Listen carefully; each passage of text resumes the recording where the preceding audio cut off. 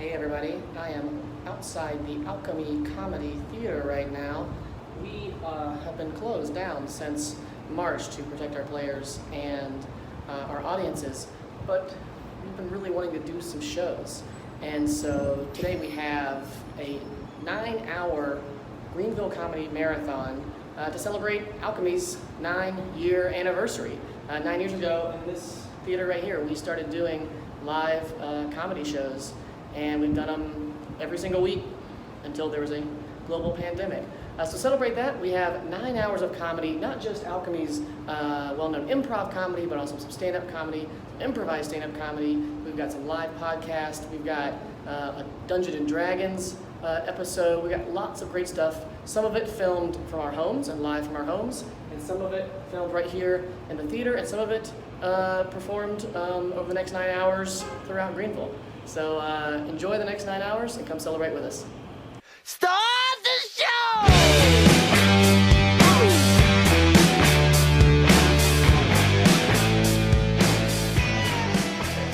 That's right. This is the Alchemy Podcast. My name is Andrew Van. I'm your host and producer of the show, and I'm going to bring to you every week a new fun episode. And today I could not do this inaugural episode without the people who created Alchemy Comedy. I present to you the four humors. Harrison, with his very sharp, broad shoulders, as he was saying before we started this. Yeah. Ooh, you broke my screen. Shit. Oh. Did he? No. No, he did. You stop. Oh, yeah. That's the voice of Jason Underwood. What's going on, Andrew? Thanks for hosting this, man. Absolutely. We have Meg Pearson in the house as well. What? Hi.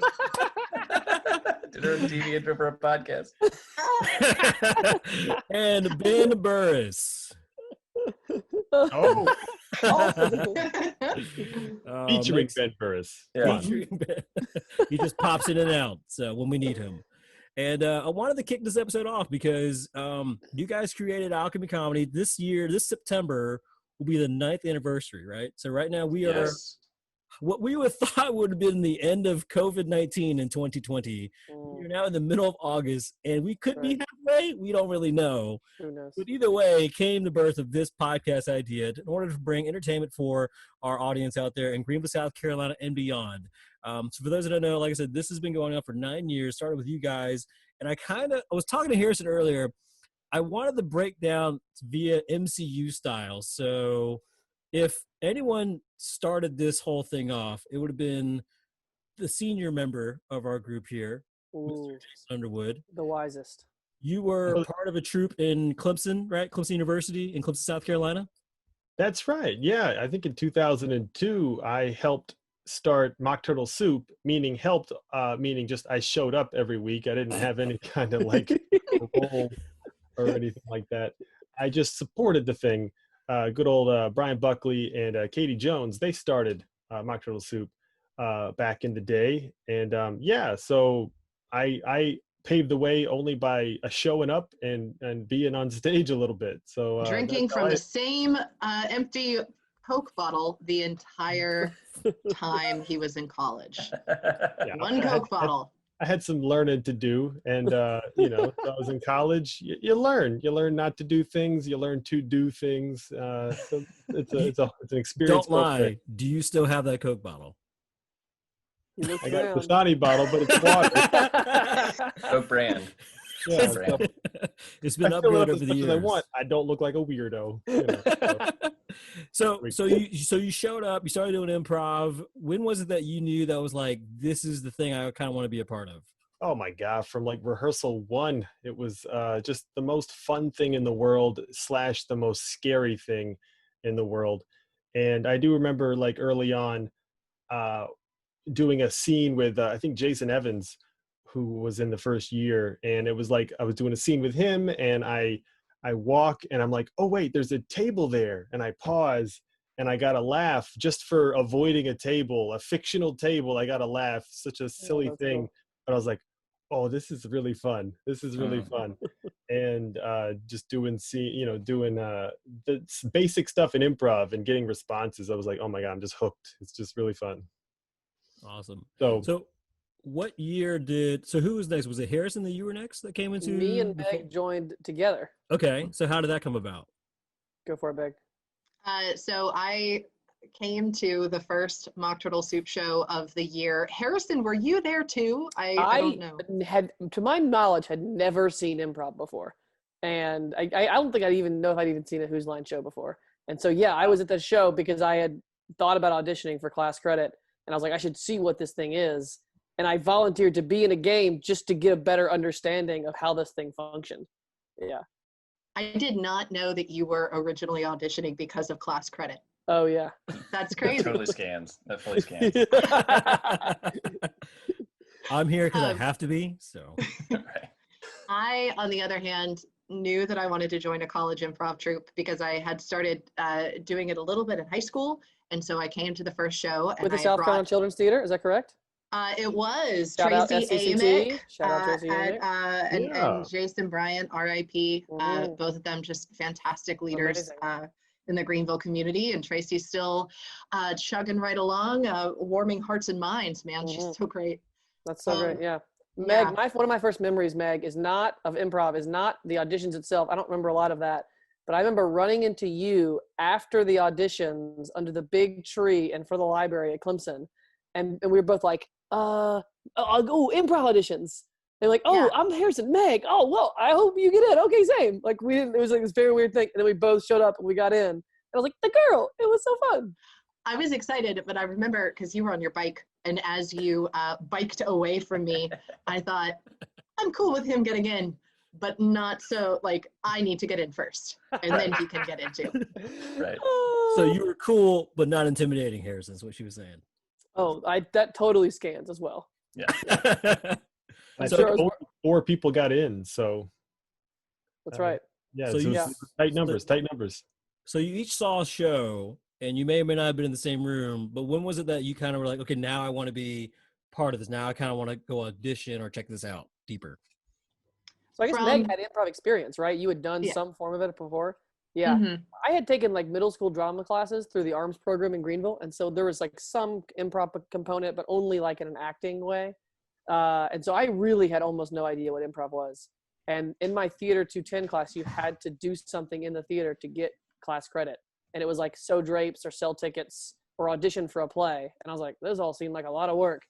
I'll audition for something else. And she's like, oh, you got to audition for this improv team. I was like, that sounds like no work. I didn't have to do it. I had to audition for it. And that was 15 years ago. Wow. I remember going, like, when everybody got off the stage, I was so psyched. And I was just absolutely blown away, particularly by Jason Underwood. But of course, like, Katie Jones. How did he see that table? It's all the same show. I remember the show being very good, though. I remember being like, it was very fun. Yeah. It was so good. And I remember walking up to Jason specifically and being like, sometimes when I'm trying to exude confidence, I'm actually just a jerk. So I walked up to Jason and was like, I'm pretty sure hand on hip, and was like, I'm going to be at the auditions on Sunday. And Jason was like, oh, cool. I remember you lighting a cigarette and just ashing it in my face. In Lee Hall. And then dropped it on the ground and put it out with my heel. Yep. Yeah, what are you, a pink lady from Greece? Like, Tell me about it, stud. I would have said that to Jason Underwood. He was the poop. I don't know if we can swear on this, but like all ladies were like, oh my God, Jason Underwood, because he didn't really talk, except he would say these amazing lines on stage. And we were like, he is incredible. He always stood out. Was the poop. I mean, the raw talent and organizational structure and like process of that college improv team was off the charts. Yeah. I mean, that was just an amazing time to do improv and place to do improv with super talented people. Oh, everybody was so funny. Yeah. Yeah. That was an amazing 4 years. so during that time, so were the three of you ever on a team together, or did that overlap just Miss Jason? For 1 year, right? Okay. Yeah, for 1 year, Meg and I were on a team together, and so I guess that by proxy, Harrison and I run the team together. Yeah. Wait a minute. You remember Meg being there? Yeah. Now know that I joined with Meg. Jason. I remember it was Meg, a guy with thin shoulders. Who else? Yeah. Oh man, who else joined at the same time? Brandon Little Brandon Little. and was Lori. it James? No, Didn't Lori. Lori No, Jones Lori start? was the second generation. She was right before us, I believe. Was it Kim Van Ness? Yeah, Kim. It was Oh Kim. yes, so Kim good. did Yeah, that, I mean it was just it was such a solid 4, and the next year there were like 4 even better people. It was just such an amazing years of, and I mean the shows I've seen recently, there's still a great group, but it just was foundational and getting good really quickly. Yep. We practiced twice a week for a monthly show. Wow. Yeah. So the troupe started with 9 folks, and then it's always been between like 9 and 16. I think like 16 is the max. Wow. But yeah, every year there'd be between like 4 and 6, and I think the biggest one was 6 because my incoming class was 6. But yeah, it's just part of that's like just Clemson organizational rules, which we still use 16 as a number for how many people can be in a class, but it's just how many people are allowed to be in a group in Clemson for like some certain reason. Yeah, and so Ben, you joined my graduate school year, so you and Meg were not on the Yes. team together. Is that correct? Correct. Yeah, me and That's Meg were correct. not on a team together. But she and Jason would both like visit during. Learn. We I would think is the show word up you're to the looking for. college parties. Let's call it what it is. And it was just visit for social calls. Just hey, how's it going? You know. well, we would perform kind of like Jesus a couple Yes. times at Nocturnal Soup. Yeah. Yeah, we do Nocturnal. Yeah. Yep, indie shows and stuff. Mhm. Totally. I think in my 4 years, I don't think me and Meg ever had an indie show, but me and Jason and me and Harrison both did indie shows during my time at Clemson, which then became shows that I did That's right. at Alchemy. That's right. Which was Yeah, I was going improv through and old men at work. DVDs. Yeah, hard working men doing hard work and improv. I got a DVD here of Oh, me and Meg doing kind of like Jesus, and then me and What's Ben the doing year? hard work. Wow. 2010. That was 10 man. years ago. wow. Yeah. Look, when the Amazing. world gets Bam. to a new norm and festivals are a thing again, I want you to send a copy of that DVD to the directors of those. It's like, all improv- references to Obama's first term. Right. Very dated. I- I love that you mentioned Slimprov because I just have to say it was one of the first times that I remember seeing Ben on stage. And Ben and Harrison did this set where they were on, I'm pretty sure it was a submarine or a Yeah, ship. a pirate those- ship or something. yeah. Yeah. The work that both of you did was so mind-blowing. And I'm like, damn, I don't know who this guy is, but he It is was- a force. It was one of like the best sets I had done up to that point, and it was one of those things. So we were doing a Nocturnal Soup, which is the after show, and we were only supposed to go for like 10 minutes, but the person who was in charge of calling it just like enjoyed it, and so they didn't call it, and so we just kept going. It ended up being like a 25-minute set of just the two of us, Mono scene, and I'd never done that. I'd never done like a two-person set that long. that happened to me by accident one time. It was me and Dustin Bays. I think I told you the story, Harrison. We were performing in Richmond at Coalition's Theater for their festival, Yes, you and we were closing out on their Thursday night show. And so we were like very honored. We were like, holy shit, like we're closing out. We've actually never done a set. We played a bunch of duos together, but we've never done this set. Well, we were each wrestlers. We pretended to be at a venue that didn't have a ring. And we were like, well, what the, like, I thought you said there was a ring. And then we would just start beating each other up with chairs and fake bats and whatever. And then we would do improv within those scenes. We went 45 minutes. Holy smokes. We were supposed to go only 20. And then we got like standing ovation, applause, sold out. And then like Dustin's knee was bleeding on stage because he gashed it on the stage. And they came, the producers came down. They're like, guys, that was great. We are so sorry we let you go on for that long. We have a new guy in the tech booth. He forgot to call lights. We just didn't know like when to stop. And I was like, it's cool. We're fine. Good. Oh, it's Catch my great. breath Thank tomorrow. you. Yeah, exactly. I think there are moments in anyone's improv career where you have really successful shows or scenes and they become like these incredible road marks of being like, oh, this is what that kind of success feels like. And you kind of have it on your belt now, and having a series of those, you just do more and more improv is super essential. Yep. It's kind of like that point where you feel that aha moment and you kind of want to keep feeling that That's high right. a little bit. Yeah. Yeah. And it's like a very specific high. It's like, oh, that 20-minute high, or that callback high, or that noticing the table high. It's Right. like these things that have stuck in like our like physical memory, our muscle memory. And I think it's a huge part of learning improv. Do you guys That ever have? tribute show with Pocahontas Oh my God, the- that was amazing. Yeah, that's another one. Totally. Yeah, I remember a lot of that show. It's also helpful when the shows get videotaped because then you can rewatch them as like a viewer and appreciate other things about them. That show got videotaped, so that was like that's totally stuck in my brain. Or you can cringe and be like, why? Why did I do Oh that? gosh, I've got a VHS of my first laughing stock show in 1850, and or 2002, and I'm it sorry, was- send that to improv direct Please. festivals, by the way. Yeah, it's all please. George Bush's first term references. yeah, it is. Personally, I'm like, oh, cringy for myself. As a whole, the show was great because everybody was awesome. But what I did, I'm sure, was like I was proud of then, Yeah. But I was like, ooh, that's a weird tennis player. What am I doing? Well, that's another good thing about improv is that we really like every learning moment is you can learn from it and then it's gone. Like you don't have to have all the movies you did 10 years ago that still exist on Netflix. All the things you did are just gone. And it helps you grow, I think, a lot. As a performer, do you guys ever find yourself so like from sometimes when I perform, like my business head goes off and I'm like, I think like a restaurant. I'm like, cool. I'm going to go on stage. There's maybe 20, 30, 40, whatever amount of people out there. It doesn't really matter. But there could be someone out there this is the first time they've ever seen improv, anything first time kind of stage work. Like if I don't do well, what kind of impression am I leaving in their head? It's kind of like when Meg was saying, like her first show she saw was amazing. It got her into it. I wonder like if Jason like went through a table and was like, oh, I didn't know there was a table. Like, would Meg come back? I don't know. Like, does that thought ever come across any of your minds? Like, you're like, man, like, not put the pressure on yourself.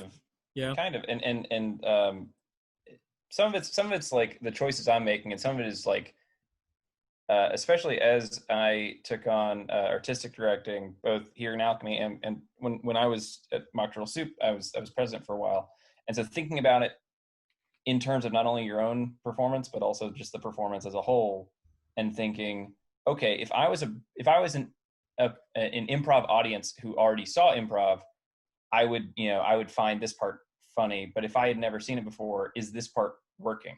Is every part of the show working? Is every game working? And I was like, especially like in Mock Turtle Soup, that was the first thing that I like really hammered on, is we had a tendency to practice games only so much that we could know it, but not so much that we would do it really well. And so like I would instead of doing just one show practice, I would do 2 show practices, and like any game that felt weak or like it was barely like kind of hanging on, like really drill it, only so that when we're in the show, it's not like we're doing 10 short form games and 9 of them are good. I wanted us to do 10 good short form games.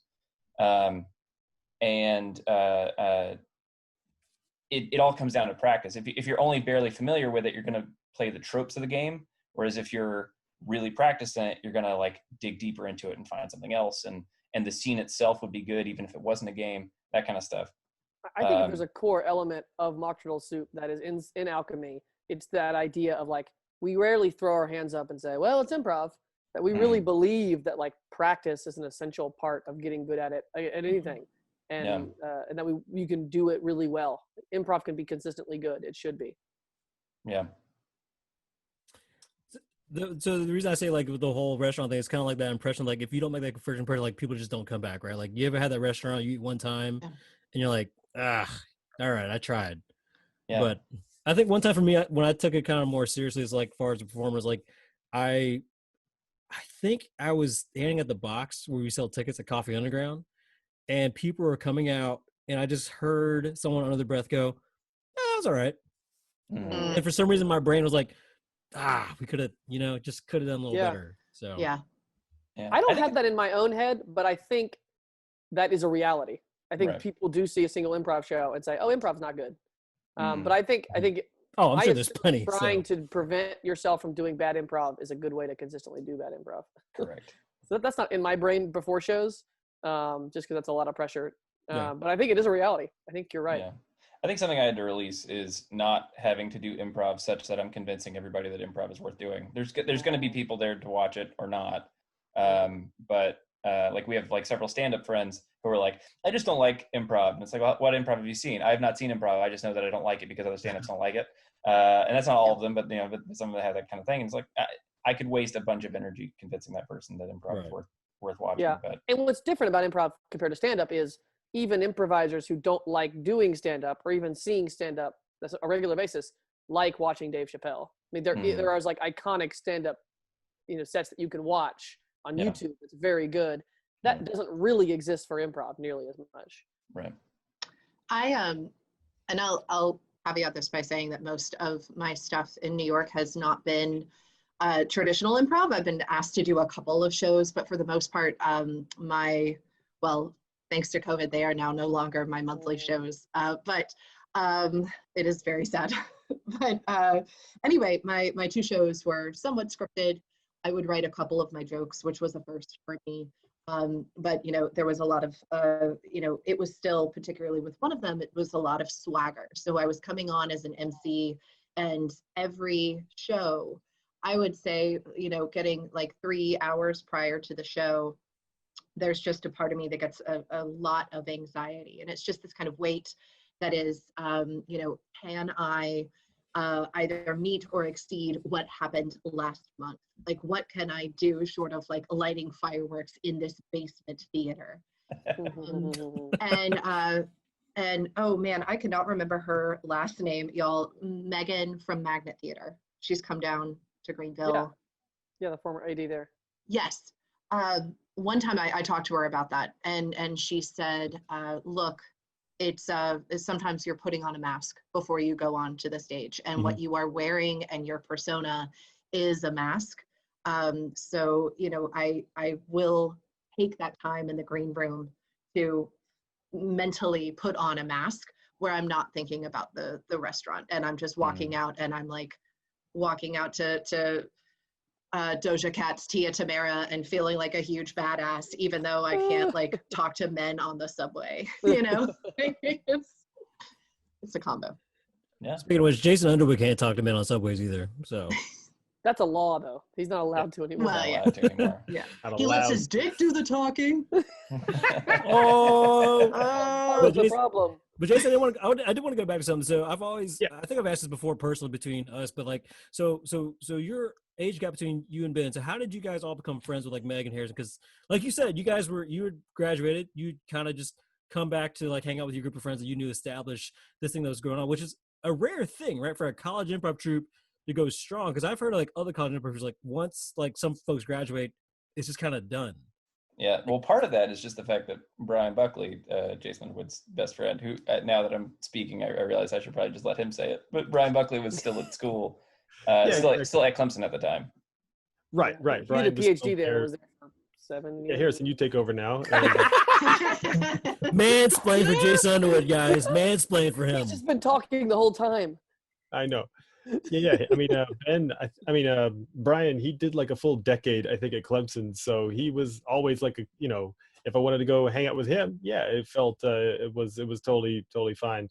And yeah, but Mock Turtle Soup, like you get to know everyone so well, and it wasn't like you left and you're like, well, never see you again. It's like you still want to hang out with these people, just even though you're not performing with them as much or whatever.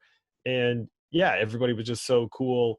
And just like Meg said, you just go to, they throw some of the best parties. So it was always good to, go back and enjoy that too.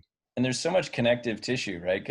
Because you're adding people once a year and everybody's there for about 4 to 10 years.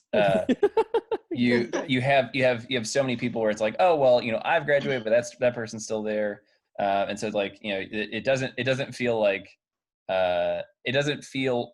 like somebody crashing a college party. It feels like this improv party happens to be happening in a college for a while you still have those people that and then once they graduate, then it immediately feels like strange. Yeah, that was at least my experience. It's really weird. It's really weird.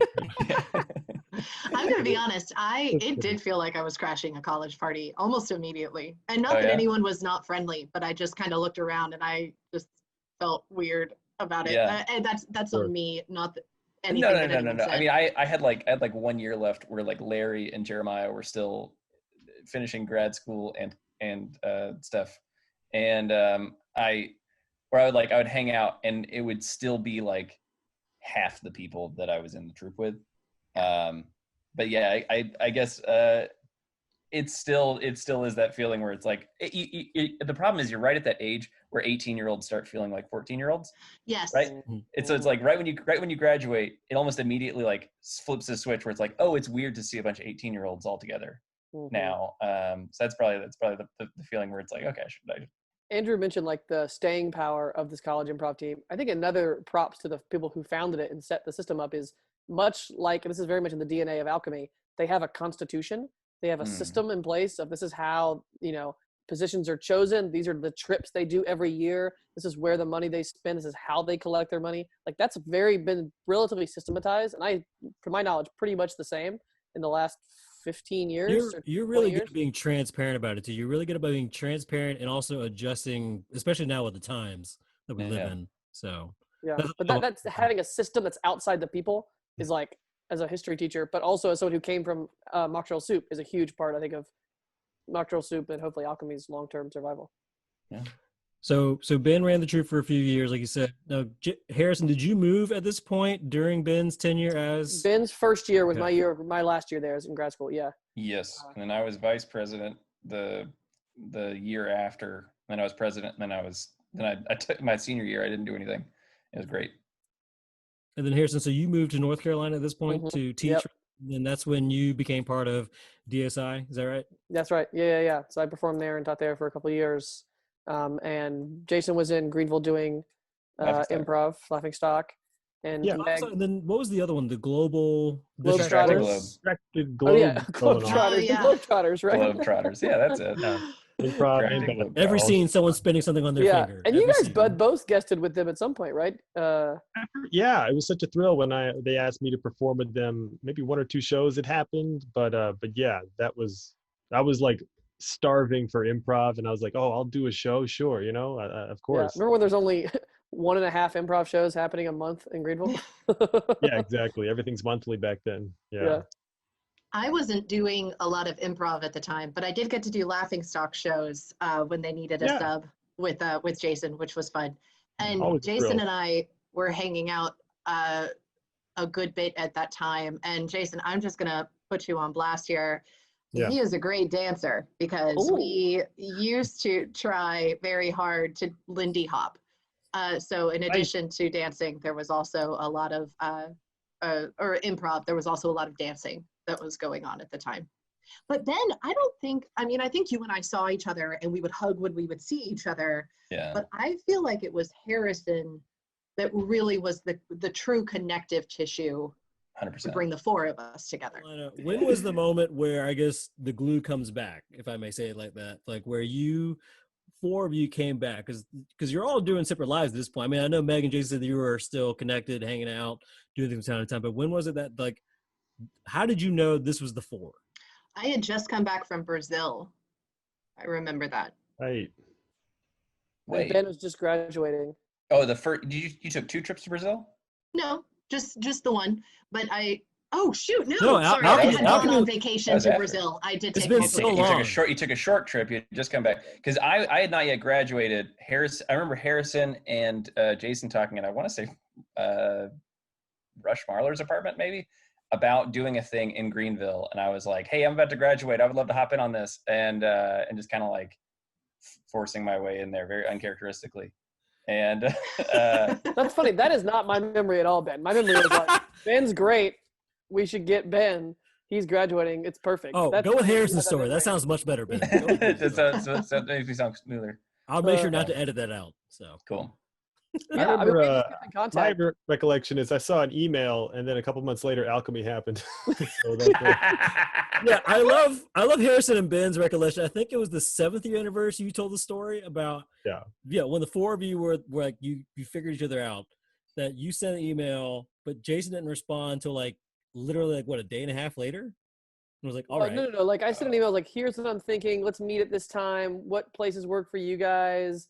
Here's kind of what I want to lay out. Ben responds within 4 minutes. Like, that sounds awesome. I'm super excited. I just graduated college. I got nothing to do. I'm so excited. Mm-hmm. Ben responds within a couple hours. Like, oh, I'm just so great. Here's some suggestions. We can meet at my place. I live in downtown Greenville, blah, blah, blah, blah.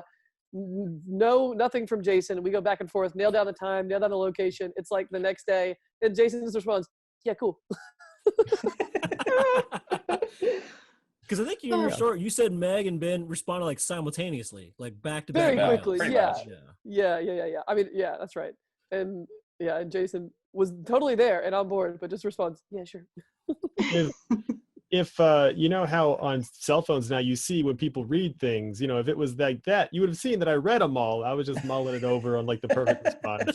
And, He's like, I got so many commitments going on. I got a Lindy Hop. I got to do improv to other Jason places. emails like Treebeard from Lord of the Rings. Like it's just slow. It just took him that entire time to write. That's right. Yeah. I do remember a meeting in Meg's apartment. I think I drew a bunch of things on a whiteboard. Yeah. And just laid out like, here's kind of, I think how it could work. And I remember specifically Ben and Meg doing hardcore bits. We were just dying laughing. Like it was just fun from the start. It was fun. Yeah. And I think we kind of laid it like, let's do these things. And then we rehearsed for several months before we did any shows. How long was that? Very early summer meeting, I think. When I first July, I think, was the first practice, and it was at my the first house I rented. That's right. That was an actual house. We had 3 bedrooms, and one of them was just full of boxes, and so we put 2 of my grandma's chairs, which is the chairs I was using, in there, and then we did a bunch of improv practice, once a week for a month or 2. Oh yeah, at least 2 months, because it was July, August, and we didn't do shows until mid-September. Yeah. So 2.5 months of just figuring out what the Armando structure of the show is going to feel like and look like. Jason, I was going through my old calendars trying to figure out, like a nerd. Are they like actual paper calendars? They got the hang in their cat. Yes, you yelled it out. And I wrote down a couple of dates like early on, like February 13th and 20th, those Tuesdays we rehearsed a little bit. Nice. But man, I forgot it was all the way back in July. Yeah. Wait, what was that first date you just said? September 13th at 7 p.m. Oh. Gotcha. I wrote Alchemy. Yeah. Which you didn't even show up, right? Like you weren't even there for the first show. He wasn't there for the first show. That's a rehearsal. So the rehearsals, he was there almost every time. Yeah. I was dedicated up until the first show, and I was like, no, hold on. Let's just do it. I think it's funny though when you have a 4-person theater essentially, and one of the guys is like, "Oh, I can't make it. He's out of town." He had like a totally legitimate conflict, and I was like, "Well, dang, the website's up. We got Eventbrite's ready. Do we change the date? Fuck it. Let's just go forward. Let's do it." Yeah. Right, and then we just did a show every week forever. Yeah. So I mean, I was helping the aforementioned Brian Buckley move, I think. That's so. right. Oh yeah. Yeah. I think I so. feel like Brian Buckley needs to get like royalties. Anyway, I won't. It's a hard time right now. We don't need to give out money. Anyway, so why the Armando? I've seen like other improv groups when they start up, they just do straight short form and then they evolve into long form. But you just kind of went straight into this is the style that's going to be like essentially the core, right? Because like for me, one of the first shows I saw, actually the first show I saw was May of 2012, and that was Jason and Meg in like a duel against Ben and Larry. And it was like a self-hosted round robin style, and you guys just did 2-on-2 improv. And that's what got me hooked. And again, it was a great show, so I was like, okay, I want to learn more, thankfully. Right. And then I signed up for a class a month later, and then I accidentally went to Coffee Underground, had to call Harrison, didn't know who he was, and so on. But, that being said, like, why the Armando, not just short form and then so on like everyone else? I think the thing that I wanted to do was long form. Mm-hmm. And that was the thing that kind of united us, is that we all enjoyed long form. Yeah. What were you going to say, Ben? I was just going to say it's an intentional choice. I personally remember being like, well, we're not going to do that forever, right? Because especially like up until then, I'd only done 4 years of college improv. And so like the way that works is you do a short form half and a long form half, or at least the way that Mock Drill Soup does it. Short form half and a long form half, and it's a different long form every month. And you just basically like practice one long form, a handful of times, and then you do a different long form the next month. And so the idea of doing like the same long form over and over and over again, ironically, I was like fighting the exact same force I was trying to fight with like the other way with people doing short form of like, you have to practice until you're good at it and then put that on stage. I was like, yeah, but I can just do it 3 times and I'm good at it. Right. With a long form. And so like knowing that I'd have to like do it for a while, but not like, oh, that's not going to be forever. And then now here it is like our longest running show. 500 shows. But there is something, What's that again? I was going to say, I think part of the whole concept of doing that show specifically is just, logistically, you want people to show up, and this is just a way to really Yeah. easily get a crowd, to each Right. individual show. So I think it's this very smart move going with that show. Yeah, I was It's also also an doing easy that show. show. It's an easy in show to North do Carolina. modular. That's right. That's true. Yeah. It's easier. It's more plug and play than like maybe a normal long form show would be. Mhm. And I was doing a show like that in North Carolina already at DSI weekly, which that was a format that I could see. I was already seeing success, both like from a crowd and also just a structure size. I actually thought that was where the original idea came from, was because of your time on Mr. Diplomat. Yeah, totally. I'm sure that's the main driver. Definitely, 100%. Yeah, that was such a fun show, and that was like a classic time of that team and that theater. Even when I was there in North Carolina, was just incredibly fun. Yeah, and it's funny to think that show that was probably chosen like for practical reasons, and at the time it wasn't called Local Legends because it was the only show. It was called the Alchemy Comedy Theater show. Right. Harrison, I'm glad you didn't come in saying I want to do a Sybil. I did Sybils in DSI for so long, and then I've done all these watch me do Soul Heralds. I'm telling you guys, this is what Yeah. straight-laced Greenville wants to see. It's a Greenville. At Sybil's. It's a lot. But it's funny, like it was chosen for real practical reasons. Like we invite a celebrity and they bring 6 friends, and it's every week is different theoretically, right? From the audience perspective, they understand why it's different, even though obviously improv is always different. But it's crazy how much that has shaped the style of the theater. I mean, if I would describe Alchemy, it's a theater that is strong second beats, Yeah. and it's totally shaped by Yeah. the fact that Local Legends, what that show became, is the longest running show, and probably one of the most premier teams. Yeah, so it's totally shaped the culture in a way that we would not have expected. Mm-hmm. So you did was it weekly shows or monthly shows at first? Weekly. Start weekly. We dove in.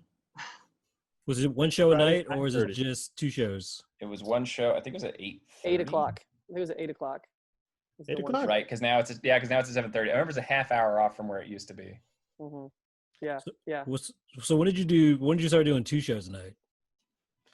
March? After our first classes ended, I believe we finished our Yeah. first 401, which would have been in the spring. Oh, it would have been March Madness. March Madness. Yeah, Yeah, March dual. Madness is when we did it a couple times, but March Madness is where we consistently started doing 2 shows. Okay. Mhm. That was March of 2012. Yeah, Jeff Summerall was the very first 7:30 show. And then we had a Right. series of guests, Him and and Chris then White. led right into March Madness. Yeah. I mean, if you think about how do you schedule to, like, even now with like 80 performers, it's pretty complicated to schedule.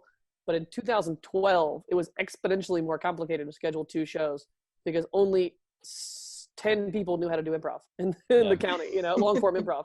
And so it was just Yeah. like, we did dual with only 4 of us. Yeah, I'm looking at my notes here, guys. I don't know if you guys want Physical notes, physical papers. Friday, Megan Harrison versus Ben and Jason. Oh, fun. The next Friday, Jason and Harrison versus Ben and Meg. So fun. That was Okay. that was a whole conversation about how we had accidentally created a dual in which it would only ever be that one person had 1 team, 2 people had 2 teams, and 1 person had 3 teams. Right. Because the matchups started off with all opposing pairs. Right.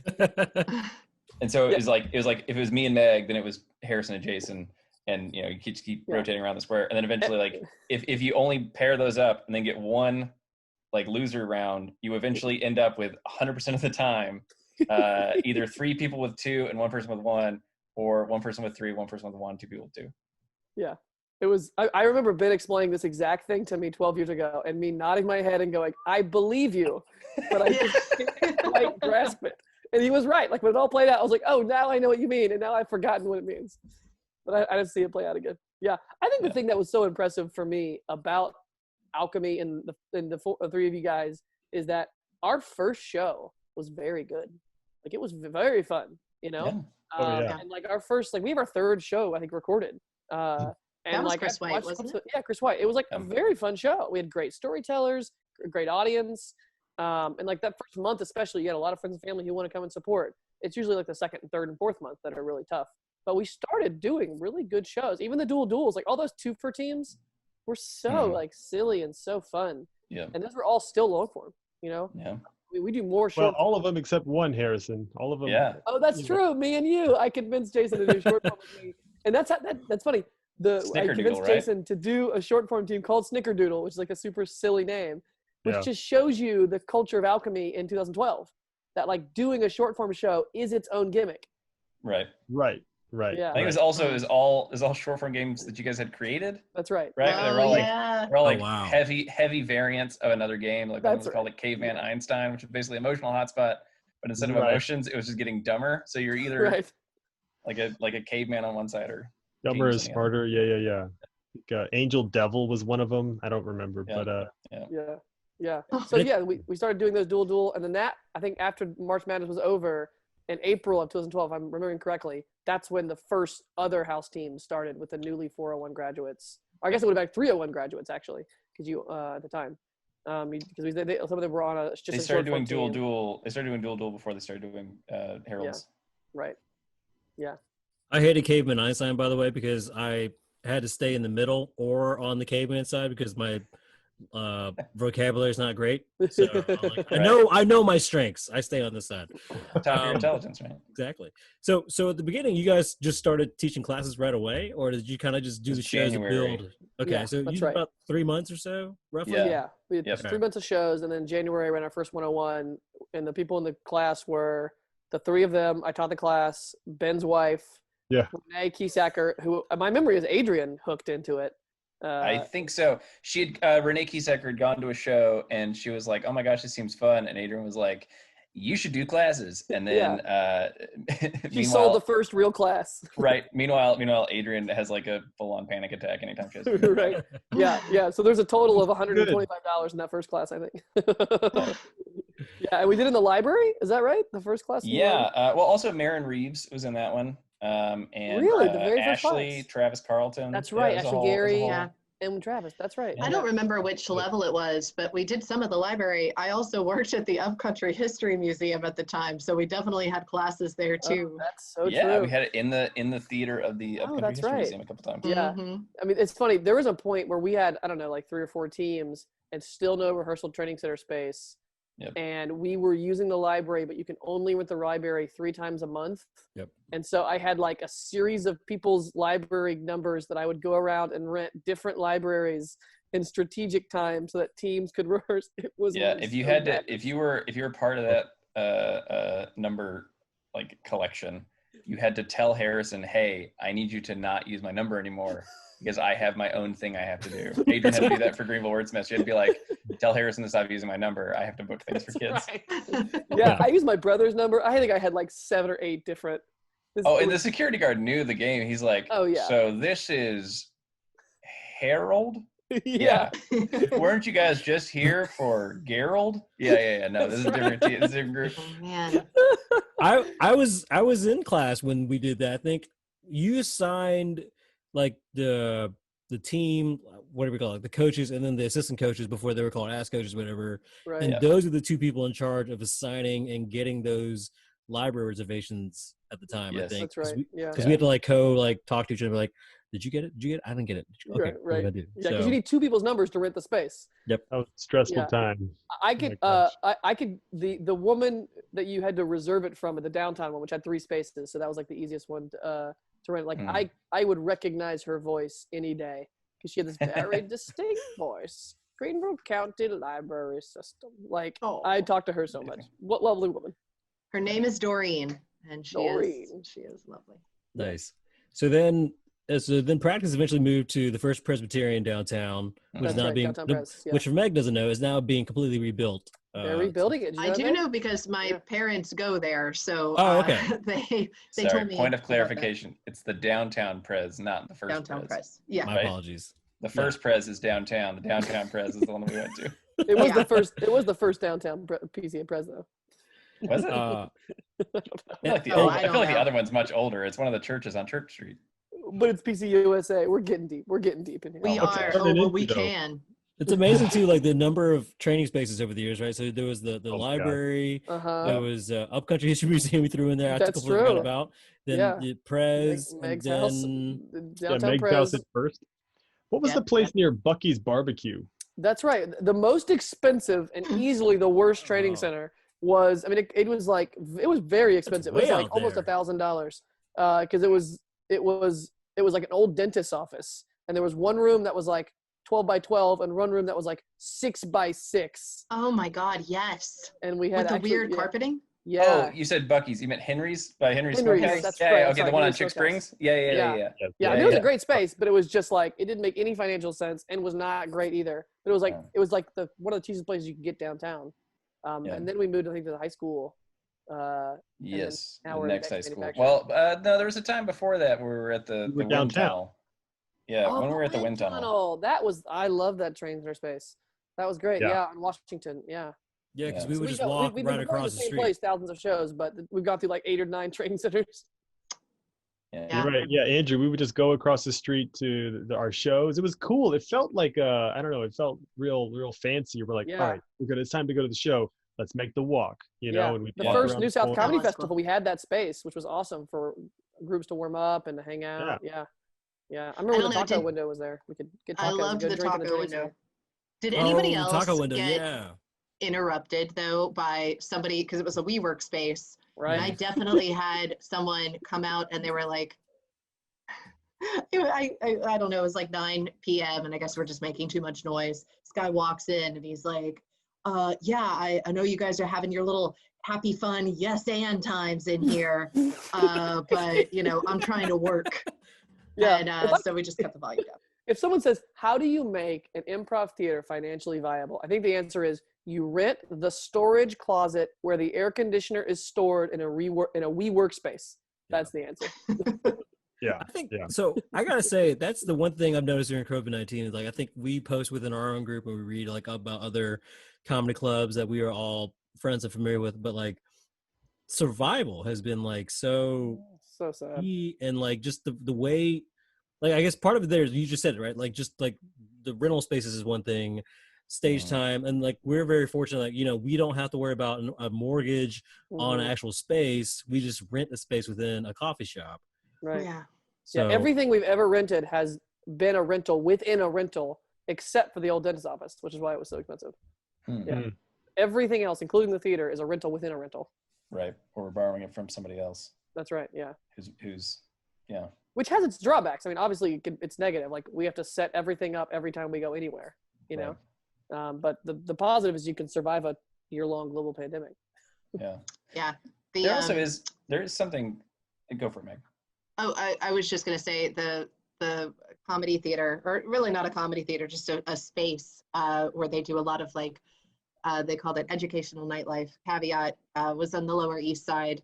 And what breaks my heart is that it was, you know, the creator, it was his dream to build this space that people could come to. And like, you could have a TED Talk, and then the next night you have like, you know, a scientist and a stand-up comedian working together to present on, you know, nuclear physics.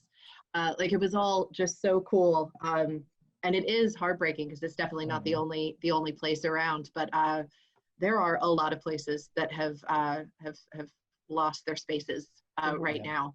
And it's sad. I do feel like I've lost my my comedy home in New York, which has been sad for me. For sure. Yeah. Yeah. What do you? That's it.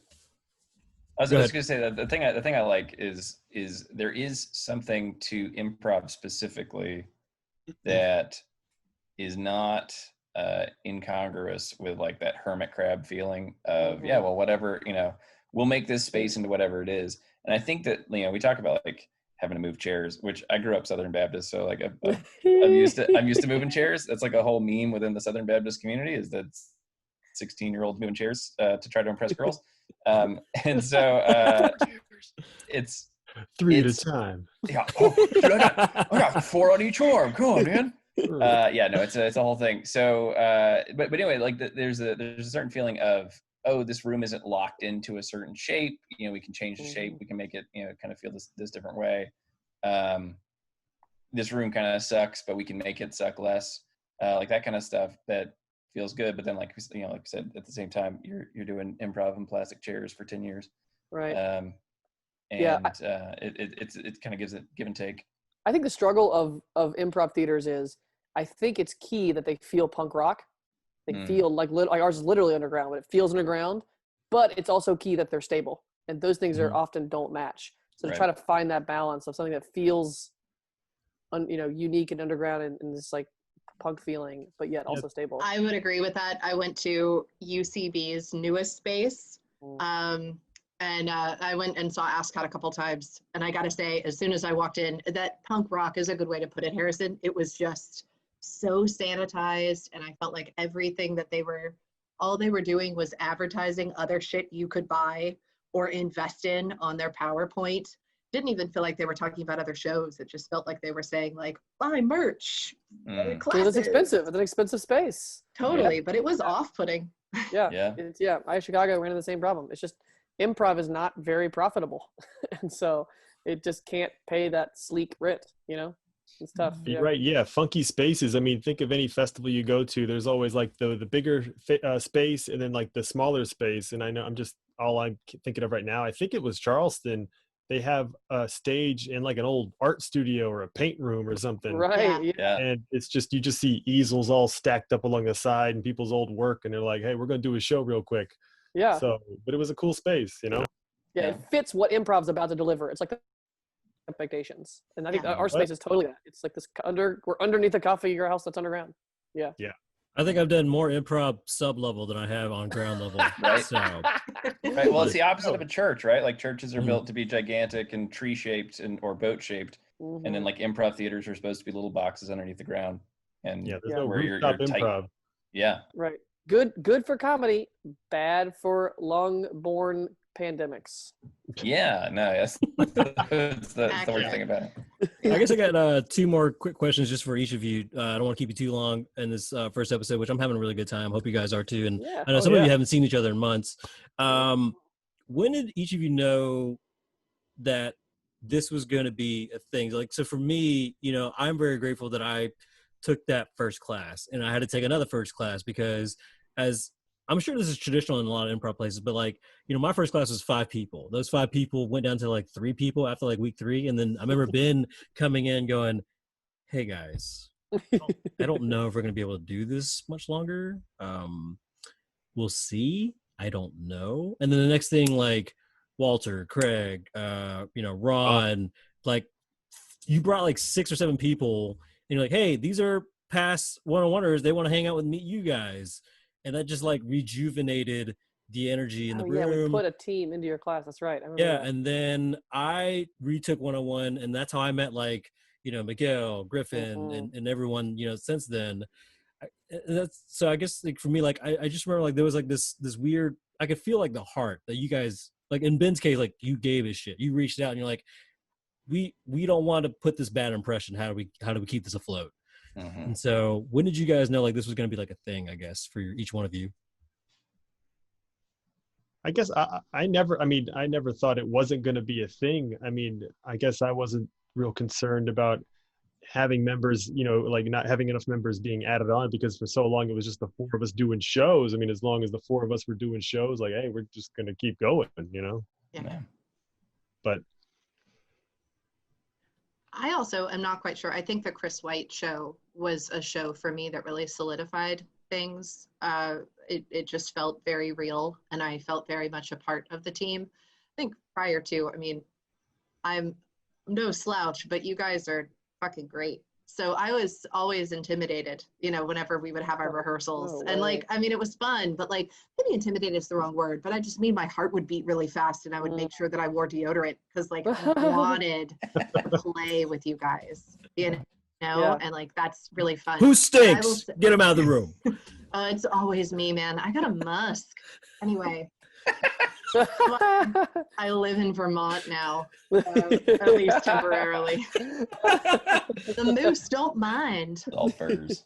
But I will say, Andrew, I like your other part of it with the part of like the heart. Where do you feel the heart? I feel the heart for Alchemy and the 4 humors the most in the green room, and when it's just the 4 of us in there. And if I walk in late and you guys are there and I just feel so supported and loved, and man, that's got to be one of the best feelings in the world. Oh, totally. I remember, numerous times I'd be like coming straight from work or something, and I'd be like in a, a stressed out work kind of mode or whatever. And it's like it's like the decompression chamber before you go out to space or something. You go Mm. here and you get, restabilized, and then you go have fun. I mean, it was the green room. You need the green room before shows, definitely. That energy, that fun is just perfect. Yeah, I think kind of similar to what Meg and Jason said. It wasn't so much that I never had a point where I didn't think it would work. Though I had several emails to Harrison where I was like, "This idea that you're trying to do is going to kill us, and I'm going to build a better improv theater in the ashes of this one." I was trying to find that specific email, but I think I used a different phrasing. And I was right there with you. Every like new innovation, I was a negative Nancy. It's like 2 shows a day. What? In Yeah. 30 years, Friday there will and be Saturday, what? there will be a book release of all the emails between Ben and Harrison. Oh my god, too long for a book. I don't want to read them. Too long and boring. I saw a so lot of semantics, a lot of team name conversations. yeah. Oh god. Legit, I heard it was with team name at one point in time. No, it's gonna be the theater name, and it's too embarrassing to talk about as a 30-year-old having a 21-year-old's idea. But yeah, no, there were a lot of things, and I think that's part of it. I was gonna quote Kevin McDonald. I did a sketch class with him, and he was talking about how with Kids in the Hall, like so much of the arguments were just because they were like young dudes with too much invested in it, but also like too much responsibility, but or whatever. And I was like, well, that doesn't apply to me at all. And then of course, like, with years of reflection, it's like, oh, that's pretty much exactly, especially me, like I was the youngest, like going into it. And so like I had too much invested in it being my like whole thing, like my whole, like, I'm an adult and this theater is my deal. And so like when Harrison would make a choice, like from a purely accurately, like one of Harrison's superpowers is that he can make an arbitrary decision incredibly arbitrary and just do it, and not like have to like worry about the externalities of 1,000 ripples out of that. And if you convince him that it's the other way, he'll go, oh, okay, then we'll just do the other. And it's like, well, I want the fight, whatever it was. So yeah, so just like being a young dude, like the most dangerous thing for the theater, I think for a while, was just the fact that I was very young, and it was like I think Harrison could probably conceptualize how each person could potentially like unravel this thing. Like if Meg, who would obviously leave at some point because she's just she loves the world and loves to travel, if she had left too early and like it hadn't quite stabilized yet, or if Jason just decided, yeah, I'd just rather do other stuff, right? Or like for me, it would just be like just fully get too much into it and like implode, yeah, like personally burn out or whatever, and so like the fact that none of that happened, that's when that all kind of stabilized. I was like, oh, okay, this is gonna work. Meg can leave, and as much as we love her, the theater will move on, and Jason will never leave, or he will, and the theater itself like kind of lives outside of that. Ben can burn out and do whatever and go to London, Yeah, and then Harrison is just a tree. There was that wild time where Meg left, and we were like, I think that just kind of, I don't know what the word is, but we all just were like, well, we all care about this so much, we're going to keep this afloat. And the 3 of us just did shows week after week after week, but it was a treat every single time. Yes. I never saw it as like a chore or anything. And we kept it going for at least for that one show. Of course, we had all the other members and all the other shows and stuff. Right. But, I think you guys are nailing it. Yeah, there was never, like the same, like there's never a point in time where I thought it wasn't going to work. But I think at each phase of growing pains, it was like, oh, we got this thing. That's a confirmation that this will now continue. I mean, the first show was huge. It was a sold-out crowd of friends and family. It was a very fun show. Jeremiah D was a great guest. And the second, third with everyone was really, really fun as well. And then, like I think the first one-on-one class running and then the first 401 class running was really huge for me. And then you guys teaching the classes was like so exciting to see, like your showcases of students that I had not completely really met. I think Meg leaving was huge because the 3 of us did something like 52 shows in a year and almost never missed any. I mean, it's kind of incredible, That is incredible. And then I think even Ben being able to take a break and be in London and half his, in Alaska half his life. There was a point where early on where I went to Chicago for a summer and this theater ran without me. Yeah, kind of each phase, like when we hit 20 people and when we hit 40 people, and which meant you added people that other people didn't know.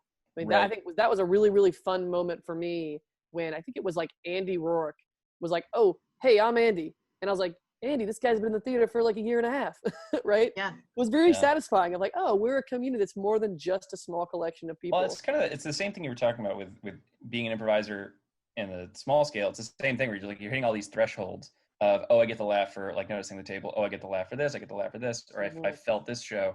And like you get this, it just keeps growing bigger where, oh, this is what it's like to be an improv theater where a show with none of the original members are on it and it's good. That's right. And So like fun. this is a show where like, you know, it's all people who have been trained by people who've been trained by the original people. Right. Right. It's Yeah. not And we it's get to just go like seeing it get watch bigger. shows. I mean, I remember going to see local legend shows after we had all left the cast, and they were better than when we started doing shows. That was so fun and so satisfying. And I took, was it 6 months off about a year ago when my last kid was born, and just retook the classes. And that was super satisfying to see the people that, that Meg had taught 201 to, who then had taught someone else to teach 201. And it was a really great class, was just incredible. I mean, I think that the thing that's been luckiest from Alchemy, it's from the beginning, is that there's just been super kind and talented people that have been drawn to the city and drawn to the theater. And we've just been super lucky. It was incredible to meet people at Jason's wedding that are now long-standing members of Alchemy that I had never met. And they're not new to the company. They've been there for years. And that's crazy to me. So yeah, I mean, long live Alchemy, damn it. I'm really proud. I just lurk from afar, but and I'm my hoping heart is there. 9 years from now, we'll look back at this time period and be like, oh yeah, that really helped us transition to another phase, which I don't know what that will look like, but I'm really excited and open to what a rebirth of Alchemy will look like, because we have the ability to do it. We just not sure exactly what it's going to look like and when it's going to look like that. We're in a big cocoon.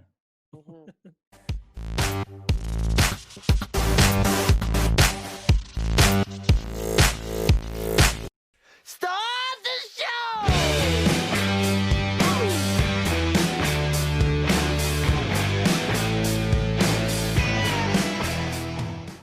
Hi everybody, I am Tracy Amick, the principal teaching artist at the South Carolina Children's Theater.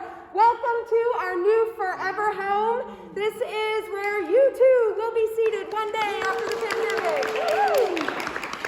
We are so happy to be back at home at 153 Augusta Street. So thank you guys so much for joining us. We are so excited to be part of Alchemy's Comedy Festival.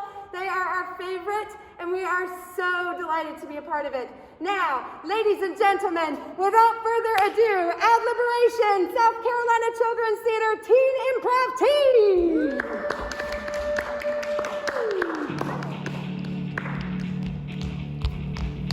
Alora! Hello! Abby! Andrew! Woo! Yeah! Alex! All right! Oh, fun with these amazing players! Well, now, Chuck and you, ladies and gentlemen, you have our first game. It is first line, last line, so I need Ella and Alex! Woo! All right, my audience at home, may I get a first line for a scene? I just don't understand. I just don't understand. And then what's our last line? I knew it. I knew it! So our first line is, I just don't understand. And that is when our scene will begin. These two players will fill in the blanks between the scenes, and then you will know it is over when you hear one of these players say, I knew it! Ladies and gentlemen, this is first line, last line.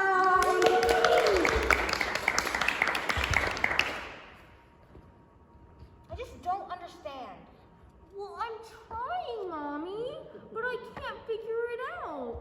Well, you need to try harder. Your science project is due on Monday.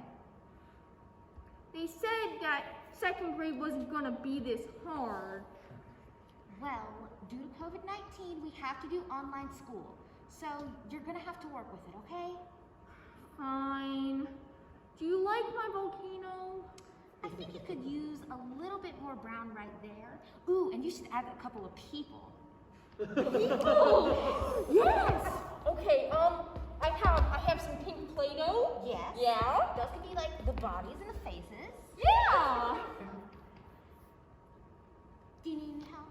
His head won't stay on his body. We can use super glue. Okay. I'll be right back.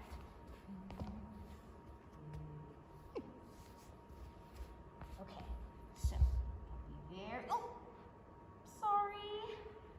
Okay. It's okay. You can still do your project. Yeah, we can still work with that. Okay. All Now right. I'm just gonna put a little down. Sorry. It's fine.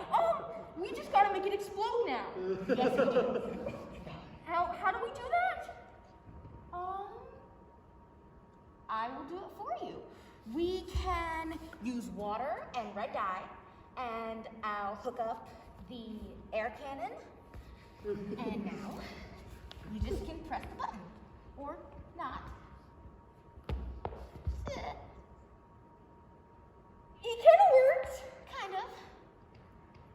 I knew it.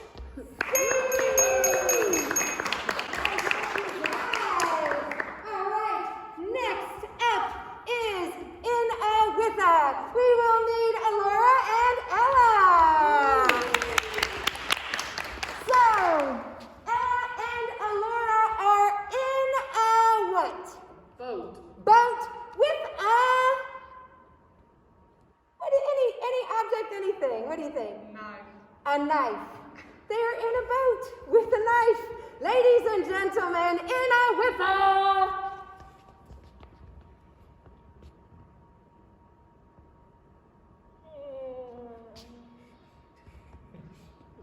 Have you ever been on a boat before? Of course. Okay. See, matey?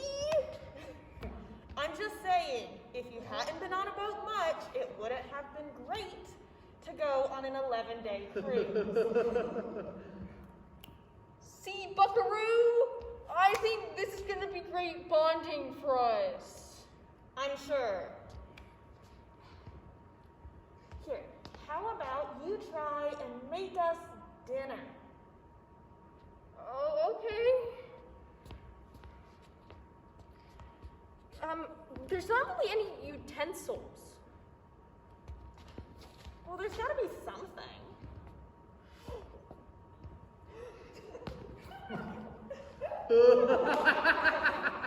That's a utensil.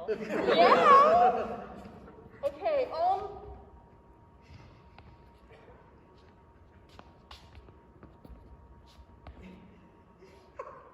here, I can like steady the cutting board. Okay. All right. Now we just gotta chop this pineapple, Yeah? right? Yeah. Uh-huh. Right in half. I mean, it's chopped. It's definitely chopped. You might have chopped the cutting board a bit too.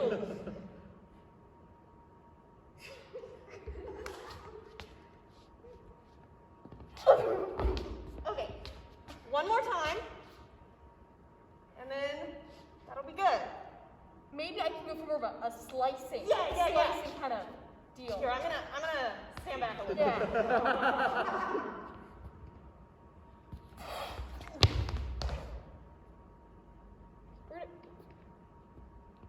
It's kind of gotten everywhere. Do you think we can just make the deck scrubber clean this up? Yeah.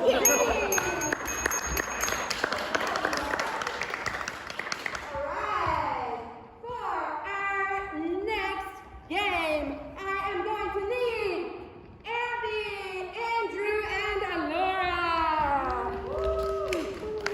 Some people call this blind line. We call it paper chase. So what I have here are a bunch of lines from beloved musicals, because we at the Children's Theater love musicals. So, Laura, go ahead and pick 2 out of there. Ladies and gentlemen, all actors have been sanitized so that touching is safe. All right, and Andrew? Awesome. All right, so Andrew, Abby, and Laura are going to create a scene in what location? A daycare. A daycare. They are going to create a scene in a daycare. Now, at any time, they are going to blindly pull a line out of their pocket or wherever. Yeah, you all have pockets. Great. So they're going to pull a line out of their pocket and just read it. And then it is up to them and their scene partners to justify that line within the scene. Ladies and gentlemen, paper chase.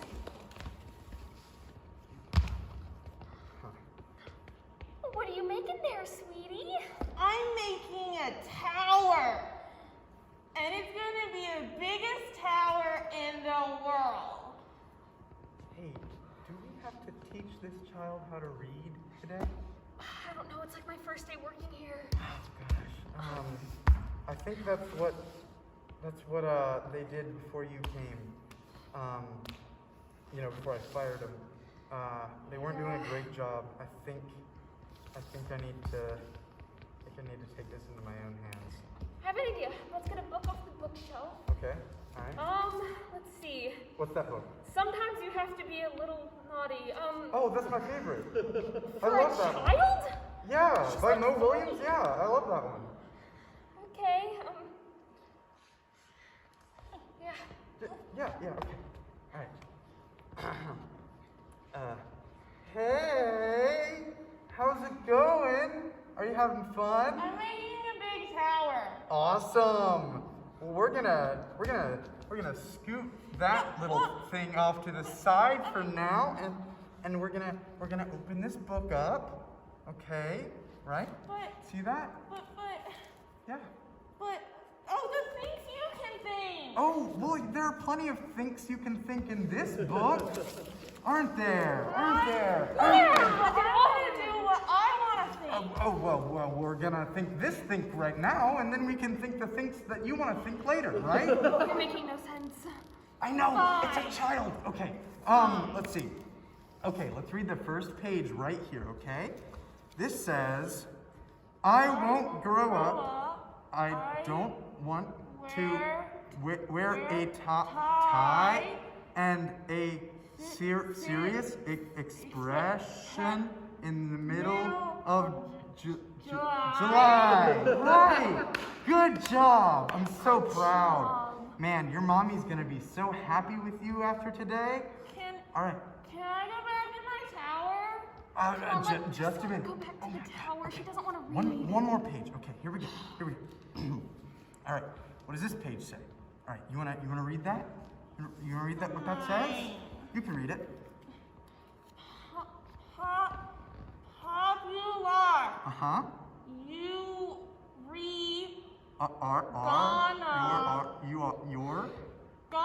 You're gonna, yeah. be Uh-huh.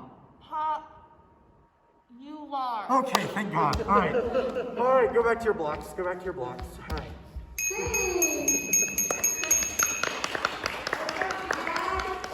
All right. Now, ladies and gentlemen, I'm going to need Alex, Abby, and Andrew for this next game. Now, this game is called Repeat Action Genre. So first, you will see a plain old ordinary scene, a short scene, maybe not particularly impressive, but a beginning, middle, and end. The fun part will come when we invite our audience members to choose genres in which we will see this scene again. So first, let's just get a task, a mundane household task for these guys to try to accomplish. Serving lunch. Serving lunch. All right. Ladies and gentlemen, this is Repeat Action Genre. Ding, ding, ding, ding, ding. Order up. Here you go. Which table is this to? 23. We got a new order in. Here you go. Okay. There you go. All right. 1 double cheeseburger, extra fries, no salt. Man, that guy could not use that right now. Ugh. Sheesh. Okay, alright.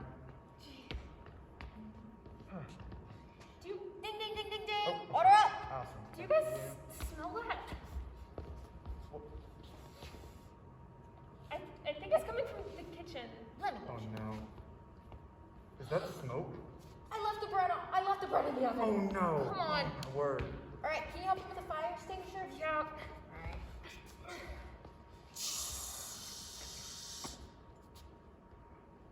Come on, you got it all over the food. I don't think the customers will tell the difference. All right. So now we are going to see this next scene. In what genre would you like to see it? Musical. A musical. All right, ladies and gentlemen, we are going to see the same scene as a musical. Ding, ding, ding. Order up. What table is this to? 32. New order. 1 double cheeseburger, extra fries, no salt. Like he could use that. Ding, ding, ding. Order up. Awesome.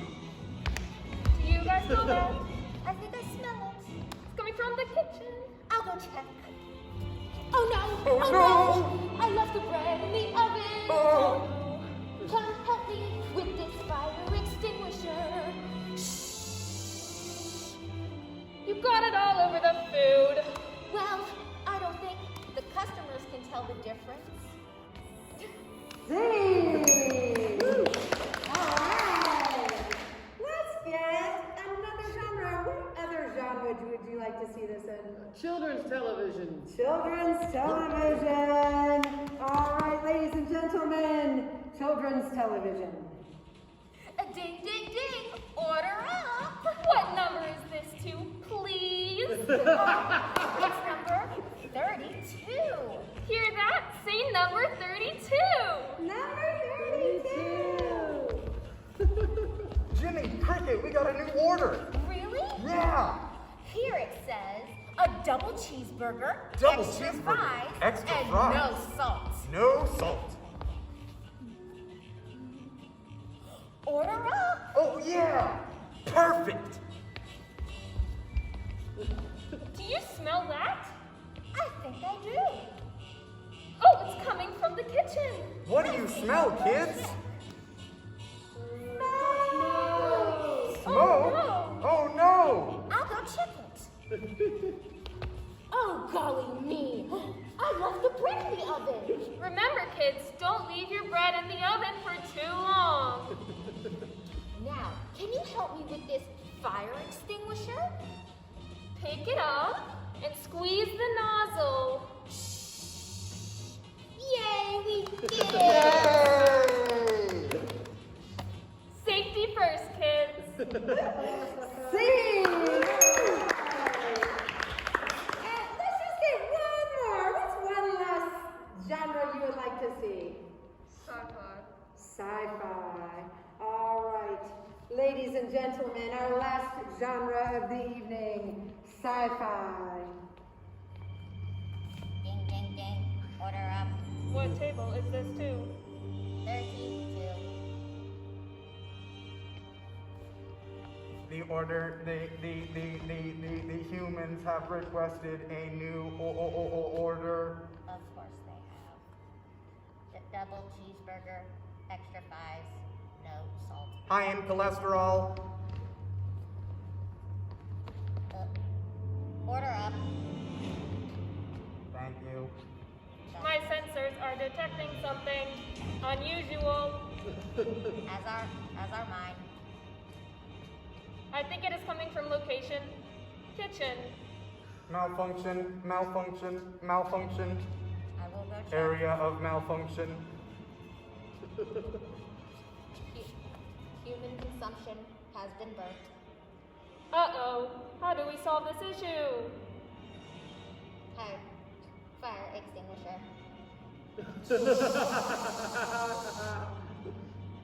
We got it all over. Fantastic. Mission saved. Mission saved. Sing! All right. Now, ladies and gentlemen, for our last trick, we'll need all of our players back, so come on along. This next game is just a really fun, quick game. It's called Freeze Ad. What we'll do is we will have one actor step forward. They will begin an activity. When they hear this, they will freeze. Another actor will join the area and will completely change the situation. They'll change the characters, the situation, the location, and we'll watch all of this different little space evolve as each actor joins in. Ladies and gentlemen, this is Freeze Ad. Woo!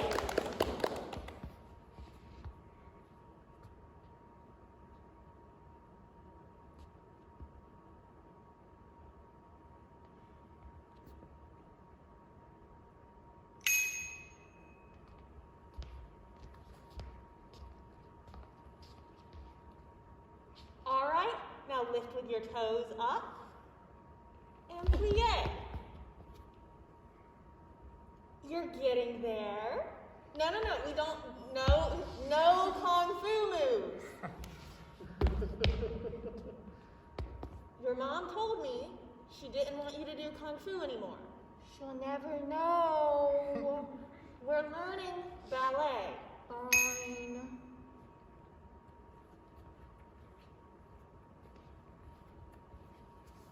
All right, students, settle down, settle down. All right, everybody, take a seat, please. Take a seat on the carpet. I don't wanna. Can you please take a seat on the carpet? But I want 10 extra minutes of recess. I kind of can't give you 10 extra minutes of recess. I'm already in trouble for that time you guys started a food fight in the cafeteria. 5 extra minutes. I can't take this anymore.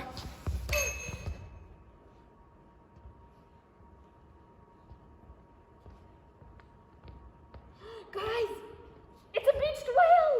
Oh, I've never seen one of these in person before. We need to help it. How do we help it in the water? We're taking it. Okay, so it says to roll it back in the water.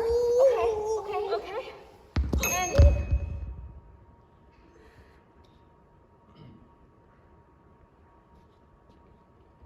No, Alora, don't push her off, please. We're begging you. Push her. No. What? Her life is in your hands, Alora. You can't do this. Sacrifice. Why not? Sacrifice. Stop. Please. I never get to have any fun. Butter sandwich? Yeah. A peanut butter sandwich? I need one every day until I graduate. Yes, ma'am. Sing! Nice work, you guys! So, ladies and gentlemen, that is our show. Don't forget that we have October's Quest coming up, a socially distanced outdoor pageant play that is going to be super fun for our very youngest viewers. Don't forget to wear your costume. It's the only time that it probably will be socially safe to wear your costume. We'll even be handing out candy after the show. We also have classes going on right now, and one day soon, we hope to do a play in this big, beautiful space. But until then, everybody, wash your hands and stay 6 feet apart. Ladies and gentlemen, this is Adliberation, South Carolina Children's Theater's Teen Improv Team.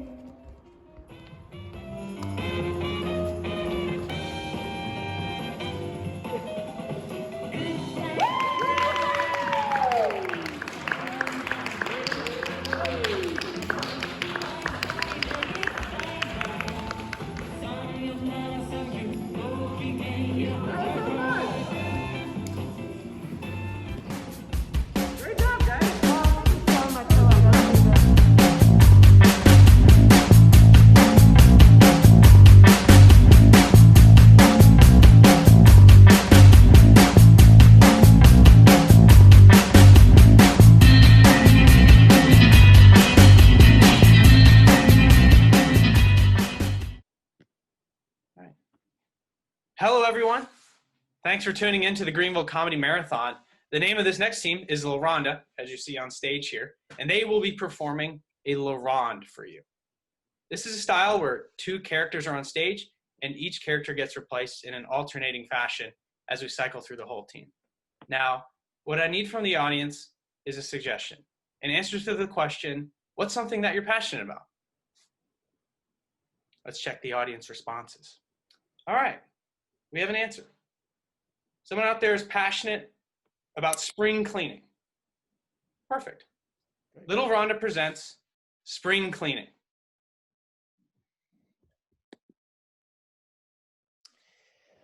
John, Yes. it has been so long since we have seen each other since you cheated on me. I'm glad we got to have this encounter again. Well, I came here because I just wanted, to reconnect. I'm not after, any ulterior, motives or anything like that. So you wanted to reconnect in the same way that you reconnected with Joanna while we were dating. Is that correct? No. I don't. I just wanted to get some, some ice cream with an old friend. That's all. No, John. Yes. We don't need to make a big stink out of this. We were both in town. I texted you. Yes. You responded, and here we are. I did. I guess that is, yes. Okay. I just feel like ever since we sat down here, instead of eating your mint chocolate chip ice cream, you've just been, trying to push my buttons a little bit. I like the mint chocolate chip once it's melted. If you had ever paid any attention to me, you would know that. See, there it is again. Why can't we just be friends? Why do we have to do this little dance every time we see each other? John, my precious, you never listened to me. But it's okay. It's okay. It's okay. Well, I will be the bigger woman. Mm-hmm. And I would like to know, how have you been? I will be nice. now. Well, I've been pretty swell. Not gonna lie to you. Okay. My new girl, she's great. We just Sorry, which one? Her name's Janet. Okay. Keep going. Oh yeah. Well, we just got back from a great cruise in the Bahamas. It was a real fun time, me and Janet. Yes. The cruise. Oh, okay. So Bahamas, you say? That's the place. That's actually funny because I just went to Bahamas with my SO. Really? Wow, that's awesome. I'm so happy for you. You should be. You know what? I'm just gonna cut through all the crap here. I know, if things could be the way we wanted them to be, we'd still have our thing going. We were the duo of the century. Yeah. I think all of this is it's pent up for me. I need to work through this. I don't like Janet. Janet is just a regular old, accountant lady, who wears her hair in a really, really tight ponytail that really bugs me. And Well, Lorraine, I'm just so glad that you've accepted my offer to come here and live with us and be my staff worker. We get along just fine, I see. Yes, I think it would be really great for me to help. I love walking the dogs. I mean, not the Chihuahua, but the Labrador. He's so cute. And I will take care of all the kids unless they do anything stupid. But I will take care of most of them. That's just perfect, Lorraine, because... And I do get bonuses, right? Around the holidays. Because, you know, Labor Day, Memorial Day, Christmas, Halloween. Oh, money, shmoney, holiday, shmoliday. None of that matters, Lorraine, as long as you get all the work done. And the work here, I gotta say, is quite endless. Oh. I'm a needy woman, as is the rest of my family. But I know you'll be able to keep up with us. I will just request one thing, if that's okay. Ask away, Lorraine. A 5-hour energy before every shift. Oh, I don't even know what the hell that is, but if it's got anything to do with money, Lorraine, it's yours. Okay. So I start tomorrow and today is just getting accustomed, or what would you like? I can start today. I just need overtime. It's all right. I suggest you start as soon as possible because their list is just getting longer and longer, Lorraine. Okay.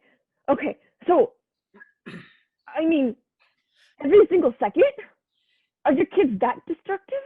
They're destructive and I'm so needy. Lorraine, you can start right off by taking this fan and fanning me because I'm getting a little hot, Lorraine. I'd like you to fan me just a wee bit faster, a little bit faster, and make it a little bit gas, Lorraine. That feels so good. Good, that's good. You're going to get real strong arm muscles and lots of other good things here working at our house. So, do you just not like to use the air conditioning in here? I mean, I understand it's pricey. Oh, it's got nothing to do with money, Lorraine. This is the Southern way. It's the way we've done it for centuries and generations, you know, Lorraine. I mean, yes, but I also just thought maybe you just seemed different, you know? Like, I could honestly see you as just, you could be so much more. You don't need to just be in this house. You're so needy, but you're so busy. And you're smart. And I could see you being an entrepreneur. Oh, I You am could all read that. audiobooks. That voice. You saying I should be in movies, Lorraine? If that's what you heard, yes. That's what I heard. Oh, you might be on to something. Maybe in your spare time, you can write me a couple of scripts and record me. I got all sorts of wardrobe and accessories I can put on, and we'll have us a real good time, Lorraine. I think this could be something because they say the South is the new West. And that's what they say. That is what they say. Trust me. You have no need to question it. That's what they say. It's going to be hard to operate that camera and be fanning away like that, though, Lorraine. But I know you'll be working some other limbs or something to make it all happen for me. Mom? Oh, Lorraine, don't do that sideways. It's got to be up and down. Up and down, and don't lose the tempo. Okay. That's better, Lorraine. See, now just envision. You are good with tempo music.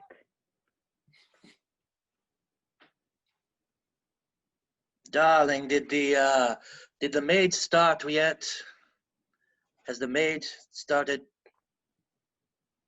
Oh, Benjamin, I think she's going to be just brilliant. So far, so good, Benjamin. But look, my underwear is still on the floor. No one has picked up my underwear. Oh, Benjamin, they've only been there for about 10 seconds. You just took them off, you silly goon, you. Well, 10 seconds, 15 seconds, this is ridiculous. How much are we paying this girl? Oh, money's irrelevant. Do you really want Lorraine here in our bedroom with the two of us, Benjamin? Because I don't think that'd be appropriate. Well, I mean, you know, we are getting old, and I just thought maybe we could, I don't know, experiment in our marriage. She is moving in with us. Benjamin, I'm speechless over this fact and what it is that you're trying to say here. Here in the South, we don't behave that way.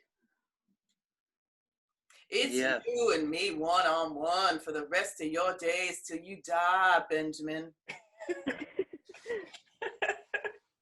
Just you and me forever and ever. Of course, I know you'll kick the bucket before me just because of your gender. I don't believe that's a fair statement, and I didn't realize when I said the vows till death do us part that I was setting a goal. It's just factual, Benjamin. You know I'm gonna outlive you by at least 10 years. And I'm sure I won't be having any fun in that time, though. I'll just be lonely sitting here with your old underpants. Well, yes, I would prefer you to not have fun when I'm not around. That's the Southern way, Benjamin. I know. And my sweet tea glass is empty. Where is that made?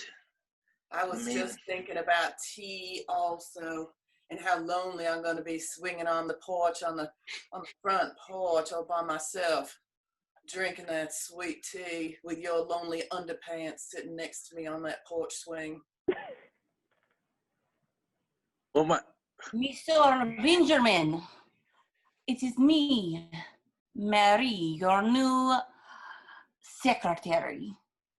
Oh, Marie, thank you for coming in. I know it was your day off. Yes, Mr. Thank you. Now, did you get the reports that I asked you to type up? Oh, yes, Mr. I got the rundown here. Okay. Did you oh, thank you. Did you also get my wife to sign the documents that the will and testimony and things? Oh, yes, Mr. I got your wife to sign the papers. No problem. No, she didn't have any problems whatsoever, and you know, she's just really, honestly, she's gotten really attached to my money.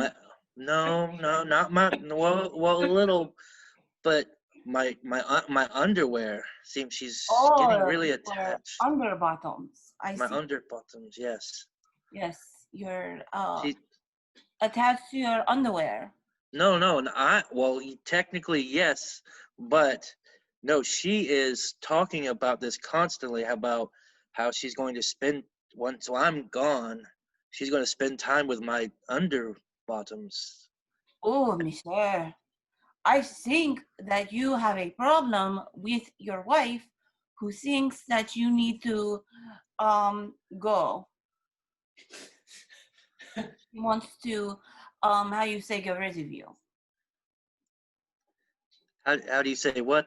Get rid of you? Your underwear is just a metaphor. I do not comprehend. See, yes, we. Let me write down everything, and you tell me what she says, and we will figure this out. Okay. So you will give me a list of questions to ask my wife? Is that what you're I saying? asked you about your wife. and you tell me the questions. So I say, is your wife still sleeping with you in the bed? Well, sleeping, yes, she is sleeping, but that's about. Does she sleep next to you, or does she how do you say, sleep away? Bye-bye. Well, we have two separate single beds, but they're in the same room. They're in the same room. That is not good. Yes. No good. Is this a new development? Ever since our maid moved in, and I guess maybe I've been talking about the maid too much. Oh, mister, I do not think that is good. You're talking about the maid. Your wife jealous. She want to kill you. Oh. Kill me? With the guillotine, your head, take away, dead. No. Not the maid too much. Oh my. Hey, my name's John. I've only lived in the building like 3 weeks. I just haven't met neighbors yet. Neighbor John. Yeah. Marie. Marie, it's nice to meet you. I live in 206. Me, I live in 204. Really? So you're like right next door to me. We are neighbors. I hear you all night. Yeah, you can knock on the wall if the music's too loud, you know. Oh, that is what that is. Oh, the ee. Oh, so good. I'm kind of embarrassed to admit this, but I'm a big Yoko Ono fan. Oh, Yoko Ono. She break up the Beatles. You know, a lot of people make fun of the shrieking and they hate her because of the John Lennon thing, but I don't know. You know, I just feel like it really just hits me in the soul. You know, like I can feel the pain, even though it might have been fake when she was making the sounds. Like to me, like I just understand it. Mister, you disrupt my cats. They don't like the sound. Okay. I mean, I do have the stereo like right up against our shared wall. I can move it to the other side. Yes, your caterwauling is not very good. Yeah, I can do that. Do you like steak? Are you asking me to come eat cow with you? If you're interested in eating cow with me, yeah. Are you asking me on a date? I'm asking you to walk from your apartment to my apartment and then have me not lock the door in a creepy way at all and serve you some steak that I've cooked. Oh. This is your American way of saying hello.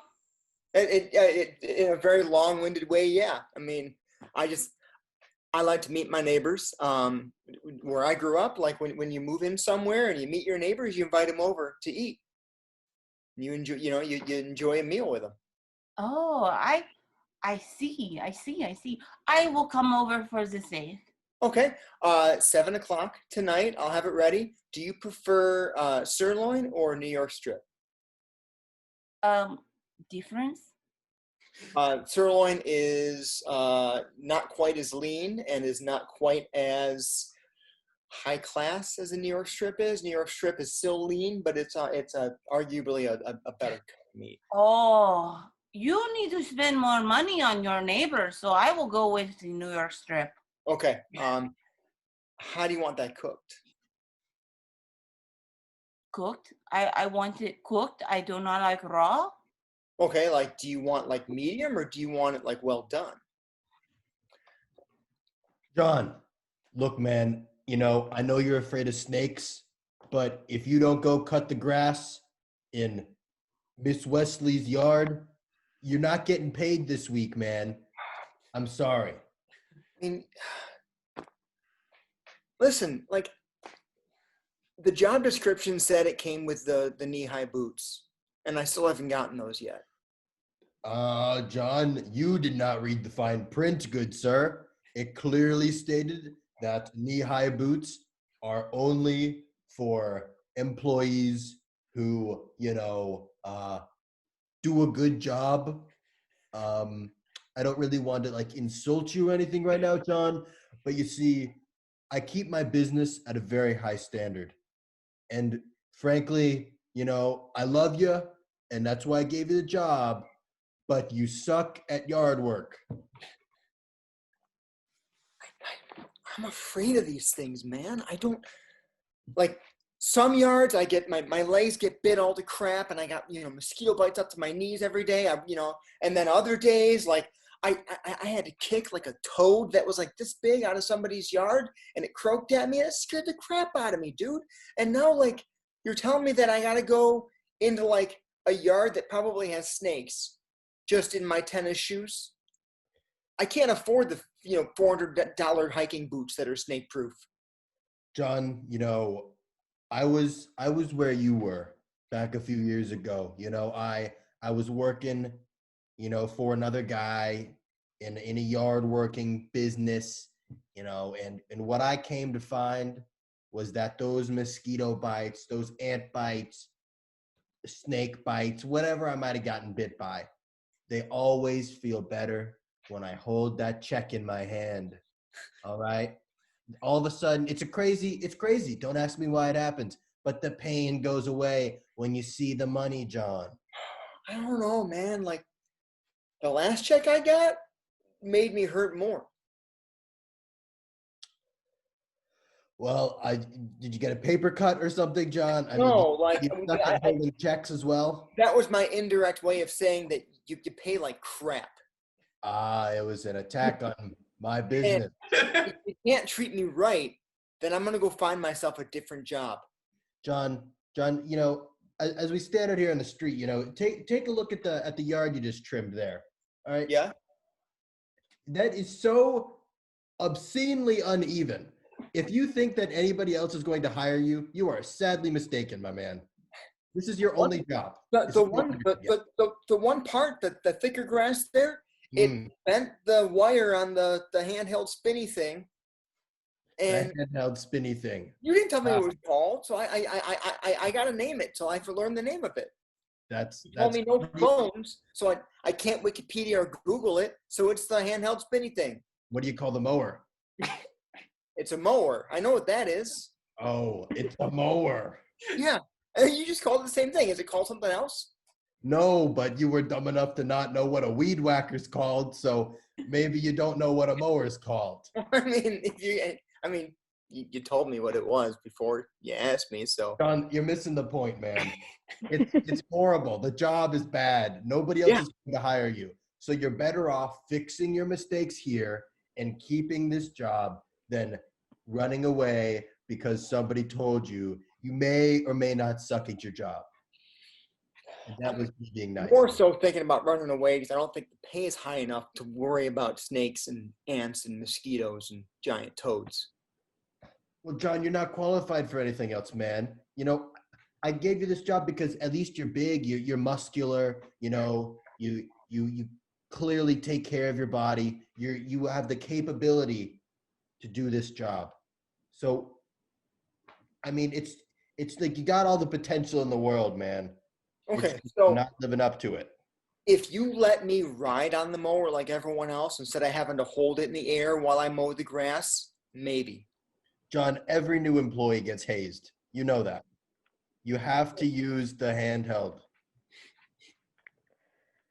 John, thank you for meeting again.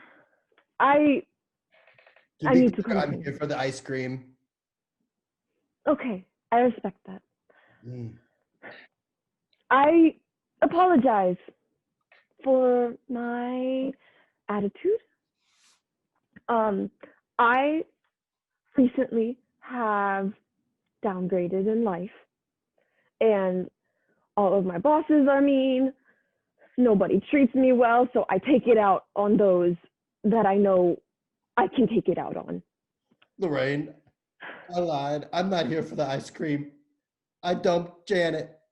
She's horrible. I want you back, Lorraine. I'm sorry.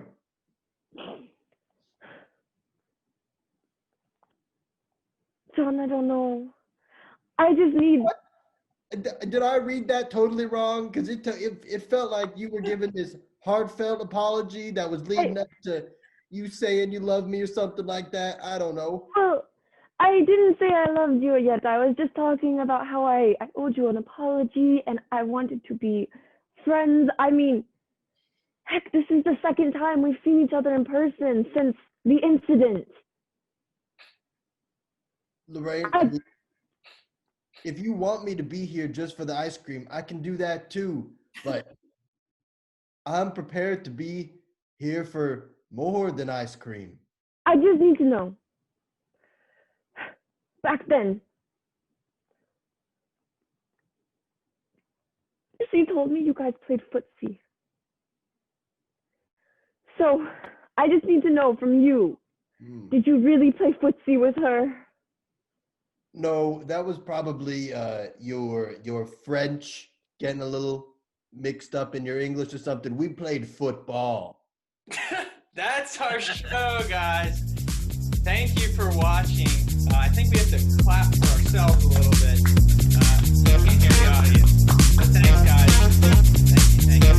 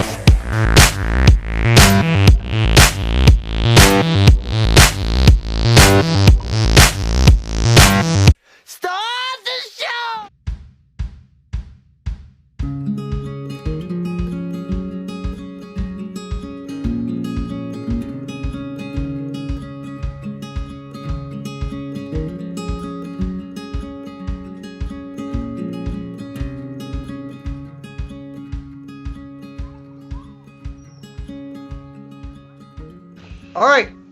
Are we ready? We're ready. Get us into the world, Andy. All right, here we go. Hold on, let me get. Hold on, I'm gonna go to the bathroom real fast. Are you kidding? That's a joke. That's a joke. Let's do this. All right. That's a joke. Here we go. Ladies and gentlemen, welcome to the first adventure of the Blue Ridge Adventurers Guild. Yeah. I am excited. Okay, let's just get right into it. Guys, our adventure starts in the forest outside the town of Cinder in the Blue Mountains. As we open the scene, we are at the Shattered Skull. So, there's a group of nefarious characters camping in the woods outside the Shattered Skull. The Shattered Skull is a 20-foot tall, broken piece of stone. It's in the shape of a skull with a huge split down the middle. The top part of the skull has been blown and blasted out. The skull itself is burned around the top as if an enormous amount of heat and force descended upon this stone statue in the past, blasting it to pieces. And that is where your party has chosen to camp. And as we begin our adventure, we are in a cool morning in the mountains as your group circles around the campfire for warmth until the sun rises to light and warm your day. Let's go ahead and meet our friends. Let's start with Severe. All right, hey. Name's Sphere. Deep gnome, but most people just think I'm a goblin, and honestly, it's not really worth the time of day to correct them anymore. So I just let people think what they think, and I know my truths, and that's what I live by. But God, it's so fucking cold. And you guys got any coffee that we can make or something? No, I don't. Across the fire, a high elf leans in for warmth, rubbing her hands together. Amari, introduce yourself, please. My name is Amari. And really, all you need to know is that I am devoted to Anubis, god of death. Write that down. It is Anubis, god of death. And he is wonderful. And honestly, I can go on all day about him, but I just really don't think any of you are really worthy of hearing about him. But, I mean, I really just keep mostly to myself. I enact his wishes, which is to just involve myself with death as much as possible. That's how I see him. That's how we communicate. And really, I love death. Standing about 30 feet away from the fire, looking out from the hilltop on which he stands over the Blue Parkway, we see a shifter, and he has with him a it's almost like a kaleidoscope, and this shifter calls it his normie collider, because when he looks through it, he sees fantastic beings, fantastic images, he sees equipment, he sees towns, he sees magical places as he looks and gazes upon it. And now the shifter stands and stares down to where he sees through the normie collider these mechanical beasts traveling at great rates of speed along a different blue parkway. It's a gray parkway. It's a smooth parkway. It's not the dust and the rock and the stone that he sees when he lowers the normie collider. Scott, why don't you go ahead and introduce yourself? Yes, I am Scarf, champion of my clan. I was raised runt of the litter, but I have learned how to be tough and how to be strong. And one day, I will fight those great mechanical beasts that I see in the distance, and I will cleave them in two with my blade, for I will be one of the strongest champions known in Cinder. And as the shifter slides his normie collider back into his bag and rejoins his friends at the fire, they begin to discuss their plans for the day. You got any coffee? I don't need coffee. I am woken by the sun. Yeah, sure, whatever. No one ever has coffee anymore. It's bad. Exercise will give you energy. Scarf begins with doing push-ups. You know, maybe some meditation or really recentering yourself will help you to. You two are really unsufferable sometimes, you know that? Same for you. Yeah, whatever. Hey, did you see, are we getting close? Did you see anything? You were standing out there forever. Hang on. 27, 28, 29, 30. I've looked out across the land, and I have seen great beasts made of machine, traveling at speeds that we could not run at. So you didn't see anything then? Beyond that, no. Okay, all right. So we still don't exactly know where we're going. We're still. I mean, you said you could find us with your fucking doohickey thing, and so far we just found a rock. A very, very wonderful rock. I really like the aesthetic of this right now. So. This is a very impressive rock. 20 feet tall, burned to the top, vines climbing up the side of the skull. It truly is an impressive structure that you found. I could live here. Yeah, I mean, yeah, it's nice. It's nice. I could decorate the walls with the trophies of my enemies. I didn't invite you. Just me. I only want to live here. I was implying if I had lived here instead of. Well, I started it first. I claimed it. I live here first. Get called dibs. Ah, Christ. All right. Okay, if you're gonna do something, I guess just do it yourself. All right. So I'm gonna walk over to where Scarf was standing a second ago, and I'm trying to figure out like. Do we know which direction we're supposed to go? Where we're going? Well, you do have some pretty good landmarks. So the shattered skull is, I mean, obviously it is. I mean, it's 20 feet tall. It is a known landmark. You know what I mean? Like people use that to guide. And also, as you look down, you look across a road called the Blue Parkway that merchants use to travel, and they travel along the Blue Mountains. And this is it's a scenic roadway. It is a high roadway. It curves up through the mountains. It's often blocked by snow, but it does take you along cities that are up in the Blue Mountains, and it lets you move along the ridge line, which is probably your best route for transit. So yeah, you've got a pretty good idea of where you are. Okay, and so like as mercenaries, like all three of us have probably been through here a couple of times. Like, is it safe to assume that? Yeah, as long as your mercenary band has been working in the Blue Mountains, which they have, then you would definitely know this. This is obviously a common landmark. You as a mercenary band, this is not the worst place to stake out a passing caravan. For example, if you were going to look for some passing merchants, maybe grab some hostages, things like that, this would be a pretty good place to be. The only downside to it is because of the obvious shattered skull, it's pretty well known. This is a fairly high trafficked area. Okay.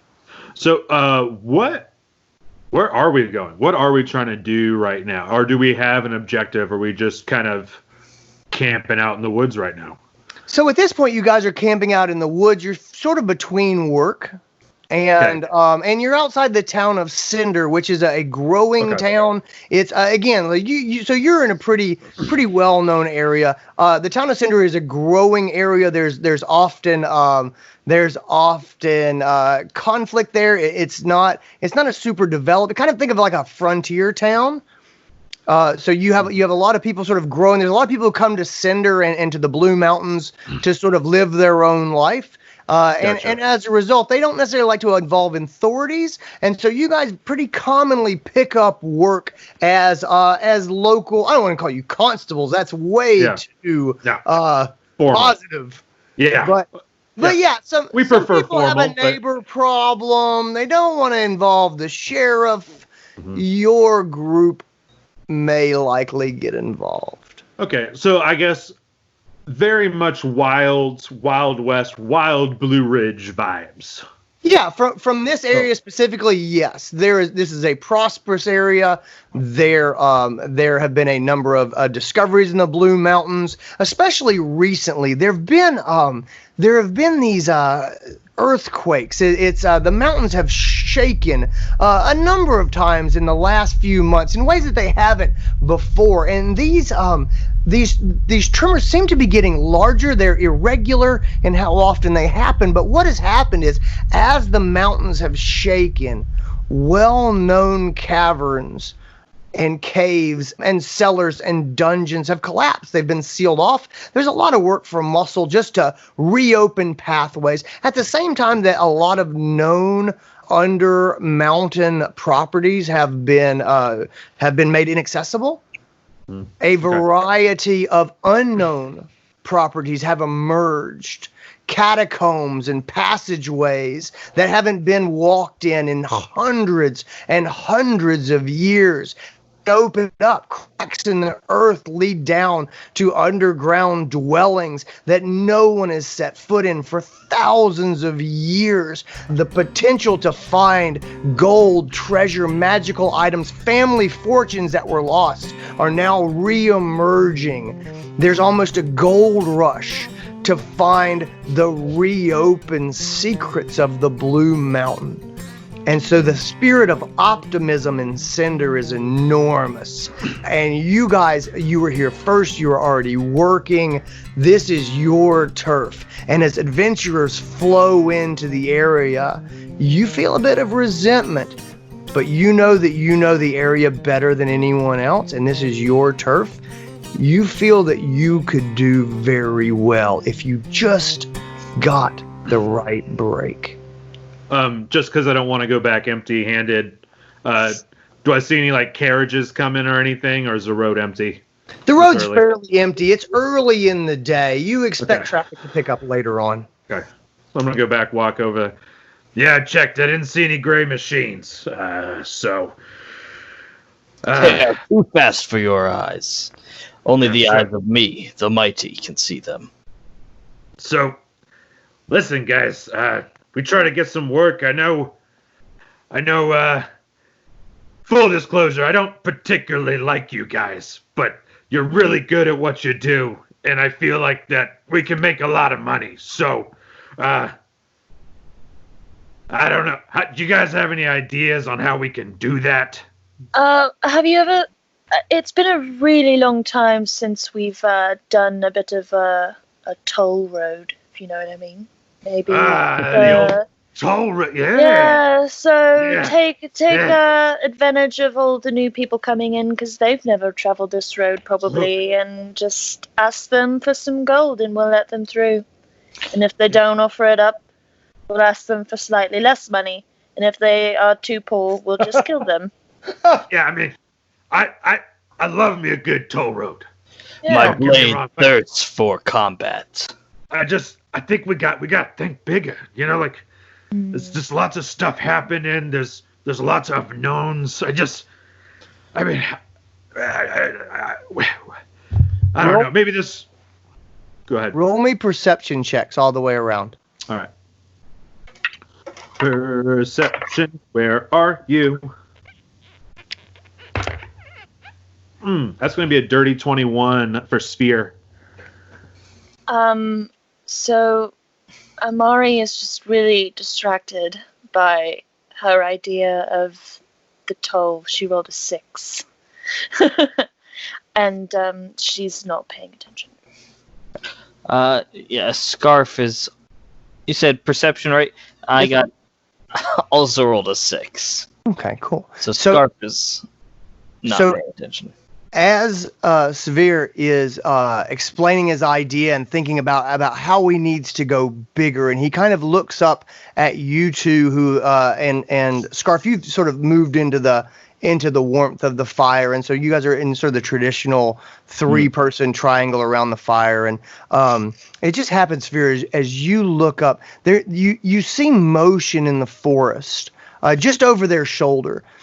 But it's nothing you can latch onto, and you look, and then when you look again, there's nothing that you can see. But there was just out of your peripheral vision, something moved, but you didn't hear any crackles. It wasn't a squirrel. It wasn't any little woodland creature that would make any noise. It was silent, completely silent. But you haven't lived this long as a dark, deep gnome without trusting your instincts. Hey, you guys keep thinking, but don't hurt yourselves or anything. I'm just gonna go check something out. Do you like some help? No, God, no! Please don't. Please, just stay there. Thank God. And I'm going to I'm not gonna walk straight towards the noise. Okay. I'm gonna walk in like almost like a 90-degree angle to the noise. Okay. And just try to. I'm guessing. Are we in the woods? Are we like a small? I'm guessing we're like a small clearing under this rock sort of thing. That's exactly right. Yeah, there's a clearing around this rock, and obviously people camp here and use it as a landmark. And so you really don't have a lot of undergrowth or underbrush or anything like that around this rock. But very quickly you get into primary forest. These are not brambles, but you quickly move out into a pine forest because you're up high, and then the forest darkens within probably about 20 to 30 yards. You start to move into more established forest. Before I even get that far, all right, as soon as I feel like I'm able to, I want to try and get some cover and hide. I don't know what I'm hiding from, but I just want to like start doing my little creep thing. Yeah, okay, cool. So roll me a stealth check. Okay. And Sphere gets stealth checks with advantage. Let's go. That's going to be a dirty 24. And then I want to double back towards where I heard the noise. Yep, totally. So you kind of walk out to the first real stand of trees that has substance, and you just disappear into it. And again,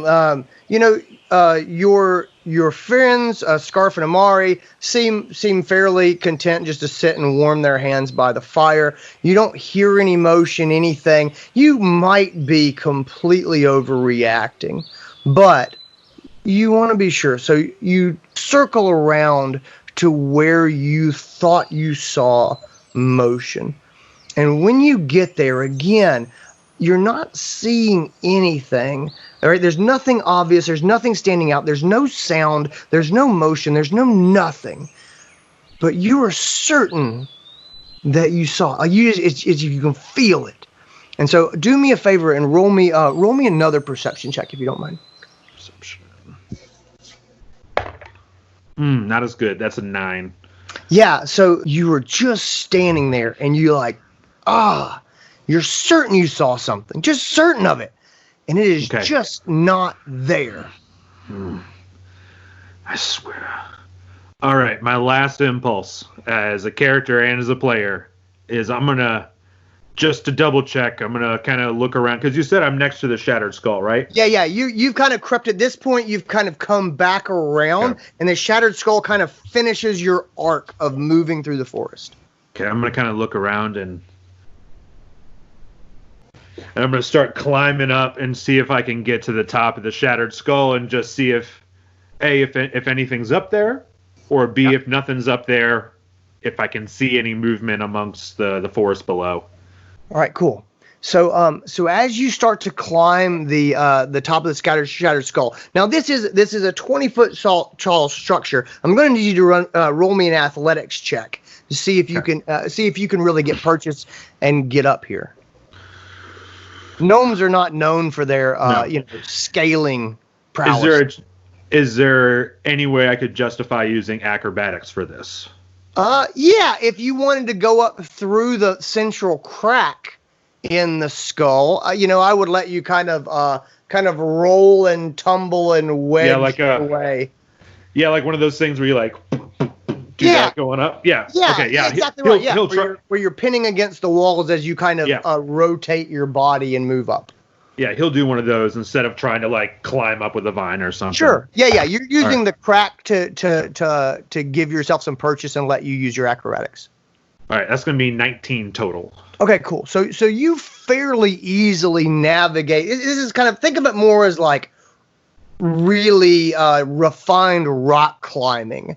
You know what I mean? Than just straight up muscling yourself up. And so you are able to sort of climb your way up there, and you get about 2/3 of the way up the skull before you reach the part that's just jagged fragments of rock, where the top of the skull was just shattered and burned out centuries ago, right? And so you climb up to the top, and as you get up there, you find these broken, scarred runes, and you find the remnants of a stone that, like a flat stone that once sat atop it. And your idea, honestly, is as you look at this and you kind of look at this odd flat stone was on top, you have a pretty good idea that at one point in time, this was a stone altar, and that was probably the purchase of a point of the shattered skull was the altar that was on top. And obviously, as the skull was shattered, the altar has kind of fallen down into the crack. And so you do make your way up to the top. It's fairly jagged. It's burred.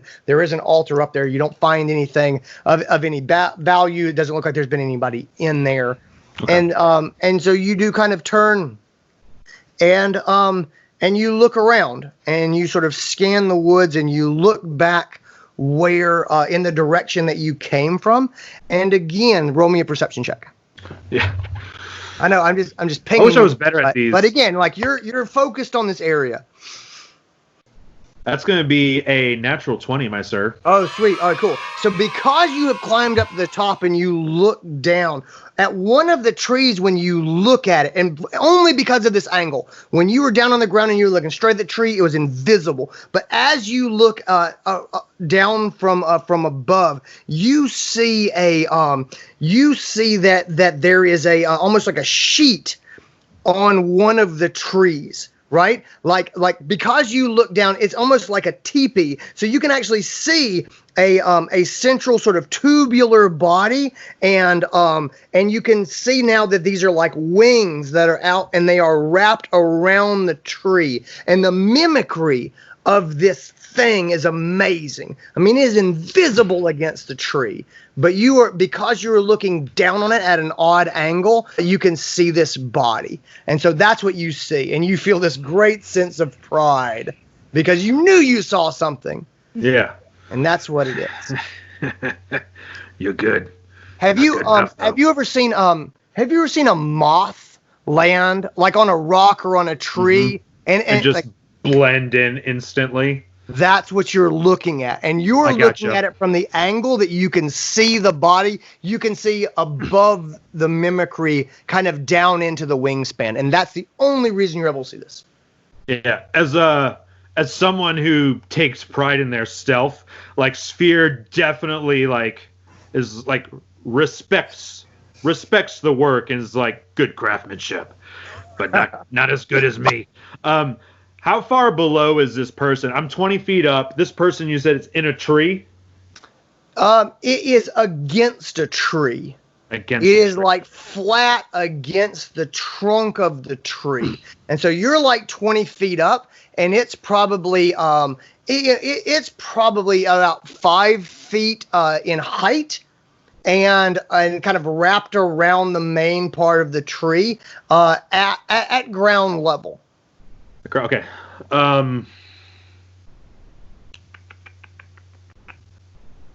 I'm just gonna like take a pebble or something, and I'm gonna kind of just toss it over the edge at them. Yeah, and at the then thing. Yeah. just to no, not at the thing, at Scarf and Amari to get their attention. Okay, cool. Scarf and then- Amari, roll me a perception check here to see if you're paying attention enough to get this subtle signal. Scarf is also cooking just rats that he has in his pouch over the open fire and eating them. Absolutely vile. I got a dirty 10. I got a 13. They continue to cook rats and to try not to vomit at the rats being cooked. Really, Amari, you should eat. No, I'm above this. You need protein to grow stronger. No, you don't understand. Because of my biology, I don't need to eat that much, let alone vermin. I refuse. Well, if you won't eat, I will have your share. I am fine with that. And you will go hungry. I'm not going to go hungry. I'll be fine. We shall see. Nope. Sphere, to your dismay, at this point, you see the creature flutter and jump forward about 3 trees. And in the blink of an eye, it has wrapped itself around a different tree and again is completely invisible. And it is moving steadily toward Scarf and Amari. Okay. Not steadily like marching, but like it flicked making its and way. all of a sudden, yeah, exactly. All of a sudden it was 3 trees closer to Scarf and Amari and again invisible from their perspective. Yeah, I'm looking over the edge, looking at them, looking back to the mother. And I'm like, ugh, those two call themselves professionals. Ugh. I never All right. once claimed to be a professional.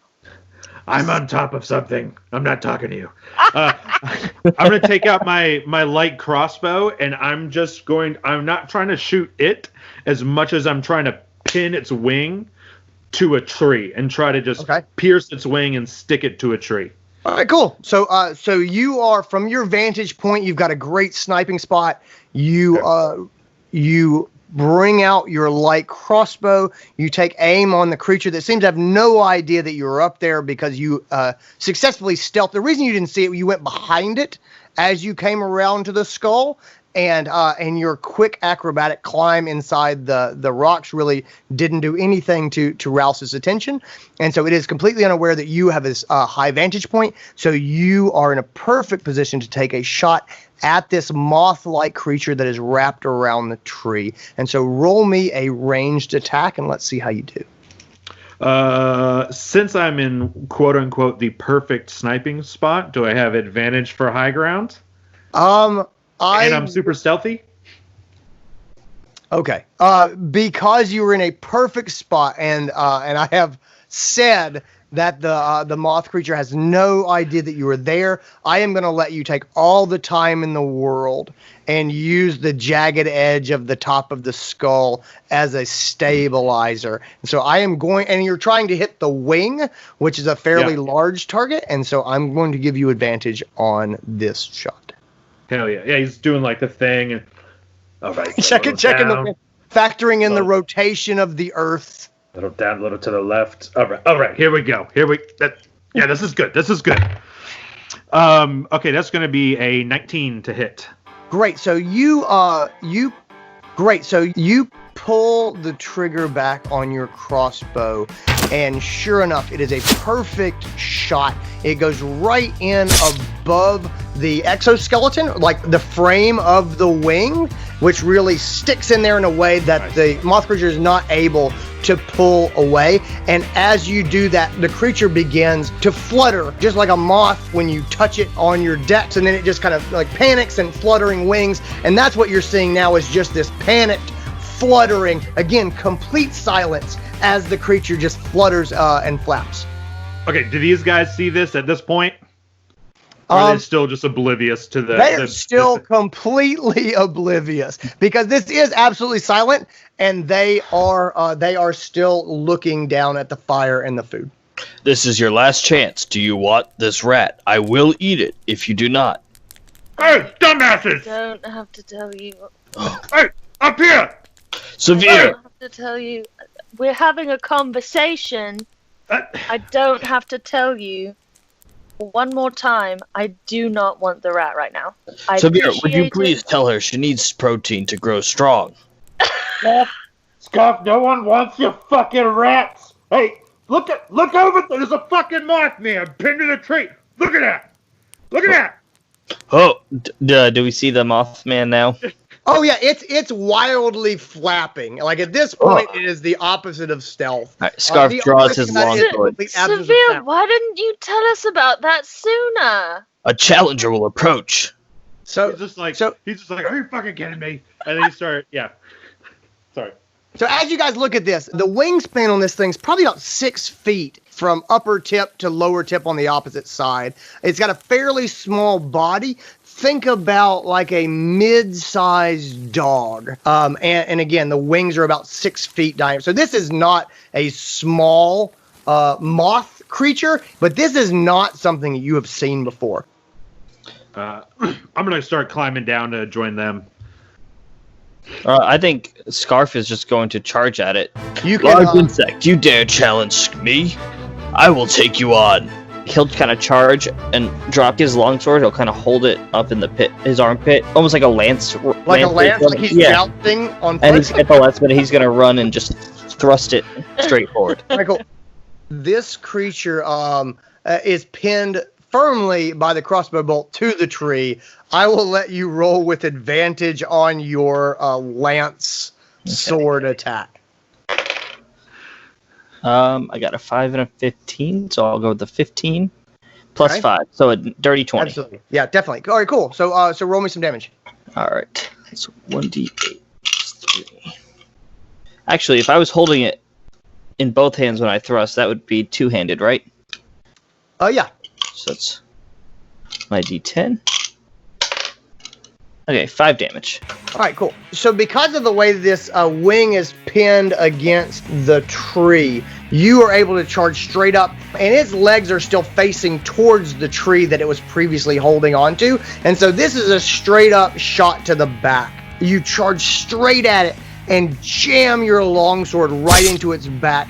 And you're actually disappointed in how strong this insect's exoskeleton is. And again, the moth does not make a sound. There's no screech, there's no scream, there's just loud fluttering, and you have pushed the moth kind of back up against the tree, and now it is holding on to the tree and trying to get its legs up underneath itself, in between its body and the tree. Haha, a worthy foe. You can take more than one hit from Scarf. So Amari, what are you and Sphere doing right now as Scarf tries to impale the moth? Now that Scarf is away from the fire and not really shoving the idea of the rat down my throat, I go up and take a little nibble of it while it's not looking. And I realize that it's actually really good, and so I just eat the whole thing. That's what I'm doing. Sphere is actively climbing down the skull rock. Yeah. Right at this moment, the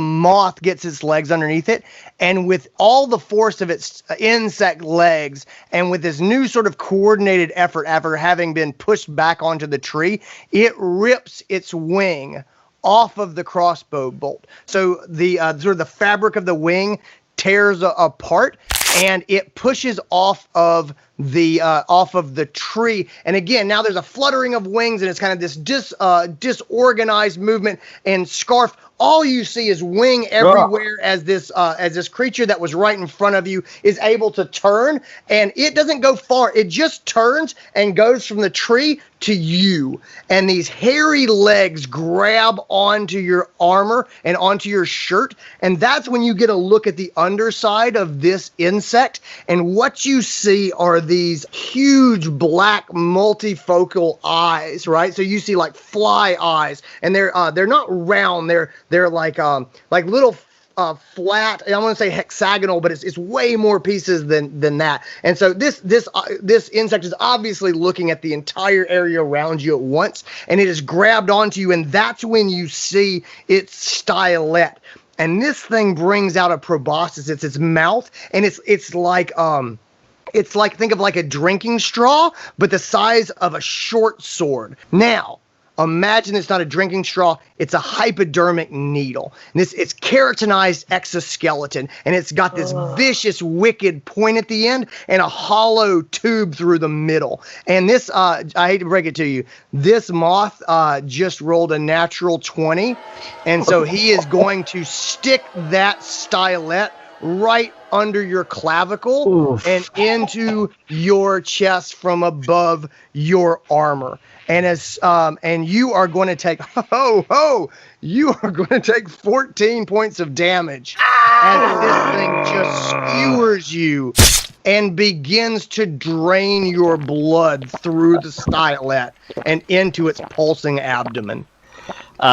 So Scarf, after declaring what a worthy foe it is, gets attacked by this moth, and in a fury of wings, I go down unconscious. Yes.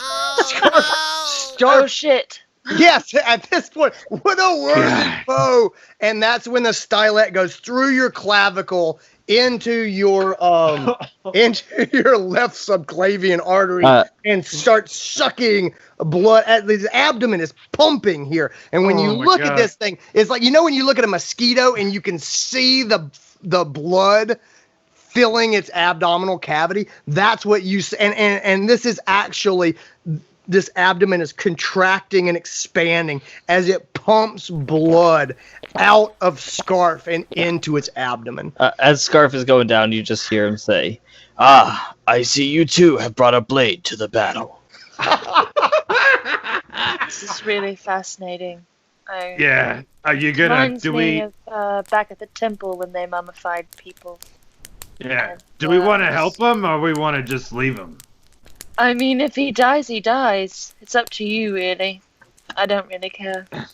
I mean, I don't really like the guy, but if you want to save him, I will save him. But if you don't, then I don't either. I mean, this moth thing could come after us when it's done, or maybe he'll just go it. Well, let's just fucking kill this thing, and then if we can save him when it's all over, then we'll try and save him. All right, let's kill it then. All right. Oh shit! Don't tell him. I forgot to eat. I am gonna take a bite of this rat, though. Hey, just eat the rest of this one. It was mine anyway. Oh, you sure? You're not gonna eat the rest of that? No, I ate my fill. Really. Yeah. I mean, I was messing with him for a long time. Behind you, the abdomen of the of the vampire moth expands and contracts.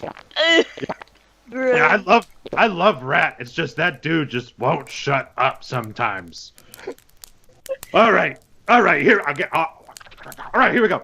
All right, I'm just gonna sprint over, and I'm like, they call this one the people's elbow, and I'm just gonna and go for like a flying elbow into. I'm assuming that he's prone. Oh yeah, he's prone with this greyhound, like this winged dog-sized insect, happily attached to his chest with a stylet stabbed through the lower part of his neck, and it's just having the best meal. Boom. It's gonna be 12 to hit. That actually does hit. Yeah, as he's there on top of Scarf and he's sort of fully attached. Yeah. So a 12 with your flying elbow is gonna hit.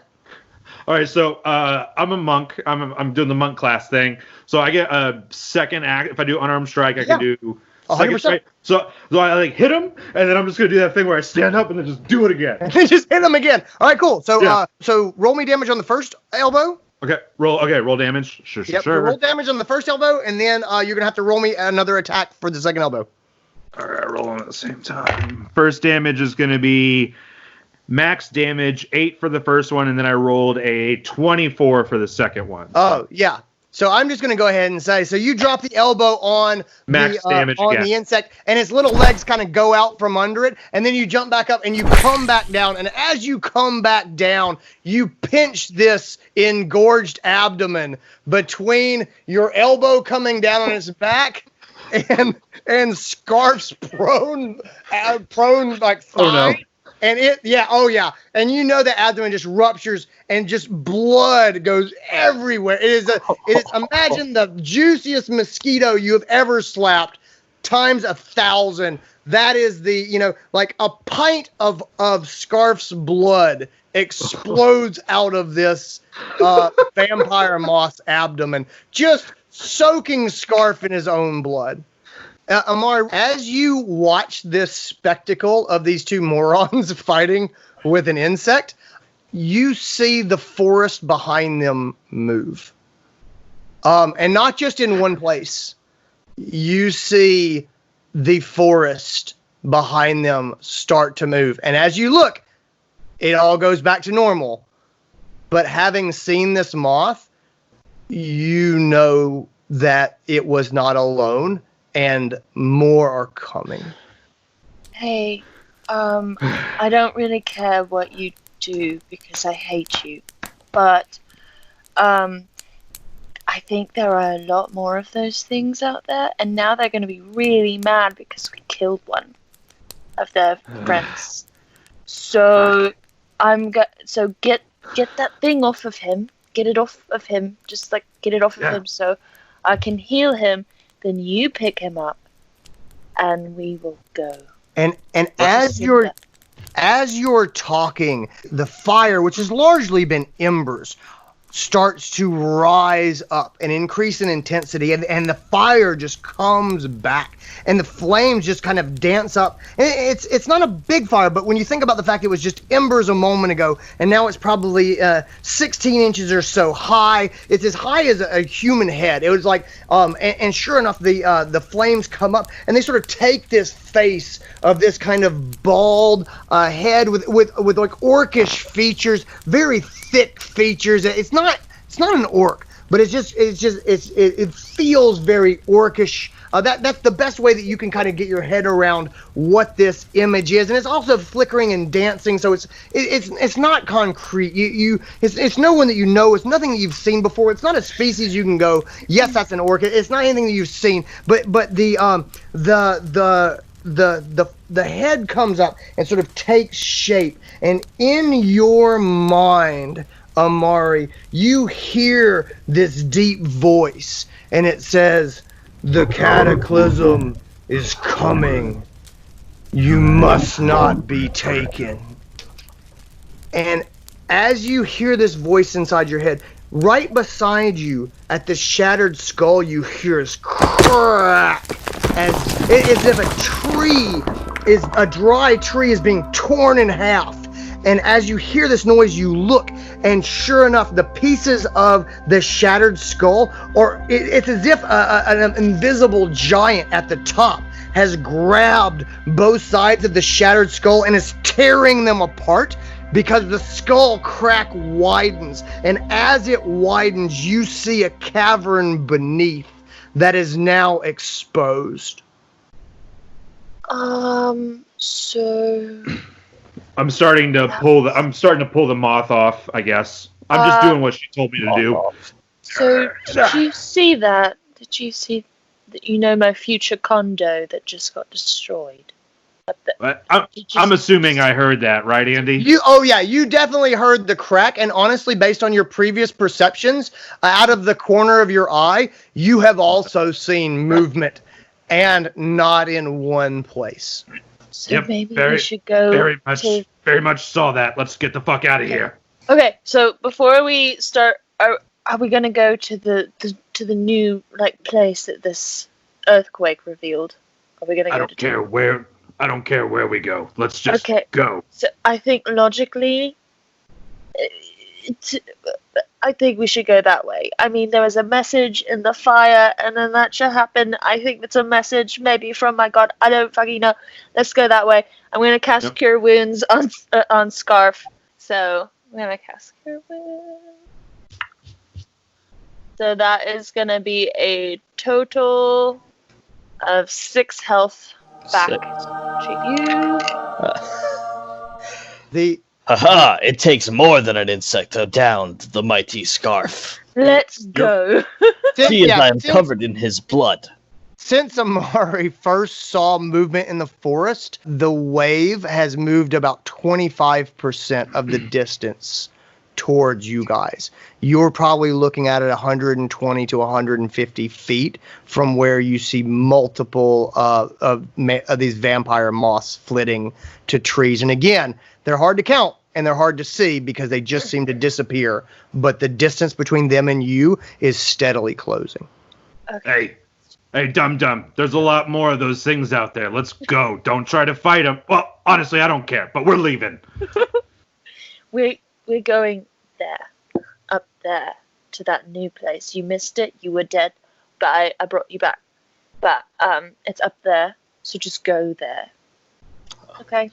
I am not running because I am afraid. I am running because I seek challenges ahead of me. I mean, I won't tell anyone you're afraid. It's natural to be afraid. Scarf has no fears. Whatever, let's... I'm running because I am very afraid right now, so... Let's go, please. And I'm just gonna start taking off again. I'll take off after you. Oh, nice. Yeah. So you guys are heading into the... tall, though, so it's like more like a brisk walk. Well, yeah, I was gonna say, can I scoop him up and just kind of like... So yeah, absolutely. So Scarf, you sweep up Severe, and you guys are heading for the cavern. As you see the moths seem to be losing interest in stealth and moving quicker. They're still going tree to tree, which seems to be their innate movement pattern, but they seem much less interested in you not seeing them as they advance towards you. And so you guys, Scarf with Severe in your arms, and Amari, who's going first into the crack that has now been opened up in the Shattered Skull? I mean, I assume I am running as fast as possibly as I possibly can, and I'm not carrying anyone, so I assume I'm running faster than them. Yes, exactly. So you duck down into this into the cavern that you see. It's a hole. It's probably about 4 feet in diameter that has opened up, and most of the crack is still full. It's just rocks, it's just dirt, but there is this blackness, this cavern underneath. And as you dip down and look in, your dark vision adjusts very quickly to the light of the morning that's streaming into this cavern. And roll me an investigation check really quickly, please. Everyone? No, just Amari. Okay. I rolled a 10. Perfect. All right, cool. So as you duck into this room, Amari, this was not a passageway that previously existed. As the skull was torn apart, however, it did expose the corner of a room that was submerged under the ground. And so as you duck into this, you are actually ducking under a wall and coming out of the corner of what is some sort of a catacomb, dungeon, labyrinth, some sort of submerged area. You look around and you see stone walls and floor. There's no evidence of light. Obviously just thick dust and dirt. There's it's hard to even see to the back just because the tearing open of the wall has stirred up so much dust and debris that is obviously laid there for thousands of years. You cough as you go in, but you look around, you do see boulders, you see sort of shattered statues that have fallen over. The one right next to you, you're really too close to kind of make it out. It's some sort of a robed figure of a statue, probably 12 feet tall, that's fallen over at some point. It's broken at just below the knees. It's broken around the abdomen, and the head is broken off. So you've got these big pieces of stone that are there, as well as some boulders and some things that have kind of fallen in when the area was torn open. You can't, because of the dust and the dirt, you really can't see. You don't know if this is a single room, if this is some sort of a cellar, if this is a passageway leading deep. You're too disoriented going in to make a clear plan. Okay. Am I allowed to do one thing? Sure. Since I cannot really see that well based off of just relying on my dark vision, I would really like to cast light on my shield and sort of look around, and also kind of guide the other two down where I am. Like, hey, I'm here. Here's Beacon. This is where I am. Perfect. So, Scarf, as you come around the corner, Severe in your arms, you weren't sitting where Amari was. And so you heard the crack and you saw the stone shift and you saw her dart towards this crack. But the idea that there is an opening into the earth is news to you. And so you dip around the corner just in time. You see this, again, it's probably 3 to 4 foot opening in the ground. It's probably 24 inches wide. It's enough for you to kind of turn sideways and try to duck into. And right as you see this black hole, all of a sudden it just illuminates and you see sort of a dim golden light inside. And you know that this is where Amari has gone, and you can see that she has moved out of the way. And so that space is clear for you to move into. Amari, I shall follow. Okay. You can, can you put me down now? Yes. I don't have any ego. There's no shame in this. It's just, we would be too wide to fit. Yeah. So, sorry. So, Scarf and Sphere, you guys both enter into the room. And so roll me some investigation checks. Ooh. 15 for me. For Spear. I rolled a 17 minus 1, so that's a 16 for me. Great. So as you guys enter in, because Amari has cast light on her shield, you look around, and there's still just swirling dust in the air. But the two of you, especially Sphere as a gnome, as a deep gnome, you quickly read the room pretty well. And this is some sort of an underground, a prep area for a temple or a ceremony area is what it seems to you. So, and I say that as you come in, there are statues, but they're fairly modest statues. There are it looks like mostly humanoids in priestly garbs. There are some that are sort of very half orc features. In priestly garb. Those are the statues kind of around this relatively small room. It's probably 15 by 20 feet in diameter. You've just crashed in through the corner, stirring up all the dust. Large stones. There are they're almost like short altars, but they're about knee-high stone. They're about 6 feet tall and 3 feet wide. Plateaus, like very low tables that rise up out of the floor. They were probably some sort of a base for something that was larger, possibly made of wood, something that deteriorated 500, 600 years ago. But you do see a stone archway at the opposite end of the room, and so that would be the west wall, and then on the north wall you see another entryway. Both of them complete blackness beyond.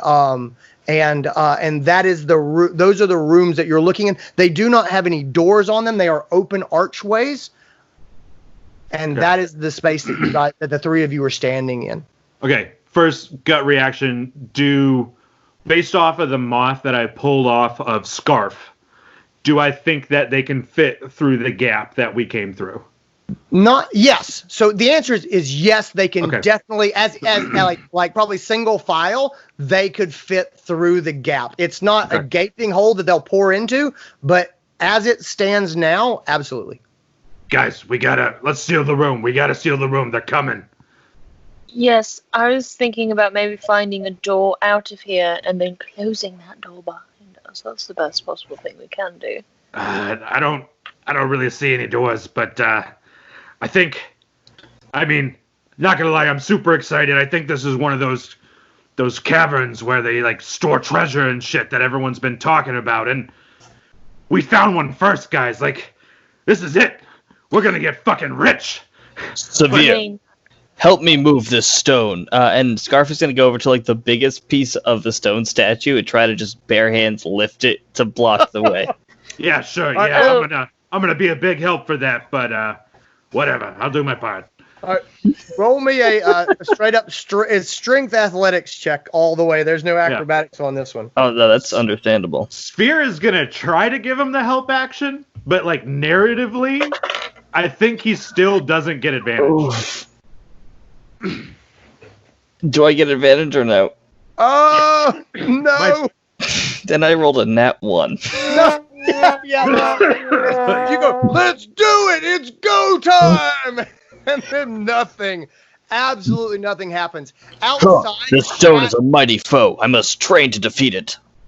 Outside, shadows flit across the sunlight coming into the hole. Fuck. So let me ask, if I were to break this statue somehow, would it fall and cover the hole? Yeah, there's definitely, yes. There are enough sort of statues around, and you don't have to cover the whole thing. A fairly good placed statue falling over from one of the ones near the door that's still standing would absolutely work. I think that some sort of lever or rolling of the statue that is down, if you could somehow roll it up into the way and wedge it, that would work. So I think you have a variety of options of utilizing the statues, or even just trying to toss the boulders back into the way, and somehow securing them. I think you've got a number of options and ways you can try to seal up this hole. Okay, so I've decided I do not want to die by vampire moth.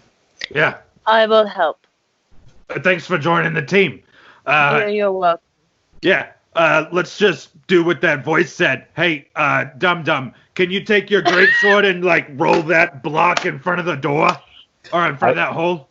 I used to push boulders back when I was a child. I can push boulders with ease now. I don't All right, believe then you. go Let me see ahead. it. I don't feel like doing it now because you said that you can do it by yourself. I don't feel like helping. But I still will. I just I want to see you do it by yourself first because you're so confident. Scarf is gonna go and try and roll this boulder. So Scarf, as you duck down, like lift with your legs, not with your back, excellent lifting posture.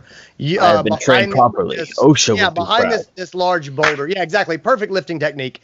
You shoulders back, head up, eyes forward. You're looking directly out the hole, and you see one of the vampire moths just come straight down, thunk, onto the ground, probably 12 feet away from you. And its huge insectoid eyes just seem to be enjoying the view of you trying to put this boulder into the way. And so My roll old nemesis, you return.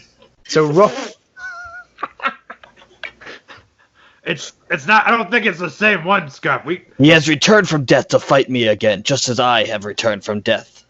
No, I think it's. You know what? I don't. Never mind. He's gonna.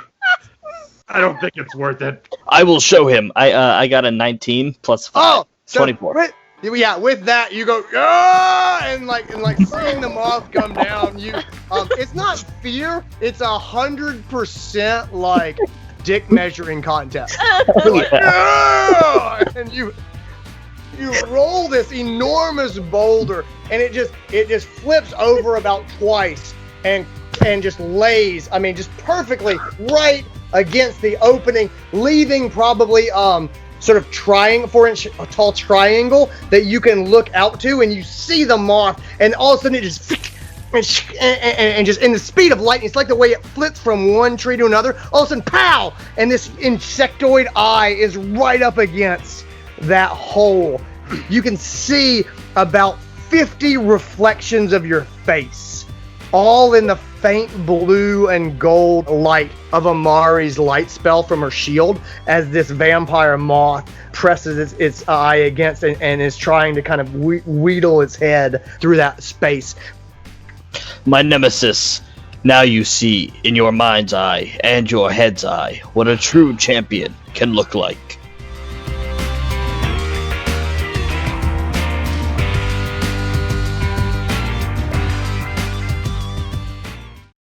Start the show!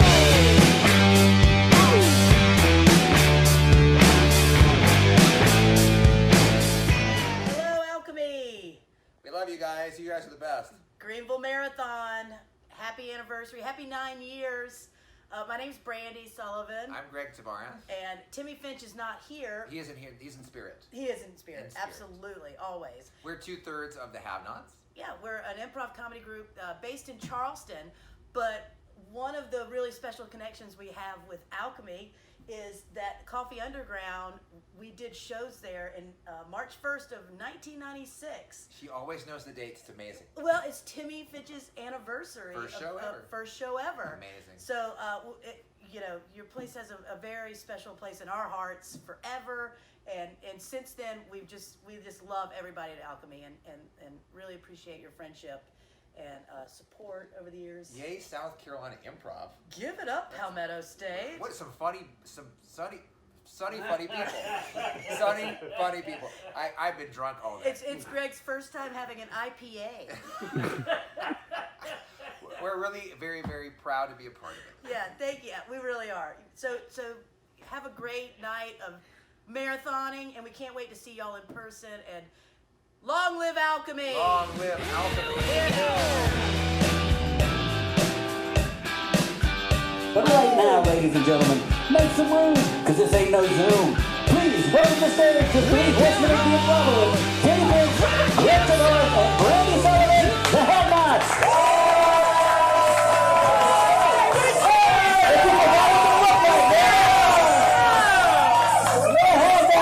Maybe you just tuned in. We're here. Hey, we're back. How you guys doing tonight? How you doing? He's pointing to Greg. Yes. Oh boy. So glad you guys This are is here. so great. It's so weird to do 15 then come back out and do that again. It's great. It's You make it look easy. already been here for so long. Yeah, It's yeah. amazing. Yeah. Thanks for helping us out with that, audience. Yeah, They acted like it was the first time. First time. And if anybody watching at home, we're so glad you're watching. We couldn't be happier. Oh yeah, it's so fun. Multicasting on Insta, Facebook, and YouTube tonight. What? Most important. Hey, triple play. Breaking the internet. This is our first of many celebration of 25 years of the Have-Nots, guys. I'm so excited. That was the fireworks version. Fireworks. 25 for Have-Nots and 20 for Theater 89. So many. So many. 2020. What a great year, Yeah. all right? And we have a real interesting. Wow, Brandy, you had to do that. Thanks so much. Say, wow. That's what I'm here for. So we have a beautiful masked audience here in our theater. Thanks so much for coming out. I might do a little quick warm up. Oh, it wouldn't be right without it. A little quick warm up. Okay. Get him and tell him about Lacey's list. Yes, we got lists being made from comments that we got before the show online, and we want to use your suggestions from online as well. So whenever we ask for suggestions, what the heck, make them online as well, and we're going to use your suggestions here in the house. Lacey, our operator, is standing by. She is right over there, but she's off camera. We'll not get on camera. So here's the deal, folks. I'm going to get you guys warmed up here in the crowd. If you would, at the count of 3, yell out your hometown. 1, 2, 3, hometown! Yeah! Great job. How about this? You're at a really nice like Southern buffet. What's your favorite thing on the Southern buffet? Collard greens. Collard greens in the house. Yell out your zodiac sign. 1, 2, 3. Do it now. Good work. your favorite color is what? Red. Red. And you're at a zoo. You're looking at an animal. What animal are you looking at? Tiger. Way to go. Outstanding. That's how we do it, guys. We get you guys to yell out suggestions on cue. We use them for people in the room. We use them for people in the feed.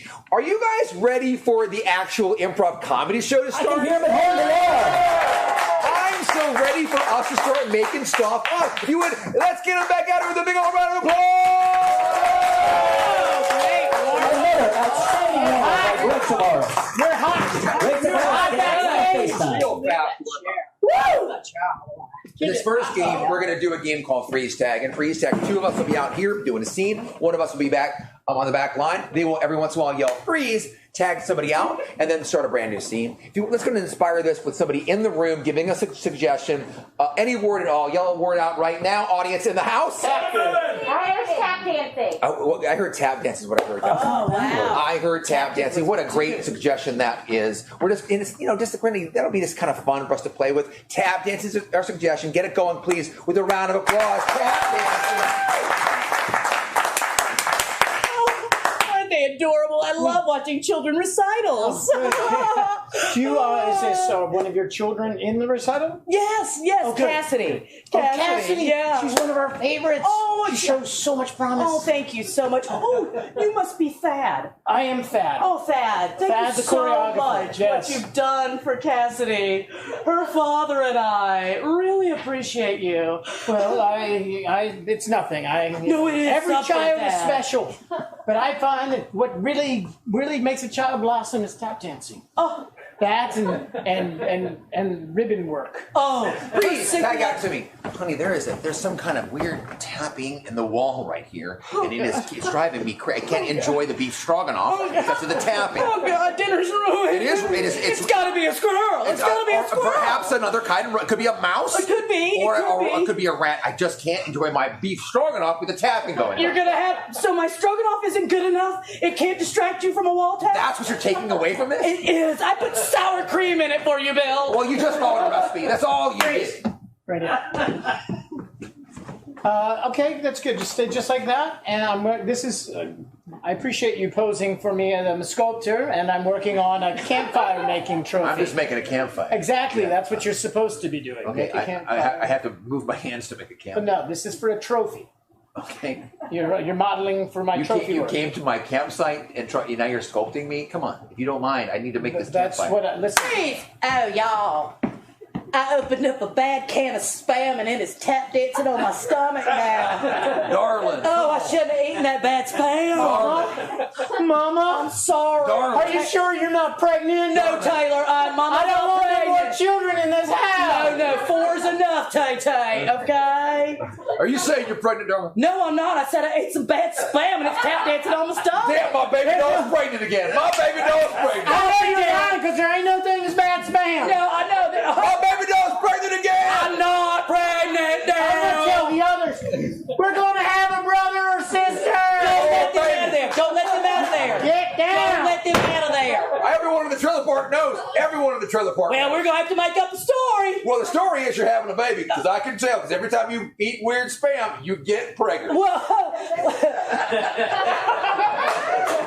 I swear to God, I think it's Spam, Daryl. Please. That tapping cannot stop. Jesus, Bill. It's not even. Get back to the table. I cannot face your beef stroganoff. You must. That's the truth. This was all a. It was a lie. There was never any tapping. My God, why can't you just be honest with me, Bill? Why can't you make beef stroganoff? Why can't I wait? Spread it out. I'm right here. Come on, come closer to the wall. I feel a presence in the wall. Come closer. I feel a presence. It's not here. I know it's not here. Okay, maybe. Okay. Your wife's pregnant, right? How do you think that happened? What? Your wife, she's pregnant. How do you think that? It wasn't the Spam. Hey, y'all quit fighting now. Quit fighting. Y'all quit. Cut it out, kitty cat. Squirt bottle. Squirt bottle. Squirt bottle. Y'all need to learn. I'm going to put tape on your feet. Kitty cats don't like tape on their feet. I You won't cat tape on you, do you? No, I don't. Okay. Come on. No more fighting. Okay. Stay off the couch, especially the arms.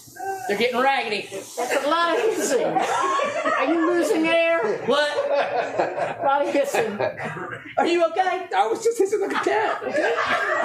He was hissing like an inner tube losing air. Freeze. This inner tube's losing air here. We'll patch it. That's what we do here. Sit yourself down, little lady, get your rose. It's Gerald's. Hey, baby, y'all gonna be able to fix up that inner tube? Yeah, we're gonna put a patch on it. Oh, that's good news. A little vulcanizing fluid. Yeah. A little rubber patch. We got people way up in Wando waiting for us to drop in. So you're saying that you got my wife pregnant? I'm not saying that I did, but I saw it happen. Freeze, Greg.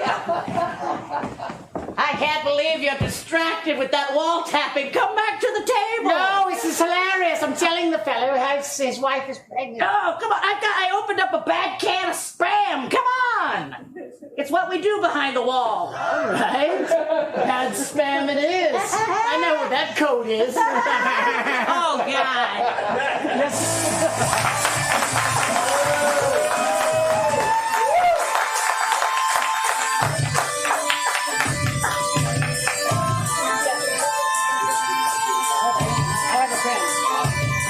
Ladies and gentlemen, in this next game, what you need to do is get some lines of dialogue from you, the audience. I'll get one line that Brandy won't know. Timmy will get one line that I won't know, and Brandy will get a line that Timmy won't know, or something like that. Yeah. And so we're going to get ready to close those I'm going to ears. do that right now. And I'm going to get a line from you guys, and Timmy will write it down. I'd like for this line to come from someone in the audience. I'm looking for a way you call your pet, kind of a weird way.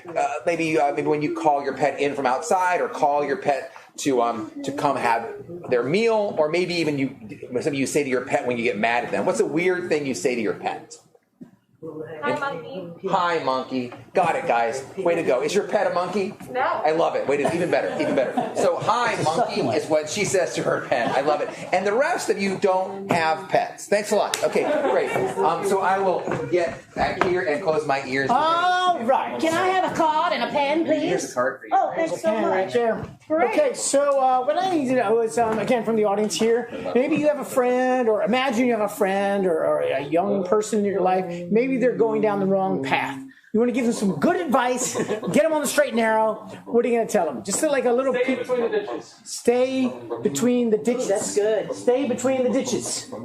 It's good advice. I'm a big fan of that one. You are, Brandy. I've heard you say that several times. All right. Keep it between the ditches. Keep it between the ditches. They say that up in Sandy Run. Stump hole. Stump hole. I'm good. Yeah. Awesome. All right, Gregory, there you are, sir. Okay, you guys. I would love to get, what's an exclamation that you yell out when you're fired up in a good way? Hot damn. Okay, that's good. What else? That's one. That's one. Let's get another one. Somebody else. Anybody got something? Oh! Ooh! Okay, so let's do a mashup. Let's go, ay caramba. Hot damn. I'm going to come with that caramba. Caramba. Let's go with C-A-R-A-M-B-A. Caramba. Sound it out, Greg. Caramba. Ay caramba. Hot damn. Hot damn. Exclamation points everywhere. Thanks, y'all. That was great. You got that? Yes, I do. All right. Here we go, Timothy. So we've all got our ones. Quickest ever. Yeah, that was quick. That was quick. Greg, I've got this one for you. I've got this one you for don't Timmy. know that one. There we are. Thank you. Guys, we all have one line that we do not know, and we must use that line in the scene we're about to create for you. So fun. We want to inspire this scene. What do you want to do with this scene? How do we inspire it? A location? That sounds awesome. Ooh, maybe that inspires a genre or style. Perfect. So give us a place. A place that Table Rock. Great. I'm looking out for not a place on a map. That's good. Okay, that is what I was asking. Train station. Again, ma'am. Train station. Ooh. Outstanding. Go to Table Rock. Wonderful. or the train station to Table Rock. A very popular train destination. It was. So a train station is what's going to be literally represented on the stage in your imagination, and we're going to be improvising everything else in the scene. Every once in a while, we have to use the lines that you guys gave us. If you would, get it going, please, with a big old round of applause.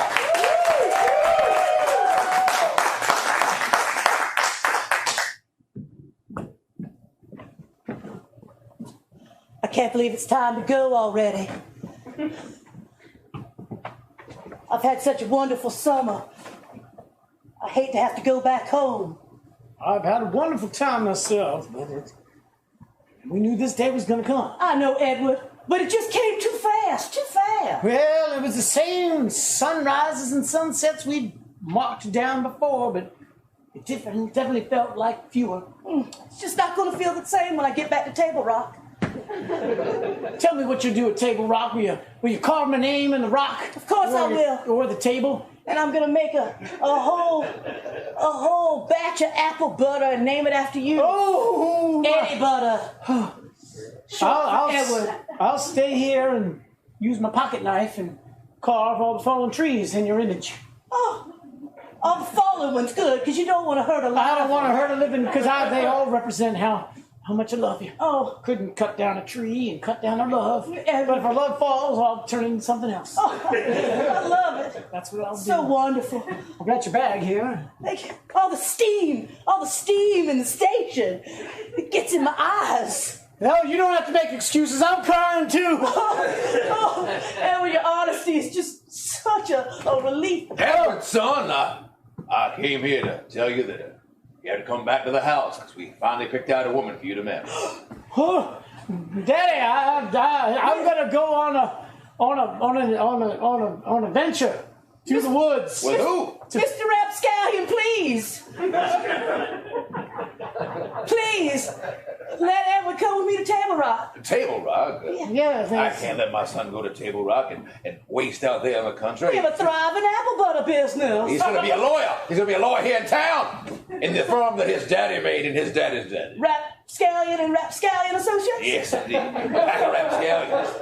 I don't know if I want to hang around all the rapscallions. I might want to go to Table Rock. You are a rapscallion, boy. Maybe by name, but deep down I'm a pioneer. He's going north to Table Rock. North to Table Rock. You're going to leave your family and you go to Table Rock. That's right, John. But this one here, the girl we Don't had... you say a word! The girl we had living in our outer cottage who made sure that all of our fig trees would not covered with blight all summer long. That's what you were doing, right? Not covered with blight? Yeah, the fig trees. I thought you were looking at the fig trees, making sure they weren't covered with blight. That's what I thought you were doing. I was. Yeah, that's right. That's all I thought you were. Some woman who knows about blight on I fig always trees. hear the word blight and it makes me pause and reflect. Oh, well, good. You knocked it out of the park. But I want to know, why would you be going with this blight woman? Because we're in love. What? That's right. We fell in love behind the shed. I was getting rid of some of the blight out So behind much the blight. shed. And I brought her a cool glass of lemonade. And we looked into each other's eyes and he said to me, "Hi, monkey." That's right, because she was up in the tree. And she jumped down and threw poo. It's this kind of low-birth person that would make you talk that way. You are a rapscallion, and you are made for better things. I'm made to go to Table Rock and make apple butter. Oh, look, the train's coming The train is coming now. Make your choice, boy. Make your choice. I've made my he's choice. made it. I think I've made a choice. I'm getting on. I'm going to get on and... caramba! Hot damn! That's exactly right. Well, let's know one thing, boy. You walk on that train, you're making a decision that will affect every day of the rest of your life. And I hope you like going to Table Rock, looking at fig trees, trying to check them for blight. Well, you could be a rapscallion. Because every rapscallion, in their heart of heart, they know one thing to be true. Tell us what Every it morning I look in the is. mirror and I see this rapscallion face in the mirror, and I know one thing is true.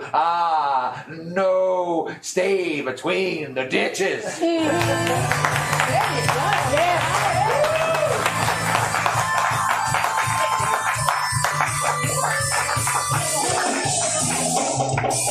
Oh, there's some good life lessons in there. Ooh, too. that was fun at the train station. Hey, how's everybody doing out there? How's everybody in here? Good. What are we looking at? What are our numbers? What do you mean? Like, how many are in the feed? Share that feed. 120. 120. Are there hearts going up? Yeah, hearts. Hey, YouTube, how much we got YouTube? Are we up to 5 yet? 14. 14! Oh, Insta, what do you got, Insta? 2 fucking stuff. Okay. Instagram has spoken. Oh, you guys, we Two, and we can all retire now. This is great. So hey, share that feed. Word up. 129. 129. Keeps going. No, that's where the Insta people went. They just moved over. So, so Lacey, you getting some suggestions there? I've gotten a lot of suggestions. Oh, here. great. Yes. So the next thing we're going to do is called New Choice. And how it works is Greg and Timmy are going to be doing the scene. I'll be on the side, and whenever I go like that or that, whoever spoke last has to make up a whole new line of dialogue and make it fit in the scene. So with that, let's get what's something they're doing. What's something fun that people can do together? It's not, Speed dating. Speed dating. Speed dating. Thank you, and that's all we got. That was great. Outstanding. Yay! Thank you, Nikki Rucker, ladies and gentlemen. Yay! That's my sister-in-law right That's there. exactly right. And I bet her mother-in-law is watching right now. G-Lo, I hope Probably G-Lo's wetting her watching. pants. Hi, Mama. Either that or she's feverishly trying to figure out how to make it come on. No, she'll get there afterwards. She'll get there. Hey, Mama. So you guys, let's have some fun with speed dating. What do you say? Here we go.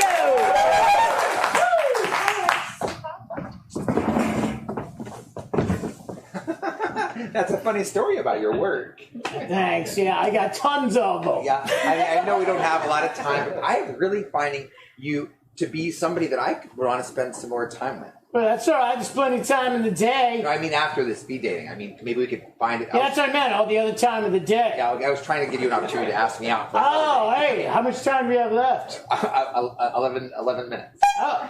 5 minutes. 30 seconds maybe. I don't know. Yeah. I think it's over, but we're staying anyway. Nobody move! Everybody be cool!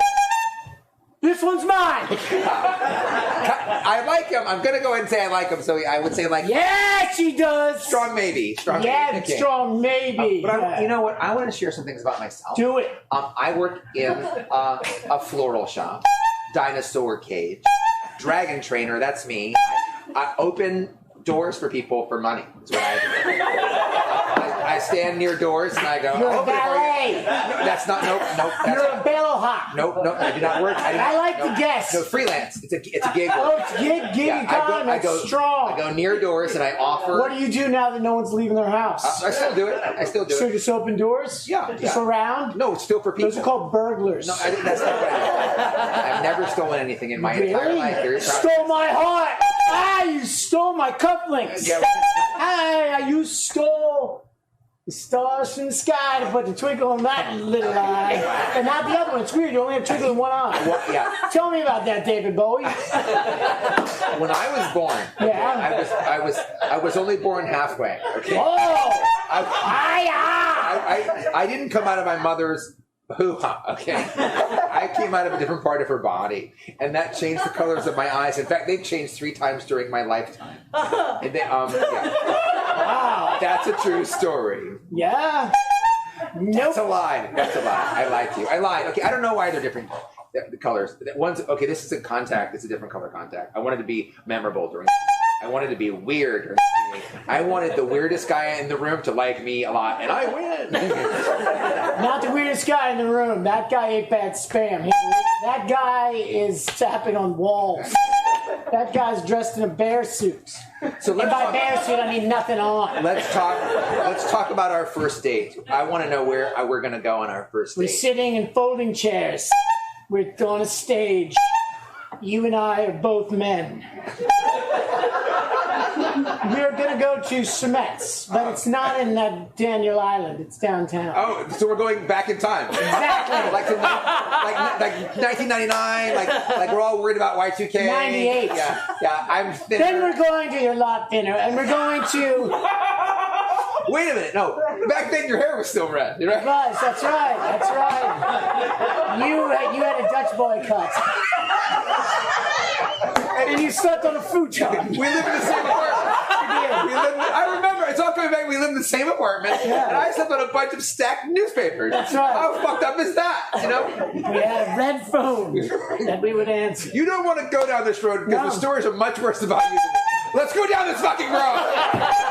I'm going to tell you the most fucked up thing that happened to you at that point in time in your life, because I was there the whole time.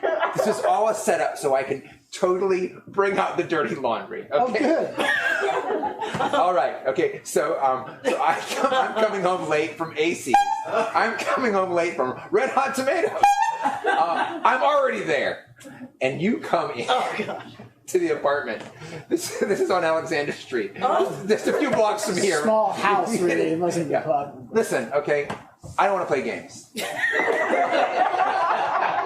I think we should take this serious. I think we should too. Let's focus. Okay. Let's pretend we only just met. Good idea. Good idea. So what do you do for a living? I train dogs. I chase cats. I ring bells at the church. I open doors, so this is going to be great. Yeah, that's great. And every time I ring a bell, you should open a door. Oh, just like an angel gets its wings. Just like a devil gets its pitchfork. Just like a bad boy gets his butt smacked.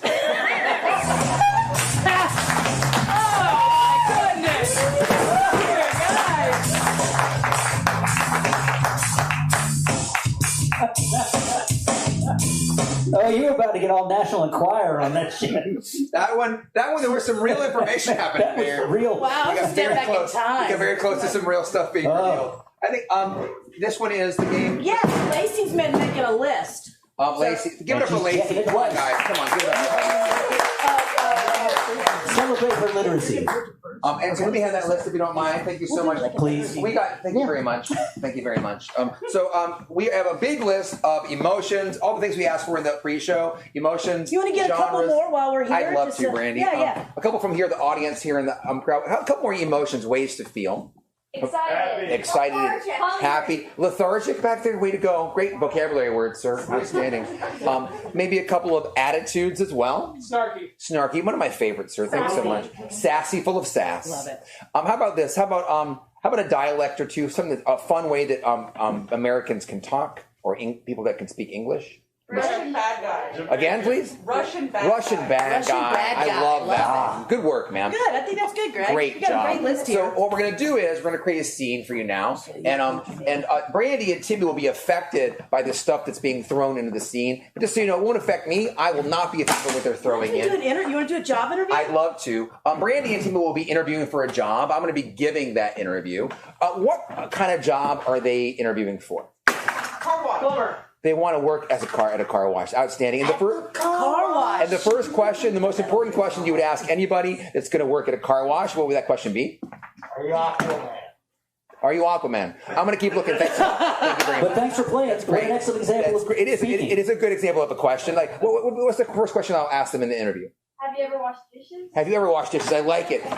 Fool them with the weird question. Way to go. You got it. Okay. I like it. Outstanding. So have you ever washed dishes? I want to know about that information. And of course, they will be affected by the stuff being thrown in. And they're applying for a job at a car wash. Get it going, please, with a round of applause. Come on.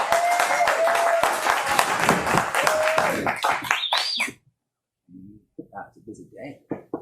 Hello. Come on in, please. Hi, are you Eddie? I am. Hey. Welcome. Come on in. Caroline. Oh, I know. I'm expecting you. Have a seat. So good to meet you. Wow. Cool. Please, Diva. If you could please stand. Stand. No eye contact. Okay.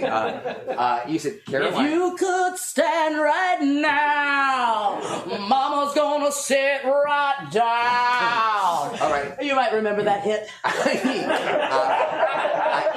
I have some questions for you for the interview. First question is, have you ever washed dishes? Freeze, Gothic. I have my own special way of doing it. Yes, of course. Well, and we found that the way people wash dishes is very similar to the way they wash a car. Yes. I use hamsters. Oh, to wash the dishes. I hold them up and they go like, wow. I like it. Okay. I see here on your resume that you used to work at Mascara R Us. Yes. Yeah. At the .com, right? Yeah. So you actually developed some of their mascara. Yes. Victorian. I did. Thank you for noticing. Good. So I want to know exactly how you see yourself in Car Wash America, one of the best car wash companies in the United States. Freeze, euphoric Victorian. No, let me tell you, young man. I do love the car wash.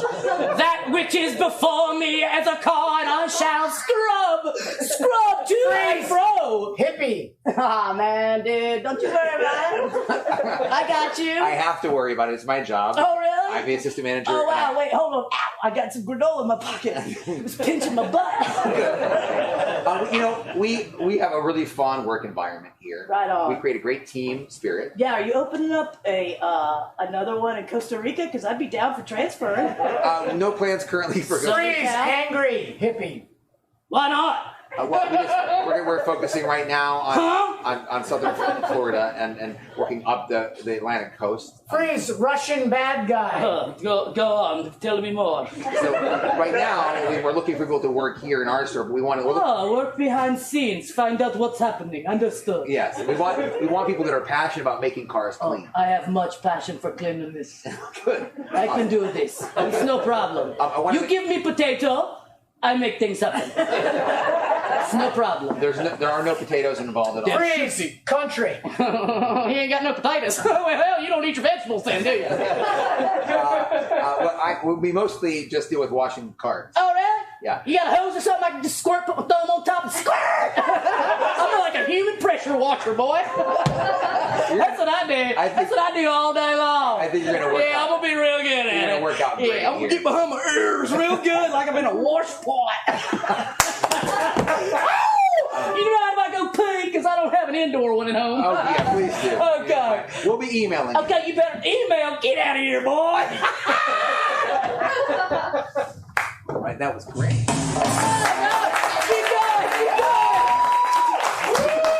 Can't wait to meet my next interviewee. They said just to come on in. Is Yeah, that okay? are you Randall? I'm Randall. Great, have a seat. Thank you. Nice to meet you. I would Nice to shake meet your you. hand. I would check, yeah, but these yeah. Dish band hands anyway. I'm washing. Oh, that's my first question. What's that? Do you wash dishes? I do. Freeze, saucy. I sure do. You should watch. I got some videos on YouTube. Okay. Of me washing dishes. Outstanding. Wonderful. Oh yeah, I'm outstanding. That's what I do. I take a bucket of soap and I go outstanding. That's what I call it, outstanding washing. And I'm outstanding sometimes on street corners. Freeze, Irish. I've seen yours. I've seen that. Oh, so you have you? Yeah, I have. Have you ever seen me washing in the pub? I haven't. Have you ever seen me dancing around? No, I have not. It's like a little leprechaun. Have Yeah, not? I haven't seen it. But Funny little fellas. I do have another question for you. Go ahead. Because we really need people to help us with washing cars. And we want everyone to know that it's important to be a good team member. Freeze, allergic. How do you approach being a team member? I swab everything first. I swab everybody that's on the team. Okay. Because you don't know what particles and dander people might have from pets or themselves, and I'm highly allergic. Okay. I have N95 filters installed in your Freeze, narcissism. Yeah, that way you see the whole face. Okay. I mean, a lot of people these days have a mask, and I'm like, no. I want to do what's right, okay? Right? So I have filters that are up my nostrils. Freeze, disco narcissism. I had to put something up my nose, right? Don't you know it? Huh? I lined up all the filters and I took care of it. Freeze! Sight! I want to know what you... I got the job! Not yet. I got the job! Not yet. Not yet, you don't. Oh, I'm washing! Not yet. Oh, wash it! I'd like to. You are not going to washy yet. I want you to have the job, but you have... Yes, you do! A few more... You knew it when you saw me! Freeze! Snarky! I have a couple more questions for you. Enough. Oh, no, not enough. No, okay. Okay. No, okay. What's that? No, okay. Gotcha. No, okay. No, okay. Okay. No, okay. It's a combination of no and okay. No, okay. Oh. But I want you to know, I want to know your biggest flaw as Freeze! 80s hairband. an employee, your biggest flaw. My biggest flaw is that I'm too freaking awesome. I'm too amazing. Your biggest flaw is you're too freaking awesome? I'm too amazing. You're too amazing? Freeze! Sassy 80s hairband. Final question here is like, if you were, what do you bring to the team? What do I bring to the team? That's the question. What do I bring to the team? This one will get you the job or it won't. I bring you everything you want. I bring you everything you want.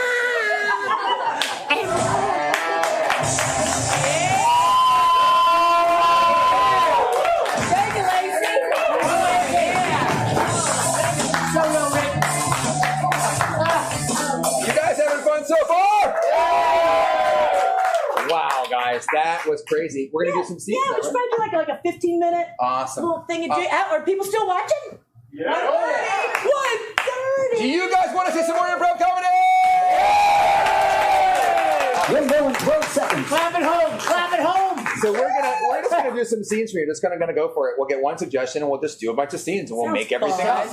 So give us a 1 or 2 word suggestion right now from the audience. Pinball. I heard pinball. Great job. Good one. Great Another job. compound word. It is great job, pinball. So we're just going to use that word pinball to inspire some scenes and hope you guys enjoy them. If you would get us going with a round of applause, please.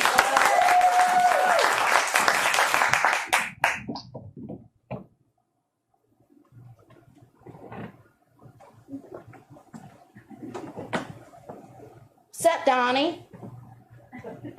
I'm all right, Rita. Doing okay? Yeah. Couldn't help but notice you're knocking that high score. Yeah, I'm about to make it pop. You know, I love it when that happens, you know? Yeah, extra game. I know, I love an extra game. Put my quarter up there. So when you finish that run of yours, I'm going to have to get up on that game. Oh, God, I just missed it. Sorry, didn't mean to. It's okay. I got a free ball waiting. Hell yeah. I hadn't seen you in here in a couple Tuesdays. I did a little stretch.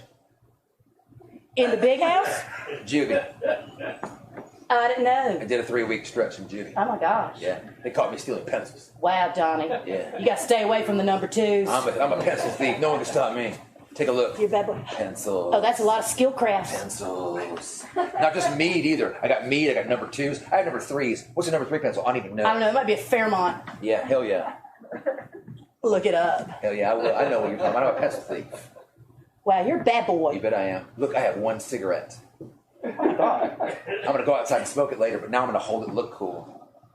That's not too cool, Donnie. It is pretty cool. I don't think so. Oh wow, you got stuck up in the past 3 weeks. Oh, I did? I changed? Yeah, because you used to be cool and hard and weird and deviant. It's like I am. I still am. I just don't want to tar mouth. Do you want to be bad? What? Do you want to be bad? Do I want to be bad? I am bad. Well, not bad I'm enough. B-A-double-D. No, not bad enough. Not bad enough. Why are you coming in here like... I want you don't to want taunt, me Don't to be... taunt me right now. I'm not taunting you. I'm trying to get you to be I'm playing Elton John pinball right now. I am. Rocket Man is calling my name, Don. I am trying to get you to go to prom with me, obviously. Damn, you can't pick up the thermos. Why didn't you just tell me? Listen, I think we have a problem with our neighbor. Oh, God, not again. Yeah. Oh, jeez, Louise. He keeps hitting tennis balls against our house. Oh, that's inappropriate. No, it's He's really gonna knock the inappropriate. siding off. Yeah, well, not only that, and it started with tennis balls. All right, this afternoon, he's flipping lacrosse balls. Oh, wow, that could hurt. Yeah, that could hurt somebody. You don't know. I mean, I could be Damn it. outside. Sometimes I take the recycling out at night. I'm not looking around to see what's happening. Right, I don't want you to get hurt, Rodney. I thought it was a I don't want rodent that. tapping. It's not rodent tapping. It's him with different balls. Oh, that's what it against the was? house. Yeah. Oh, goodness gracious. Yeah, danger. Inappropriate. Yeah. You know, maybe we should get some kind of like cul-de-sac gathering going on. Exactly. So we can kind of, casually You know what that get thing out is? there. This is what the problem is. I knew it was going to be a problem Uh-huh. when we got the survey done. Yeah. And that last coat of paint put us just over the property line. That's what it is. So he feels Well, entitled. sure, it feels to go a little ahead and better. hit. He says Do you want a his truly? paint. Do you want a truly? Do we have any White Claws left? No, we drank all of them last night. Shucker Duckers. Okay, I'll have a truly. Mango, coming up. That's great. Mango's good. I like it's you know. You know when I first learned about mangoes? Watching God. Apocalypse Now. Oh, yeah. That was a Yeah, good he one. goes, he's like, I'm going to get some mangoes. Yeah. And then they cut his head off. Oh, my gosh. I learned about it 4 o'clock on Gilligan's. Just taking my trash out here. Kind of late, I know. I couldn't help but notice your trash receptacle is very close to the property line. That's where it's always been. I know, but I just wanted to remark. Since the flooding in the area, the ground has shifted. Yeah, oh, yeah, kind of yeah. rolled a little bit. Yeah, okay. So, it's just... Just making a comment about how close it is to the line. It's just... How long you been in the neighborhood now? What, do you have a horse in your mouth? What's going on? I do not have I heard Did I that hear a that's horse? a Did I hear a horse? Oh, hi. Hello. I didn't see you there. Oh, yeah. Oh, gosh, that was you. Yes. I thought it was a horse. I was imitating the sound of a lacrosse ball against a wall. Oh. That's what I was doing. Because it sounded like a Didn't horse. do a good job. I know. It sounded like a dainty horse. It was in fact. very equine. Like a Tennessee stepper. Like a dressage. It was very dressage. I was trying to intimidate, but I failed. It was fancy horse It dancing, actually, for sure. I'm failed now, and intimidated I'm now you. emboldened. I know. I get it. I tried You know to what? I'm going to intimidate. get up tomorrow morning and scrape the paint off our house. So it'll be our house. Oh, Rodney. That's right. Finally. Fine. God, we need an HOA. We do. You're talking tough game. I'm just going to move my trash bin a little closer to the property line. That's all right. Oh, look, it's just across. Oh, that's fine. Because you know what? The raccoons are accustomed from entering from this side. They always leave that way. How is that a put down? Because they're going to put trash all over your backyard. And that little bird feeder, that's Get formation, Space Invaders, line up. Oh, they're getting ready for the reset button. Let's all move together to the right and go. All right, good work, guys. Everybody's looking good, feeling good. And back to the left, back to the left. All right, yeah. Oh, the missiles, watch out! They're gonna we'll tell your story. We'll tell your story. Back to the right. Back to the right. Everything going good with you down there? Yeah, everything's fine. Good, the wife's been complaining about, like me having to do some honey-do list. Oh yeah. She can be tough. I know. Oh, yeah. Yeah, she comes from a long line of the centipede family. Oh, I'm serious. I couldn't help but you hanging out with the UFO that goes across every once in a while. Yeah. Good guy. Really wants to reach out. Yeah. Well, I was hanging out with the Frogger gang the other day. Oh, the Frogger? Yeah. Okay. Whoa, that was close. Some sparks flying? Or, I mean, Yeah, some chemistry over there? Yeah, we ran through traffic a bit. I like it. Jumped some logs. Mission. Whoa. Missile control. Is it missile control? Missile command? Missile command. Yeah. Missile command. It's such an asshole, man. Oh yeah, you mean with that whole X. Serious, it's all. Yeah, it's too much. I'm slowing down. Yeah. There's no. Oh wait. Oh, thank God. Game's up. The game froze up. Oh, thank God. Froze up. Listen. Let's work this out. This is never going to work at the recital. Wait a minute. I'm a 9-year-old and I want to tap dance. Oh, you will tap dance. I want to use the ribbons. I want to make the ribbons The flow. ribbons after the tapping. Tap, ribbon, tap, ribbon, tap, tippy, tap, ribbon. Okay, let's try it. Tap, ribbon, tap, ribbon, This was a dance. The dance recital. I was just trying to get the rhythm first. Okay, the rhythm? Rhythm is going. going. Let's put it in our bodies, okay? Tap, ribbon, tap. I don't even know the sequence at all. Tap, ribbon, tap, ribbon, tap, ribbon. It's different. It's a little different. You're changing it every single time. You're literally Because changing. you haven't learned it once. How can you learn what changed every time? My mom's gonna be so mad if I don't do well. We'll start from the very bottom. We'll start from the very bottom of the skill When I set. learned- Tap. When I learn spelling words, you don't change every time. Tap. Oh, really? No. There. This is Spell art. there. Grammar. Spell there. THERE. Spell it again. THEIR. Spell it again. THY''RE. See? Things change. You're going to learn that things change. What is the thing in arguments when you select the examples that prove your thing, but it's not an example? Winning. Okay.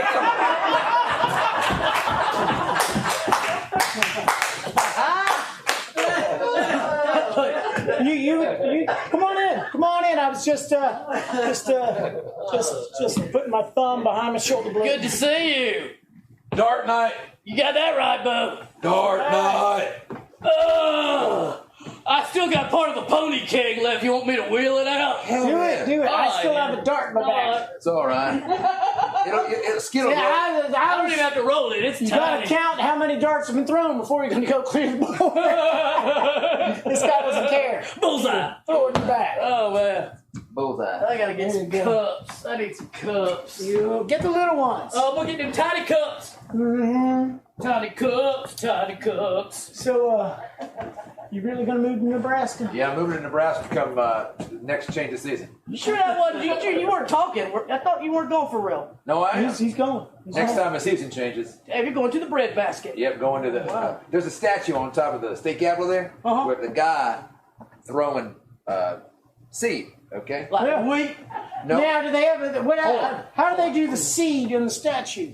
Is it like little tiny wires and then a seed and little tiny wire and a seed, or how do you know it's? I never climbed the damn Capitol. That's what first thing you're gonna do. That's what you ought to do when you get to Lincoln. You gotta do that. Lincoln, Get Nebraska. right there. Hell yeah. So here you go. Pass it down a tiny cup. Thank you. Wow, we're gonna miss you. Well, it's got to wait for season to change. He didn't miss me. He hit me right in the back. Yeah, I did. I see what you did there. Yeah, you did. That was I darted him and I marked him. Dart him and mark him. Dart him and mark him. That's what you gotta do. Yeah. Here you go. Thank you. Enjoy that, Bernie. Tiny cup. You know, how many years we've been doing this Dart League? 25 years. Yeah. 25 years of Dart League. 25. That's a lot of darts. Yeah. That's a lot of pony cakes. Yeah. Let's do the math on that. Okay. 25 years. Do it every week. We take 2 weeks off for Christmas and Thanksgiving. So that's 50 weeks. Yeah. That's That makes the math 500 easier. weeks. Now we do it 2 times a week, so that's 1,000 weeks. And how many games do you think we do? Probably 3. 3 games. That's 9. That's 9,000 darts thrown. Wow, that's Only amazing. one hit me in the back. God, I love word problems. Those are good. I love them so much. So, what's really bringing you to Nebraska? I'm opening a new Dart League. What? Huh? What do you mean? I went on online. I started a YouTube channel. What you got, like 4 people watching it? Okay. Good luck out there, Lincoln. Started with 4, but I'm up to 14 now. What? Okay, I hold 14. Yeah, and what I do is I've been live streaming my my home dart tutorials. And so there's a group of people out there in Nebraska that want me to go out How there. do you set that up? Is the camera from the darts board perspective, or is it a profile? Or is it? I strap a GoPro to my forehead, so it's basically like if you had eyes out of your forehead, that'd be the point of view. Yeah, we call it forehead eye point of view. That's yeah. good. That's It's good. like That's imagine you sat on someone's head and did this. That's the point of view. Oh, like you're like Gollum. Yeah, like That's it's basically- precious. I'm filming. Yeah, it's like Well, that begs the point. Then, have you been closing one eye the entire time? Because he's teaching them in 2 dimensions. I know, but the fact of the matter is, though, how you gonna monetize something like that? Yeah, what's the scalability? I'm going there for the love of the dart. Oh wow. Well, you can't stop a man's passion for darts. You surely can. I mean, good luck. Yeah. You gonna take the train through Table Rock to get there? Yep. Good. Get the apple butter. Yeah, that's good stuff. Delicious. Cup's empty. Oh well, it's a baby cup. So go ahead and get you another. Yeah. Bought 3 tickets. Didn't buy just one. You gonna go there, come back, and leave again? Y'all want to come? You can. Wow. Whoa, wow. That's crazy talk, but I like it. I do too. I mean, but I got so much here. We have. You got family? Yeah. You got the. I got dreams of family. They're half grown. They're half grown. I could. Yeah. I did my part. Yeah. I could get out of my lease. It's just me. Yeah. I mean, my house is so flammable. It is. Yeah, you got to burn your house. You can just leave your house. But if it's burned down, then we're like, well, the house burned, might as well leave, right? I mean, it kind of makes it easy. I love the way you make decisions. You could just leave, but you go, no. In order to leave, I must burn my house down. I tell you what, if you get a 17 or more on that next throw, then I'll join you. I will get out of that lease, even if they don't give me back that deposit. I won't even sweep the floor before I If leave. you get 100 likes on your channel, I will leave. Oh wow, you do really? That's 100 likes. That's a lot. Well, I've got a lot at stake. You'll have to meet us out there. Flammable house. Yeah. You gonna do this? I'm about to, but I'm not streaming this right now. This is not being streamed. Hey, let's go. Okay. I just want him to come too. So what's going to make you come? If I hit a 17 or more, this one's coming. But how about you?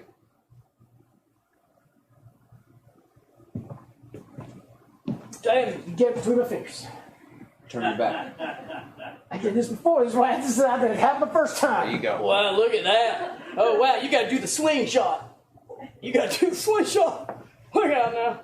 In the back. Oh, ow, that's some redneck acupuncture right there. Well, give it up to Harold.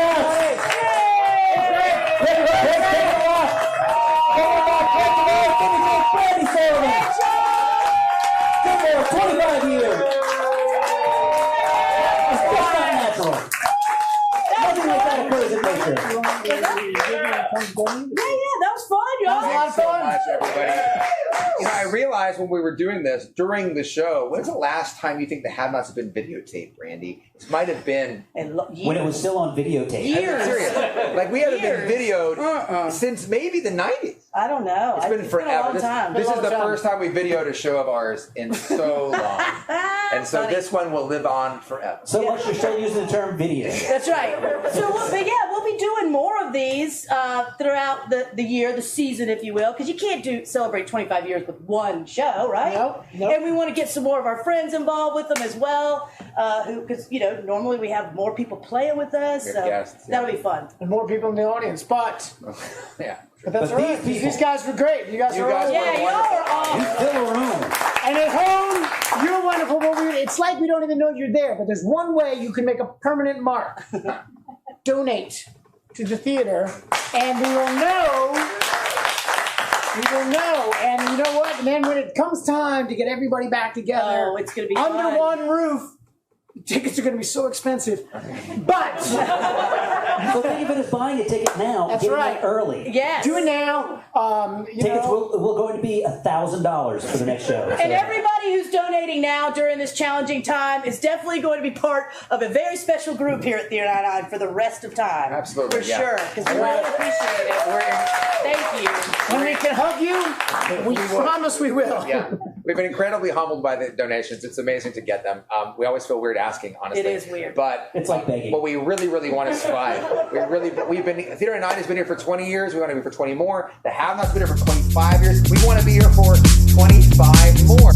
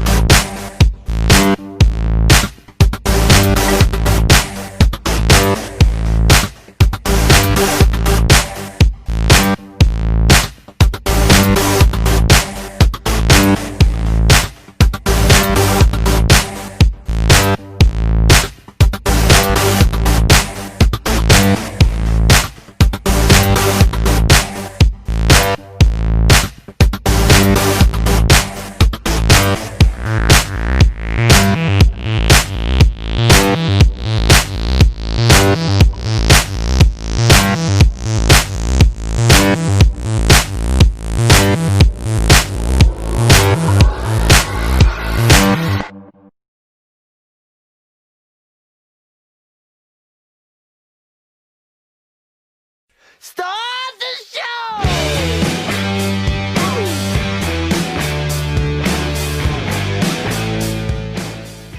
What you're about to see is tribute. We do improv inspired by music. So what you're going to see is we're going to have music playing and make up scenes completely improvised to those songs.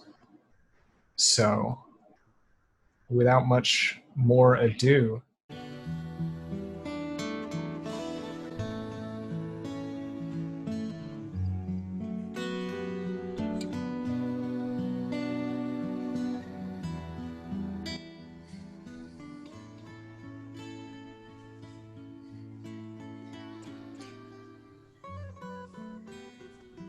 I know it's not easy, but you're gonna have to accept it. Why are things so hard, Dad?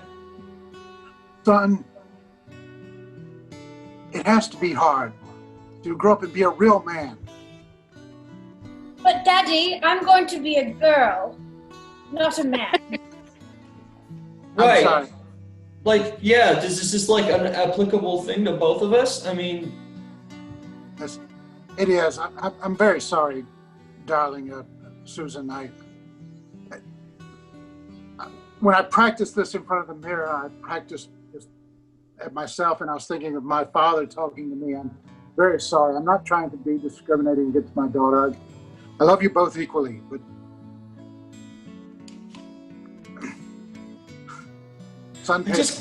I just came out here to skip rocks and just look off in the distance at the lake, Papa. And I to stare at the sun.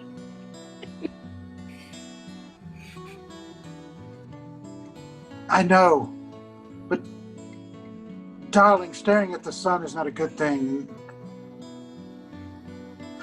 You remember what happened to your mother? I don't know. I only saw her with sunglasses on for basically our whole life. Right. Mama never looked us in the eye. No. Not even once. Well, there's a reason for that, son, but we have good memories of your mother despite the eccentricities of sunglasses and strange how she didn't look at you like other mothers did. I wanted us to come here so we could be a family these last couple of years before you grow up and leave. I never planned on leaving, Dada. You didn't plan on leaving. No, why would I leave? I have everything I need here. Yes, but don't you want your own life as an adult and get away from Dad and... No. Don't you want...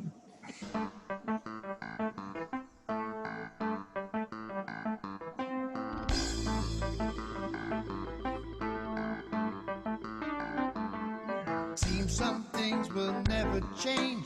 Recognize it all. The wood bench, beat up bags, schedule on the wall. I want to help you, Susan. I really do. I'm just not sure how those things actually go together.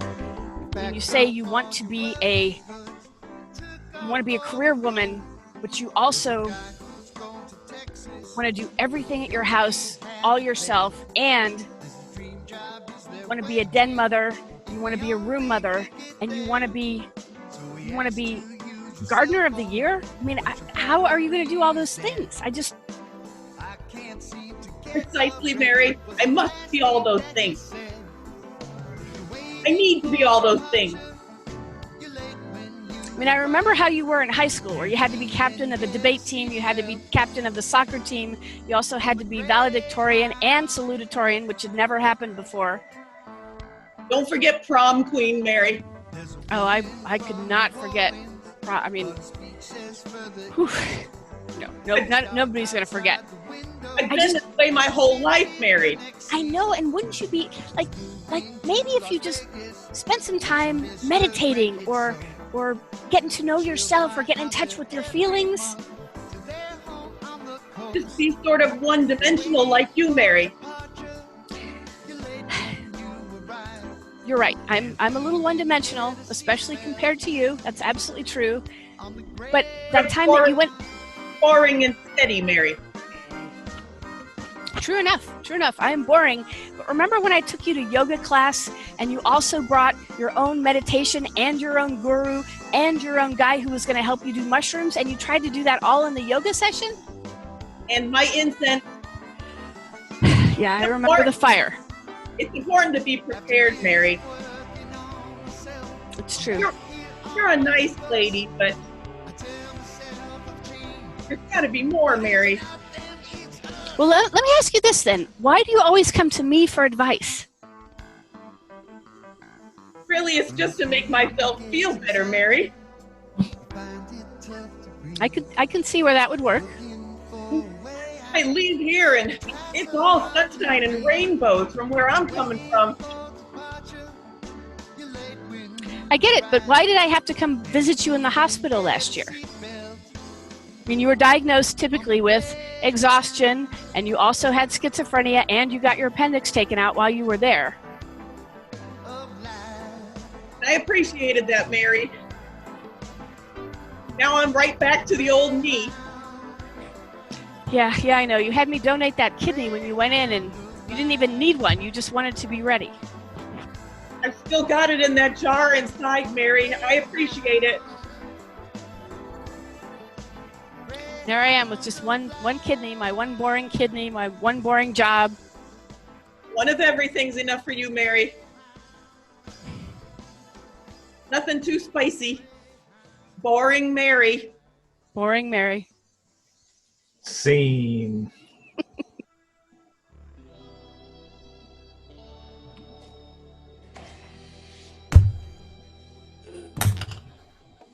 Thank God it's Friday, am I right?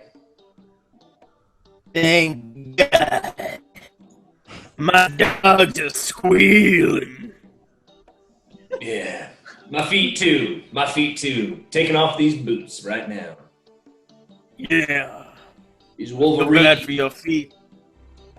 They say that you don't buy boots that fit your feet. Your feet slowly mold to the boot. That's right. That's why I bought a pair of children's size 3. Oh. Got unicorns on them. Oh. And my feet are finding their way home. Yeah, man, you do you. You know what? In this world of this occupation we've chosen of lumbermen, chopping down trees all day, these boots, your boots, they say a lot about the kind of guy you are, and your boots are one of a kind. What do they say about me? What do you think? Like that I'm proactive or responsible with my feet and hygiene? Well, I mean, how comfortable are you in them, truly? I do want to know, I mean. Yeah, to be honest, my like fourth toe is totally blue. Woof. I can imagine that. It's a children's size 3. What your shoes say about you is you're not afraid of what people think about you, and that's what I respect about you, Garrison. What I respect about you. Right, because I don't care if people think, is he gonna live? Is he gonna be able to walk anymore? You know. You want a cold one? Sure, man, sure. I'd love to crack up a cold one. You right now. You don't mind, I'm just gonna pour this on my feet. They hurt so No, that makes complete sense from what we have been talking about so far.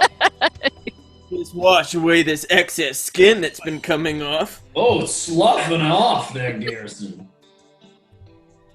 Yep. Comes off like a California mudslide these days. Oh, I thought mine looks bad. I mean, mine are a little bit irritated. You know, I'm wearing those boot socks, and I was like, oh, it's a little sweaty, but the skin ain't I can tell. Like that, Garrison. I can tell, Robert. After a few hours, your feet are going to be completely normal. After maybe about 6 or 7 years, I might be able to use this left one again. I don't know. Yeah, you're on your way to a real health problem here, Harrison. Right. That's life, though, isn't it? That's what cutting down trees is like. I mean, no pain, no gain. That's right.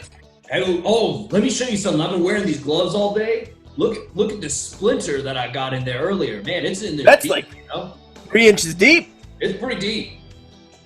You know what they say? You don't choose the size of the splinter. Your hand, goes into the tree and finds the splinter. I don't think they say that, but it ties in well with what we said about the boots. So that's what I say. That's what I say it. I'm really afraid to ask, but do you have any splinters in your hand right now, Harrison?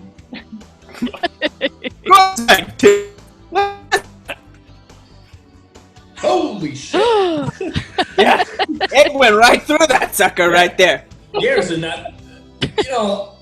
good on you for being a tough lumberman, but that's not a splinter. I think that's actually just a straight stab. That's a piercing wound.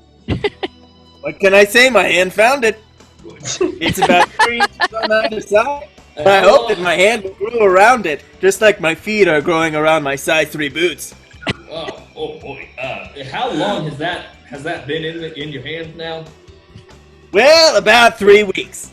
Whoa. Yeah, my wife said to go to the hospital, but I told her I'm a man, and I will not denigrate myself like that. Am I right, Robert? As is tradition, I guess. Yeah. Mm-hmm. Yeah.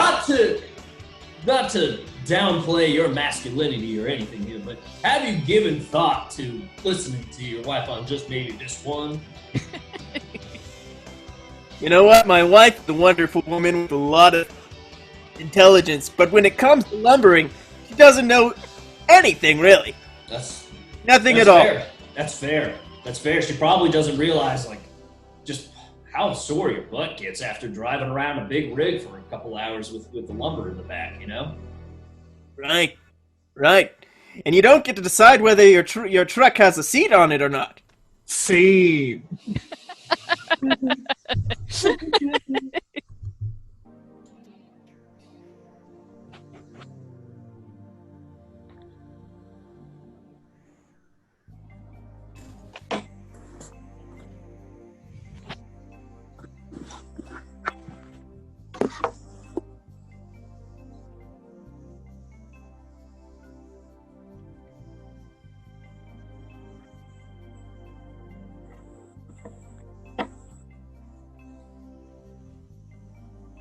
The breeze feels so good, doesn't it, Clarence? And Twofer.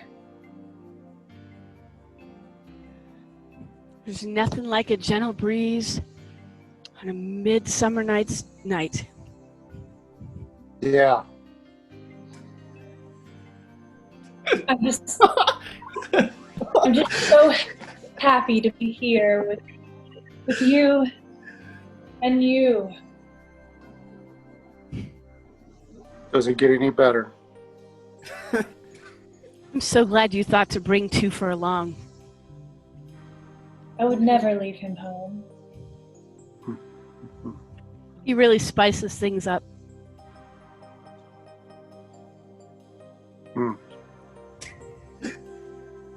He just cracks me up. He's exactly what we were missing in our lives. That's right.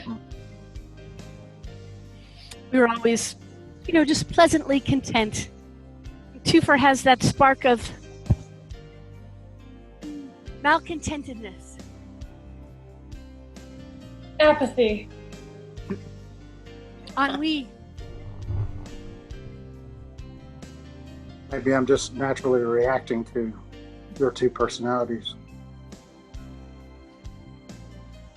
Oh, and he's reactive as well. You did such a good job picking him out.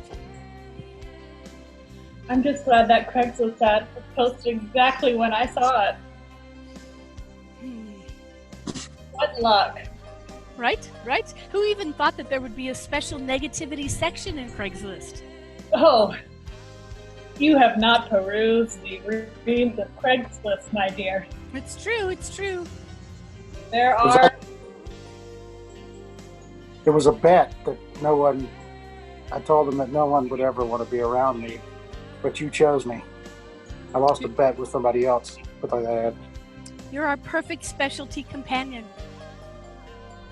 And you didn't lose a bet, Toother. You gained us. Yeah. I know. Every day. Every single day. I know that. I realize that. I can hear the love in your voice. I know, I know. It's Love, exactly what we care. were missing. Thoughtfulness.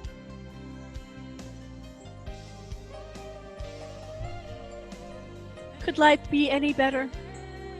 Hold my hand, Toother. Hold it.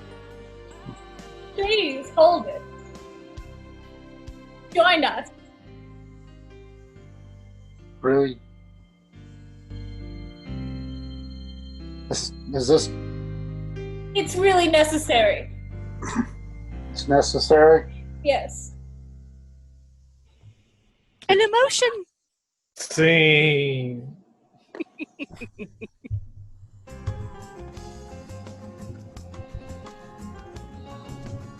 Hey. Hi. Susie. Is that a cigarette? Yeah, it's a cigarette. Susie, we're in 7th grade. You're such an adult woman. I like that cigarette, Susie. Makes me think you're so worldly and mature. Susie, you like to dance? You do like it, don't you, Rodney? Yes, Susie. Susie, you remind me of my aunt, but not related to me. Sexy. If you were my aunt, it would be sexy, I promise. Tell me more about your aunt, Rodney. I remind you of her? But why? Susie, let's talk about us, not my Aunt Silda. Yeah. Why bring up my Aunt Silda? She's like, I don't know. I think she had like a realtor, like a realtor or something. But Susie, please. I want to know what's in your heart, Susie. You want to smoke? I mean, will you like it if I Have a smoke? draft of mine. Of Okay. course I like it. Why else would I be smoking if I didn't like it? Susie, where did you get these? Good for you. Susie, I have asthma. I just don't think it's... I want to be hot for you, but... This is really just not good for my breathing. Here, take it back. Just keep doing it. It'll get easier. It got real easy for me. You have asthma? Yeah, I have everything. All the bad stuff that you have, I have it too, if you wouldn't even know it.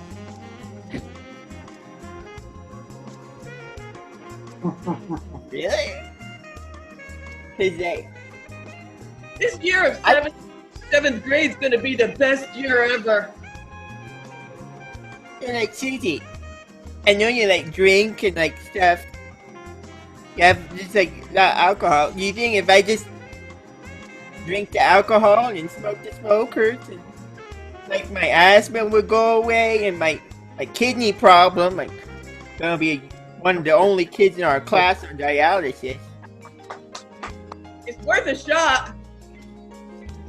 Okay. Pass me that little flask that you brought from home. There you go.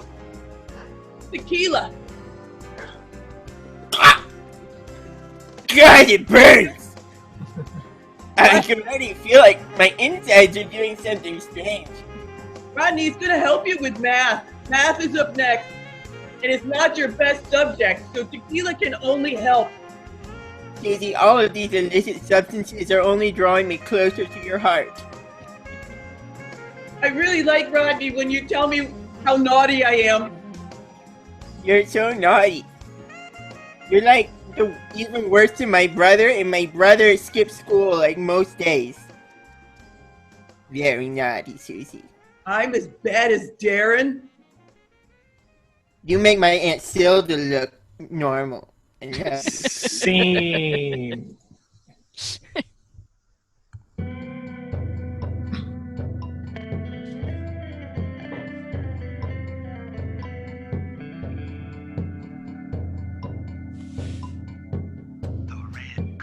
On the bar stools mocked him as he stood in their line. It's not really the same coming back to your childhood pond and tossing rocks, is it? No, I just feel like quite jaded.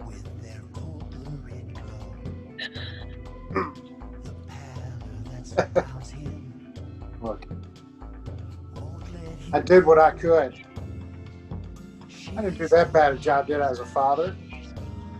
I don't know, after that conversation we had, you just sort of packed up and went to the French Riviera and left us to fend for ourselves.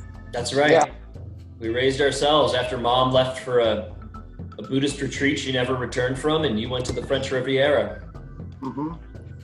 But I met Raquel and started a new family. You've seen your half-brothers and sisters on Facebook, haven't you? Yeah. Must be nice to get shoes when Yeah. you need them. Yeah. It is handy. I agree. You should see all the nice clothes I bought them. But of course, you've probably seen that on Facebook. You really screwed up, Dad. You left us in a bind. I really feel like we were at a turning point. You know, you had the speech and you were like trying to lead us in the right direction. And I felt like we were the ones that were going in the wrong direction, you know? Not you. We were sad because Mom had left for a Buddhist retreat and had never returned. Yeah. She's so upset she lost her accent. That's right. I was Completely just like lost it. the other. Yes. That's okay. I've picked up my own accent as well. It's almost like we were never British. We were never a family. What the hell are you here for, old man? Why are you here? I just came to visit, out of politeness. We had to learn how to make our own clothes. Well, you ought to be proud of yourself. No. I'm just angry and bitter, really. Right. Ditto. Just angry and bitter. Yeah. Well, use that anger and bitterness to help you succeed. A lot of people. All right. You're not gonna motivationally speak your way back out of this into convincing your kids that you abandoned that was a good thing. I didn't abandon you. I just used a unique parenting style. I didn't mother you. I didn't make sure you were home by a certain time for curfew. I gave you your freedom. Yeah, you completely and utterly. We actually used candlelight because no one was there to pay the electricity bills. That's right. So I had to dig a well. I dug a well as a 12-year-old. I dug a well because we didn't have the water bill. The water bill wasn't paid and the water services got turned off. But where did you steal the water from?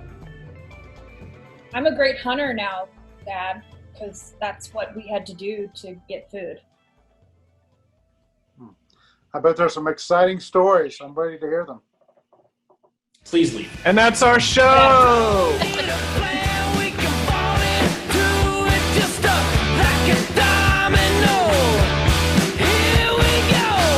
All right, please welcome to the screen, Haymaker. Yeah! Yay! Yeah. Hey everybody, like Mana said, we are Haymaker. We're going to do a Harold for you. on all we need to get started is since this is improv, is a suggestion from the only person that we can ask right now, Manus. What's something that's been on your mind lately, unrelated to pandemic stuff? Acrobats. Acrobats. Okay, Haymaker presents Acrobats. Flying is just so much fun. I get to float above the rooftops and look in the windows and see what people are doing and just invite myself to their lives. And I just love to see humans just talking to each other, fighting with each other, making love sometimes. It makes me really emotional to know that I have this very special view that no one else can take advantage of. It's just me, floating around, looking in your window. So I've had a really weird past 48 hours. My parents killed directly in front of me, fell from their trapeze act, and then this super rich dude in the city went ahead and adopted me, and now here we are. Just accidentally found this big old cave that he's got a bunch of equipment and a lot of paramilitary equipment in. Pretty sure the guy dresses up as Giant Pet and fights crime. I'm pretty sure I'm living with Batman now, and it's weird.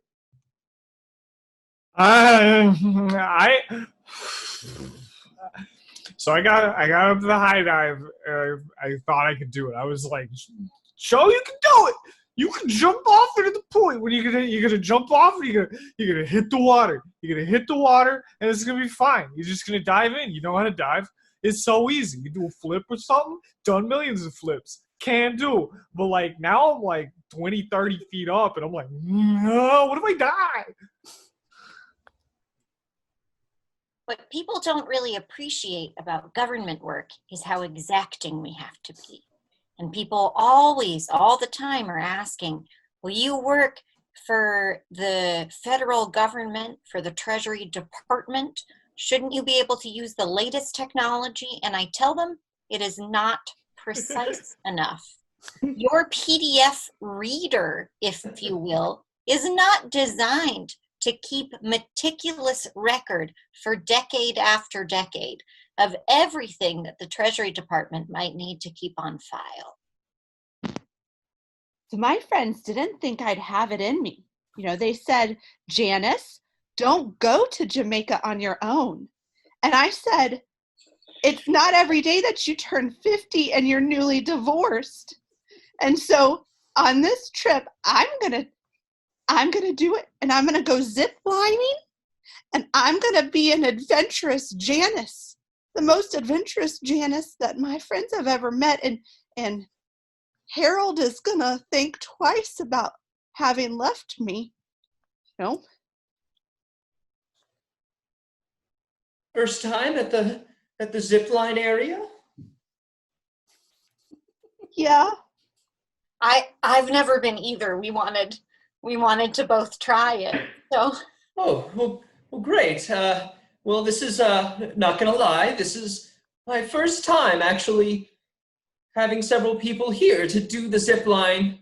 For me to do this, I've been trained, so I know how to harness everyone up. But I'll be real. This is kind of a new phase of my life right now that I'm dealing with. So. I'm in a new phase too. I'm in a phase where I've only gone ziplining in places where plenty of people have ziplined. Oh, well, first time for everything, right? This time last year, I was working as a manufacturing engineer, and they laid us all off. So now here we are in the Caribbean, doing. Janet, did you want to go first? Yeah, thank you so much, Susan. You're gonna put on this harness. Okay. It's Cruise friends are friends for life afterwards. That's what I always say. I'm so excited to know someone in New England. Not the old one. Wait, are you guys from New England as well? Oh. Not me. Oh. But I am, yes. Oh, okay. I met Susan last night at the karaoke bar. Oh. That was my first time doing that too. Oh my God. It was my first time at a karaoke place that wasn't the karaoke place where I started karaokeing. Oh. Ironically, I actually met the owner of this business at well, it wasn't a karaoke bar. It was very similar.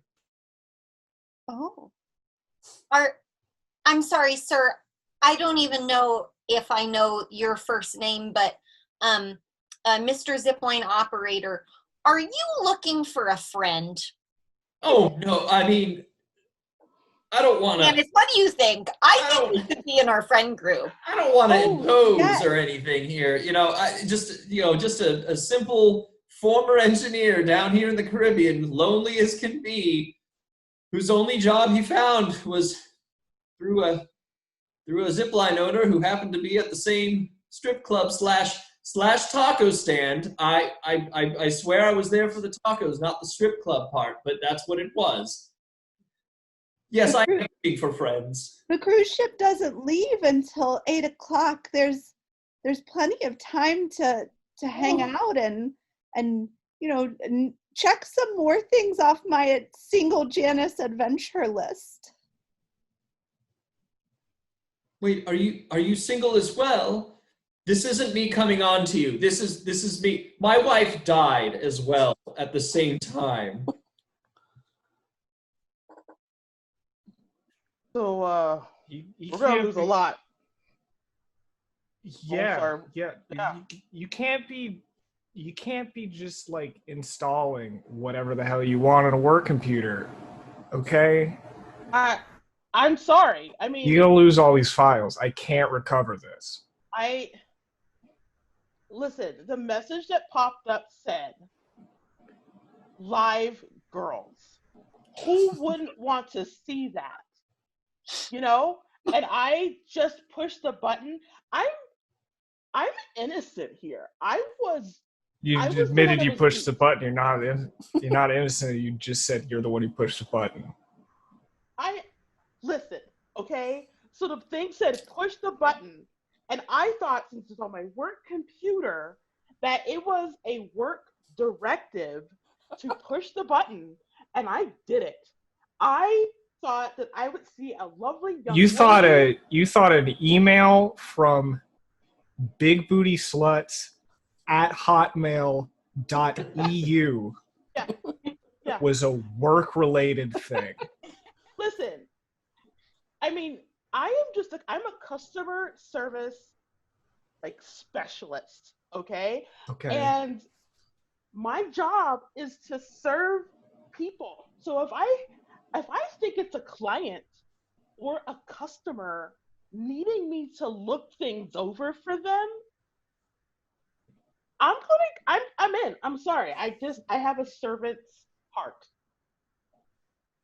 You know, you need like a working computer to like do your job though, and what you've done is you've completely bricked this thing. Opening porn on a work computer. I mean, I wouldn't call it porn. I would say they're more like art films. It was an art. Even if I entertained that, still not what you need to be doing on company time. I'm not your supervisor, so I'm not like gonna get it too deep into it. What I care about is you've destroyed this machine. I don't think I've destroyed anything. I think that I have given This young computer's lady, actively on fire. I gave a young lady from this American heartland a chance to speak her mind and just happen to be naked doing it. And I don't apologize for that.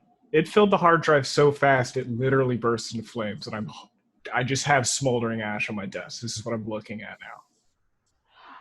I think it's the computer. I think that the computer wasn't strong enough to handle whatever is thrown at it. And I think that is a thing that we need to take up with maybe Dell. You know, we should call Dell and say. So I want to try and make sure that I'm understanding this.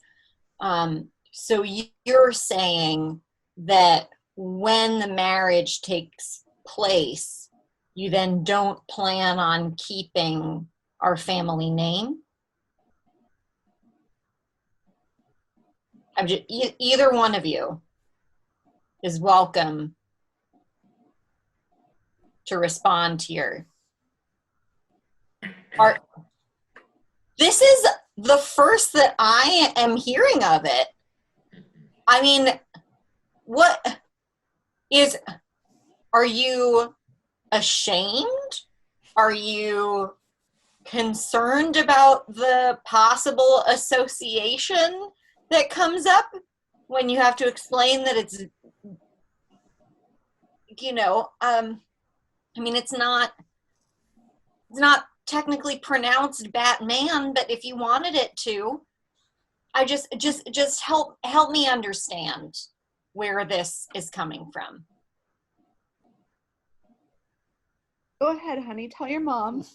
Tell her what we talked about. I always thought Ashley was going to be Mrs. Batman someday. Mrs. Batman, but it's okay. You could do Batman. Why we didn't want to talk about it, Mom. Batmom. You're saying you're not even going to be Henry James Batman after this? No. It's just Batmom, it's just so much. We impose it everywhere in this family, okay? That you asked me to call you Batmom is just like, is it really Batman, right? It feels like it's not. It feels like we're associating ourselves with like a comic book character. And frankly, it's been a real issue my entire life. And honestly, being with Ashley has really opened my eyes to that. Like how much shit I was putting up with, just listening to people constantly just be like, hey, where's your mask, Batman? If this was such a big issue, I don't understand why this is the first time that I'm hearing about it. Ashley, why don't you offer why don't you offer another perspective on this, honey? I honestly, that would help me out a lot, Ashley, because I don't even understand or believe the words coming out of my bat son's mouth. Okay. So, when you asked me at the bridal shower to introduce you to all of my friends as family as my bat mom-in-law, it felt weird. You could have said either bat mother-in-law or mother-in-law bat. People always ask me if, like, he's getting married to you. Is your name Robin? No, I feel like we should rip the Band-Aid here, Ashley. Batmom, we're actually going to take Ashley's last name. We're going to be the Superman.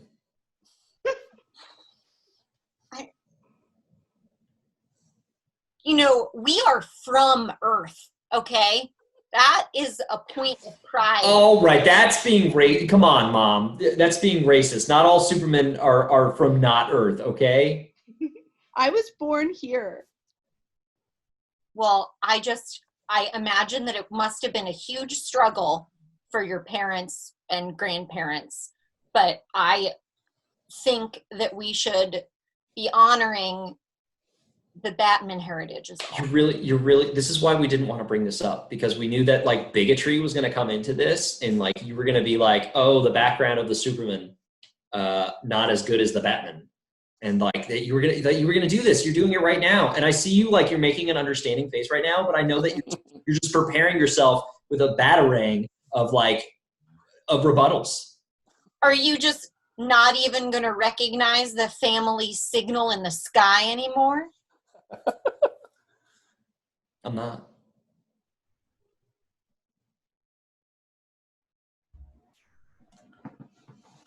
Our vows are going to consist of up, and away.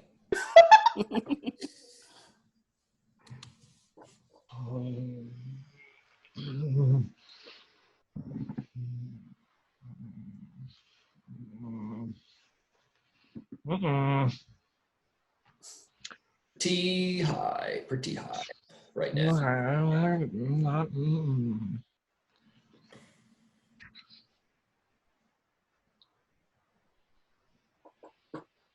We're not that far off the ground. We're not.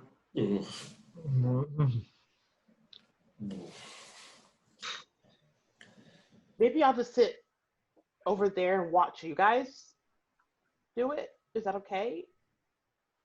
No. Somebody's got to go first. Somebody's got to go. And I mean, I don't want you like shit out.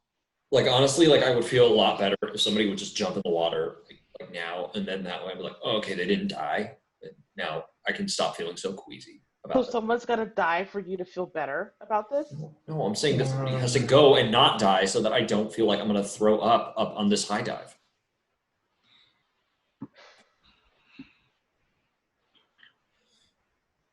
I mean, it sounds like you want to go first. I'm just saying. I think you should go first. Danny, go first. Just go first. Just go first, Danny. No, Stephanie, you go first. I don't want to. What do I get if I go? Satisfaction. You get the honor of saying that you went first and that toughest of all of us. Yep. I honestly, like, I think I need somebody to convince me. Like, I don't think this scouting merit badge is worth it to me. And so this high social pressure to complete the badge is also like not very comfortable for me. But I'm willing to hear arguments from other members of the group. Okay, Ashley, the reasons I just gave Stephanie, honor and the ability to say that you were the bravest of all of us. Also, if you back out, the other four of us are going to beat you up. Oh, that's good. For sure. Yeah, totally. We're all in this together. This is a all or nothing thing. I heard a story though last summer that kid Jeremy, you remember him? I heard that he jumped off this high dive and landed wrong, and water went up his butt so much that he drowned. I heard this thing. That can't be Think right. about that. It can't be right. Right? This camp would have been shut down, right? Like there's no way they would have reopened it. Have you seen him since last year? Just don't land butt first. Don't land butt first to be easy. Yeah. Nobody's going to get water up their butt. And Erin in our grade, her sister was lifeguarding, and so like Erin said that it totally happened.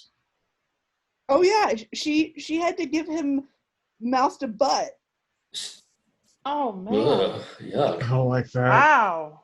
I don't want that to happen to me. Stephanie, we're supposed to be convincing Ashley. What are you doing right now? Like, Yeah, this is just counterproductive. We're going to beat you up. Yeah, like Stephanie, we're gonna beat you up too now. Just someone go. Beat everyone up. I feel like there've got to be more badges like the astronomy one or whatever. Like, this can't be our only option. Okay.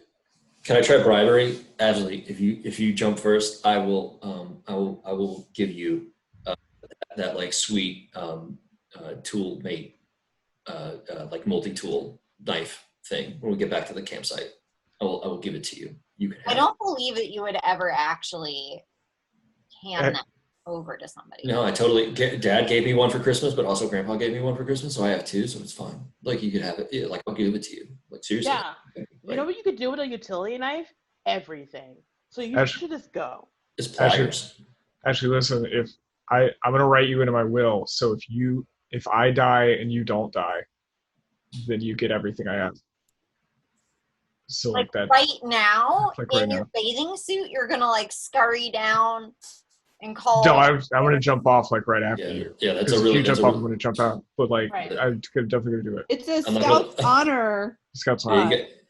you gotta seal that, man, because that's a really hard one, right? Mine's deliverable very quickly. You know, I mean, Okay. very yours involves a lawyer.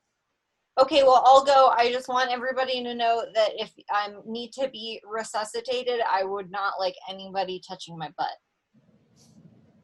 None of us touch your. Okay. So DNR on our butt. Okay.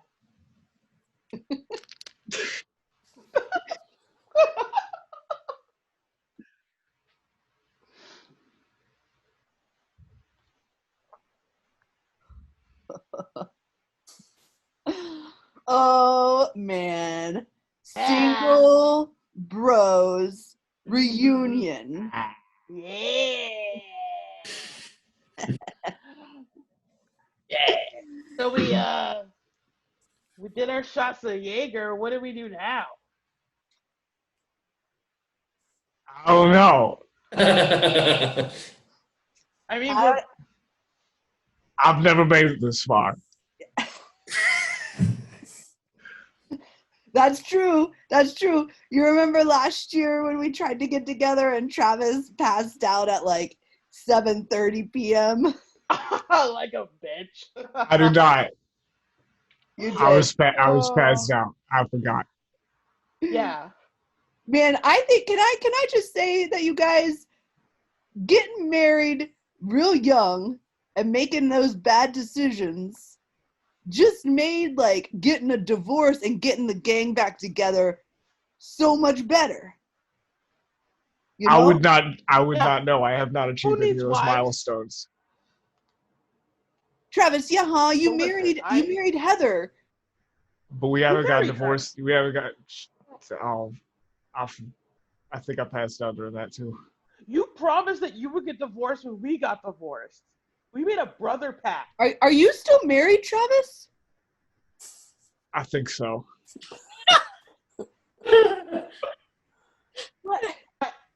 I feel like we were clear that we were all going to be divorced by 2020.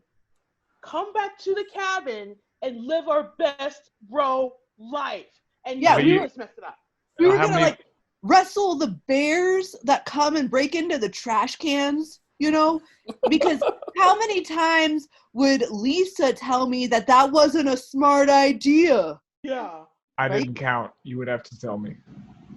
Like every year when we were married and we came here, she would complain that my ideas were not good. And then my ex-wife, Kathy, would like back Lisa up, and they would be the symphony of just nagging. Yeah, I was already gone by the time any of that happened, so I got no recollection. Wendy, it's me. I've come back. It's me, Peter Pan. I'm sorry, I didn't realize we were still doing this. What do you mean, Wendy? I've been flying around. Well, first of all, you moved, and I should say that it took me a lot of windows to find you again. And there are a lot of people who just hang out naked in this neighborhood. It's just a lot of naked women just inside of windows. But anyway, I found you. It's me, Peter.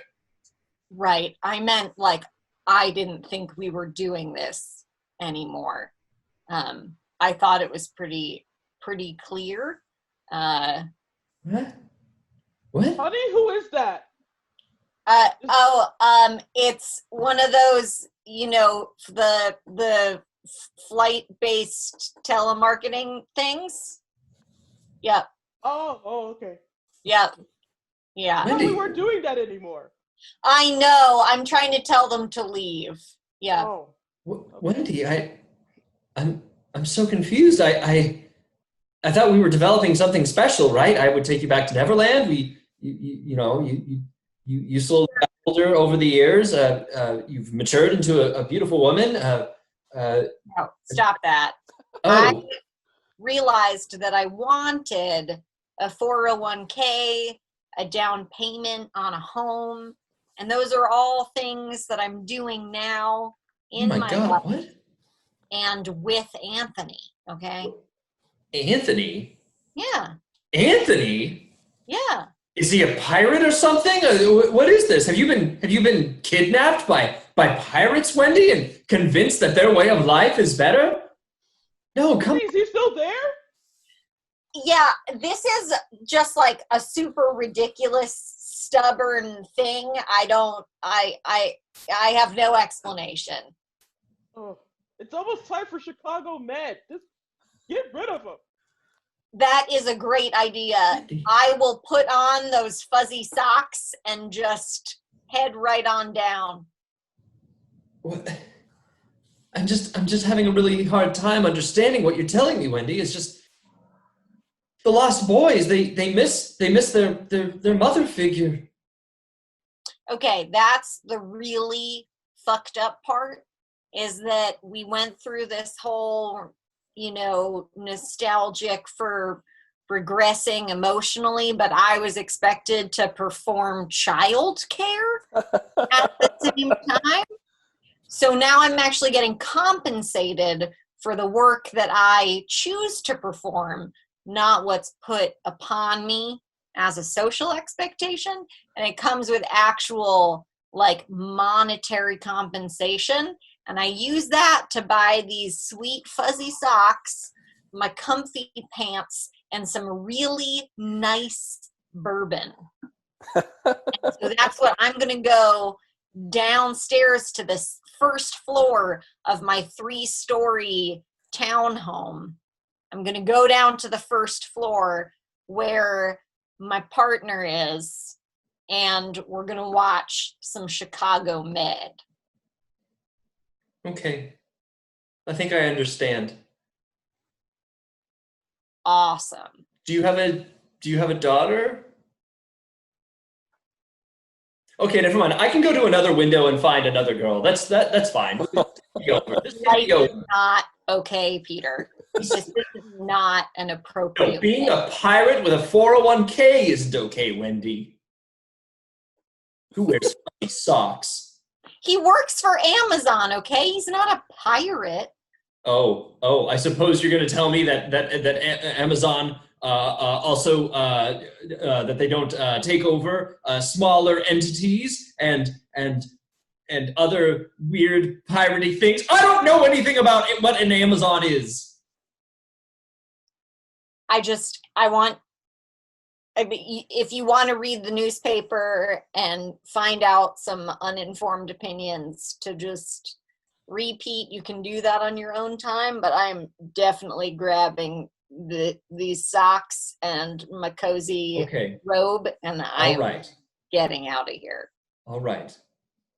I think I understand. Hey, Anthony, could you turn the volume down, please? What? Yeah, Anthony, could you turn the volume down? You know how I like it down, lower. Oh, yeah, lower sorry. volume. Sorry. Right. Well, I'm going to go find another strange young woman to take to Neverland. That's not an okay way to say it. Mom. Yeah, honey. Why'd you name me The Flash?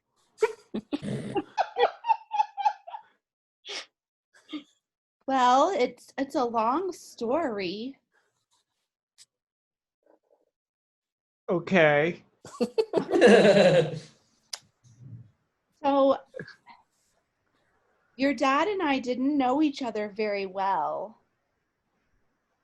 And we met and we had a connection, and then I never saw him again. So then my first name is The? And then your middle name is Flash. Right. Yeah. Because at school today, they said that The is not a real name. And I don't like it. The comes before important nouns. And Flash is an important noun. But the itself isn't a noun, it's an article. I learned that in school today too. Right, but it comes before one. So why can't my name just be Flash? You are the Flash because you take after your father, and you were premature. You didn't even incubate for the whole time. And he was premature. When he was born? Yeah.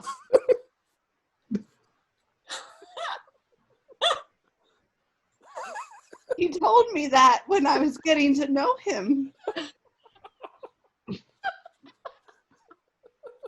Should I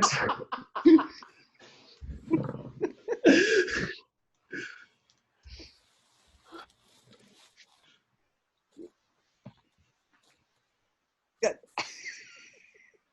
I'm here, guys. Oh, good. Good. Yeah. Good. Mhm. Okay. You made it. Well, Congrats. Sorry. mhm. Yeah.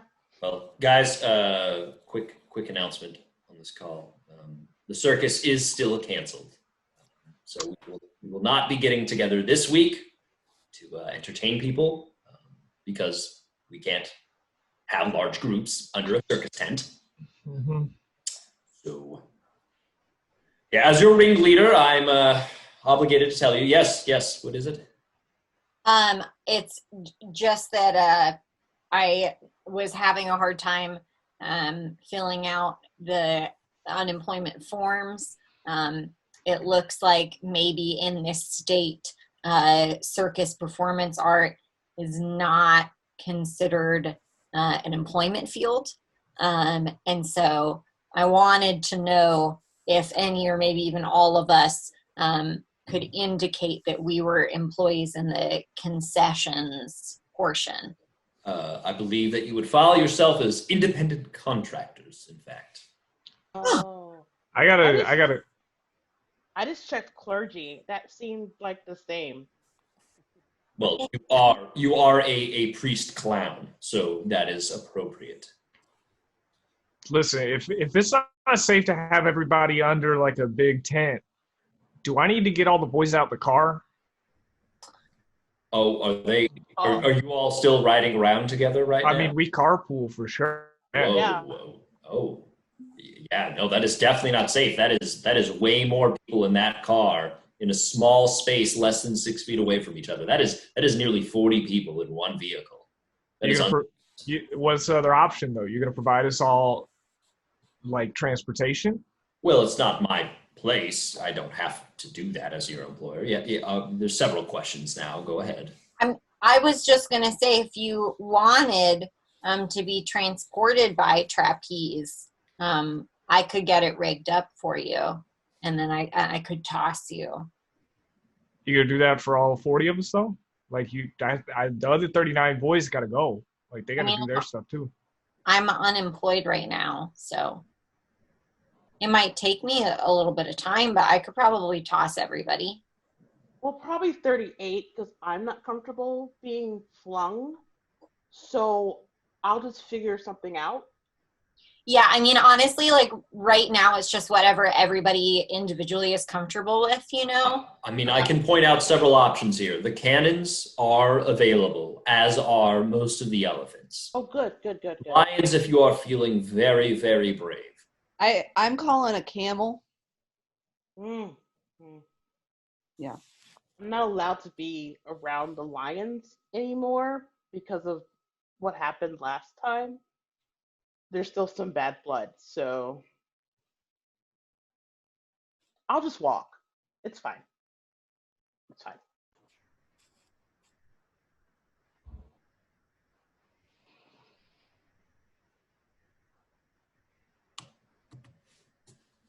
Hey, I'm not a bad guy, but like I'm your new student. The Antichrist. I was wondering if it was pronounced. No, it's Antichrist. It's pronounced exactly the way you think. Okay. Is there a name that you prefer to go by in a classroom setting? Definitely the. I would prefer if my middle name just didn't even come up. Okay. And listen, you gave me the purchasing card, and this young woman said that she needed help. She needed help with her tuition. So I used my P card.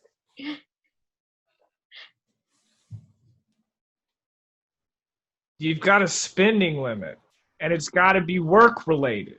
You can't just. It was work related. Oh, How? This is work. Hey, keep it going for Haymaker, everybody. Wherever you are applauding from. I hope you enjoyed this show, and I hope you enjoyed all the previous shows and all the shows that are still to come. Start the show!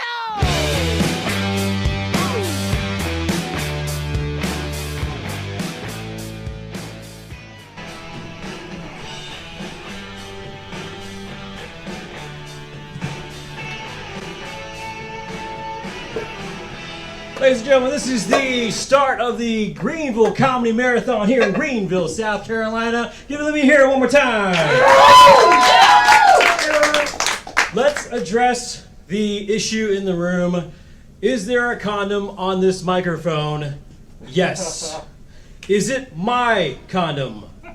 I purchased them. Yes. Will they be reused after this set? No. Because we are responsible adults here at Alchemy Comedy. And what we are doing today is stand-up meets improv. And for those that's too long, it's called Sue Me. But don't sue me, because I don't have a lot of money because I work for a nonprofit. My name is Andrew Van. I'm your host for today's show. And what's going to happen is instead of having pre-written material, we're going to have prompts pop up behind us, each one of us on the stand-up meets improv team. And we're going to have to do jokes on the spot based on the prompts. So, let me give you an example. If Tyler Prescott, my assistant coach, and our team captain tonight can do that for me now. We have not seen these prompts before. And I can tell you I definitely have not seen that because I love vests. I love them so much, they're like man girdles. I'm gonna be honest, this is not even a dad bod, this is a stepdad bod. There may or may not be a coverall under here that I popped from Amazon along with these little condoms, but they make me feel good and they make me feel confident, and I'm okay with that.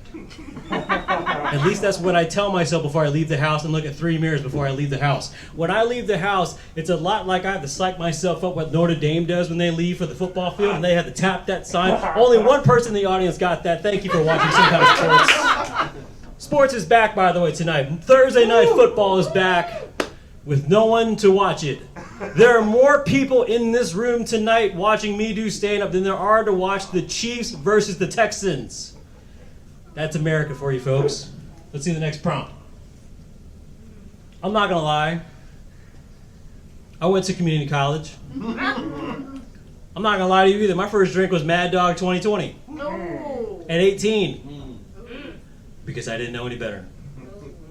But I'll tell you when the last time my last drink of Mad Dog 2020 was, when I was 18 years old. I learned real fast. When something has a sticker on it for $7.50, don't drink it. If it is handed to you by someone that looks suspiciously like your dad, don't drink it. I grew up in a convenience store most of my life thanks to my parents. Provided a good living for me. And so I knew most cigarette brands and alcohol brands by the time I hit 21. And just because I knew the name, did not mean I knew the quality of that.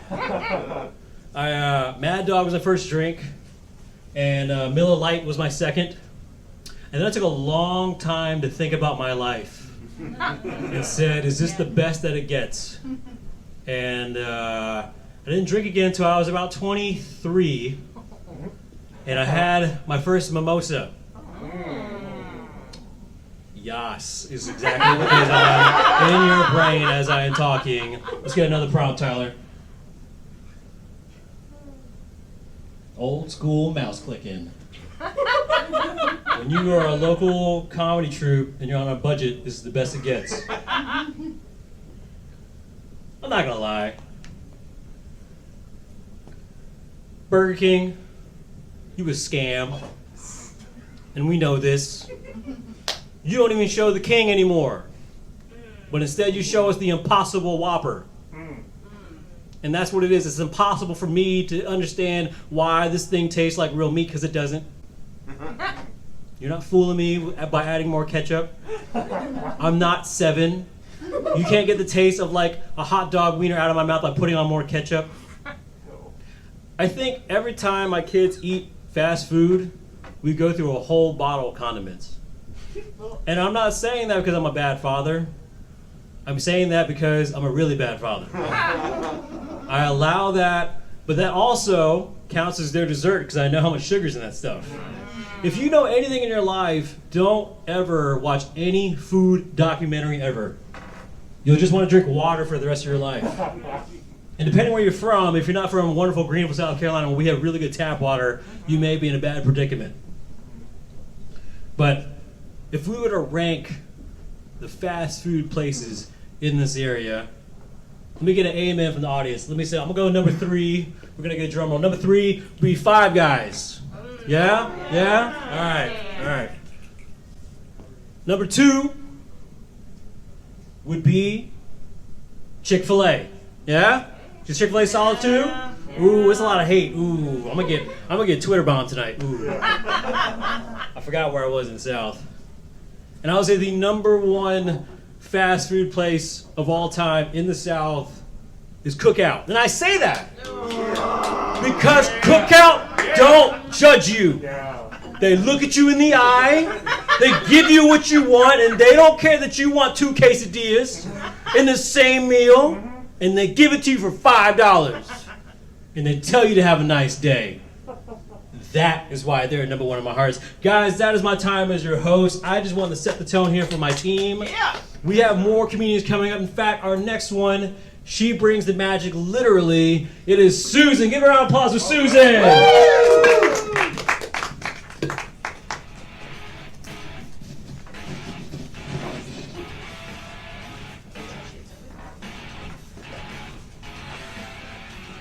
Stand by while I... There we go. See, safe, protected comedy. That's what we're all about. I'm gonna wait for my next prompt, but again, thanks for tuning in to the Alchemy Comedy Theater's Comedy Marathon. In my book, it is the best kind of marathon. The running kind is just dumb. It's just dumb, and you have to. It's just dumb. I love that. It's a little too much laughter on that one. One time, I actually went to a pie contest, because that's what we do in the South. We have contests about food we make because we like to eat that much. So I went to a contest and I was very proud of it.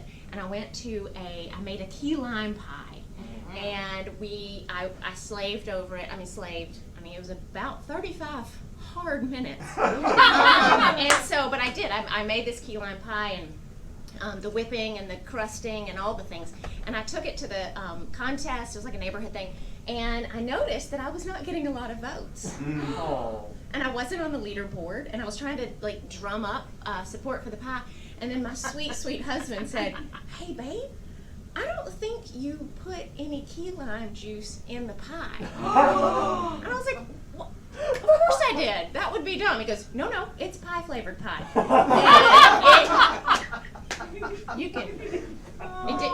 It didn't taste good. But anyway, I didn't win, but it's okay. It's okay, because I'll try again another day. Let me see another prompt, Tyler, please. Oh.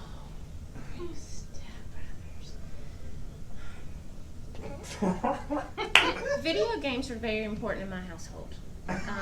I live with a teenage boy who is about to be 14 years old, and I think about, I guess I'm old school, so I think about Mario, and that's the video games.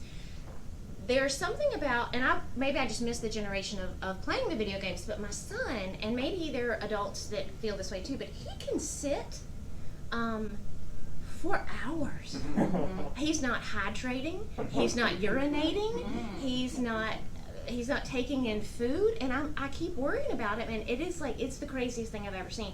But I think it also comes back to the fact that it's, you know, back in my day, because I'm a woman of a certain age, all we had was a little box and a stick, and we joysticked around. We got and that's all we had. So things weren't very real. But like my son is playing these games. I mean, they're not violent because I don't allow that.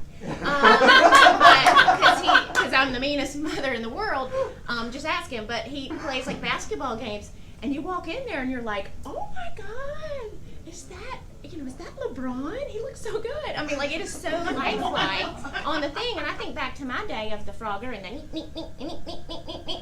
and but anyway, it is a different phenomenon. It's a different phenomenon with the young people and the video gaming, but it takes over my life, and that's okay. You know, at least he's not doing drugs. Unless he's playing their games that he could probably, oh God, there probably are games he could probably be doing that. I hope not. Anyway, that's all I know about the video gaming. I don't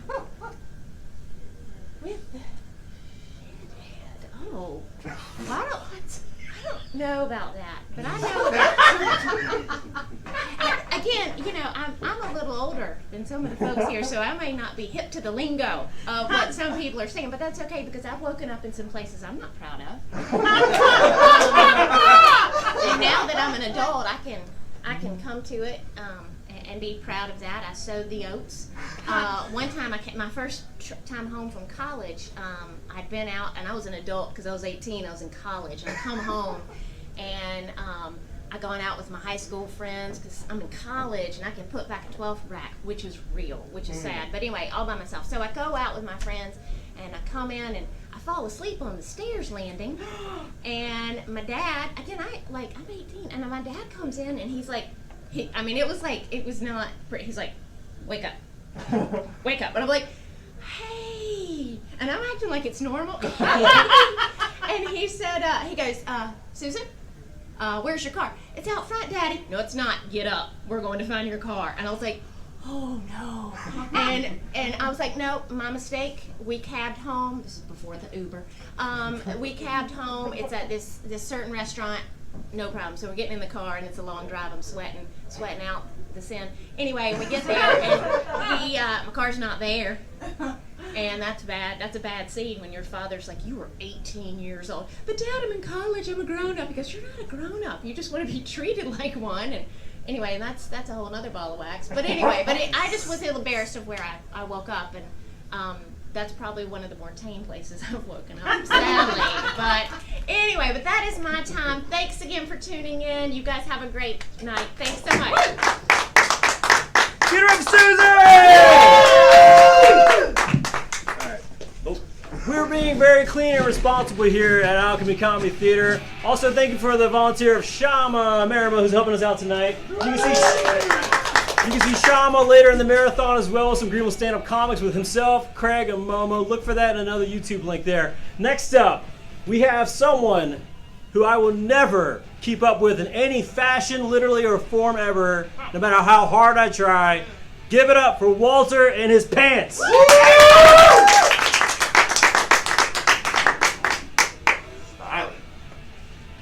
So I guess I need to step by so you can see my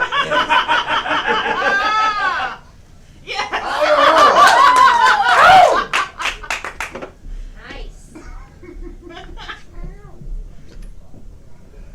I also have a Star Wars ugly Christmas sweater and a Star Wars computer. So I guess I should go on Disney Plus and actually watch the Star Wars movies.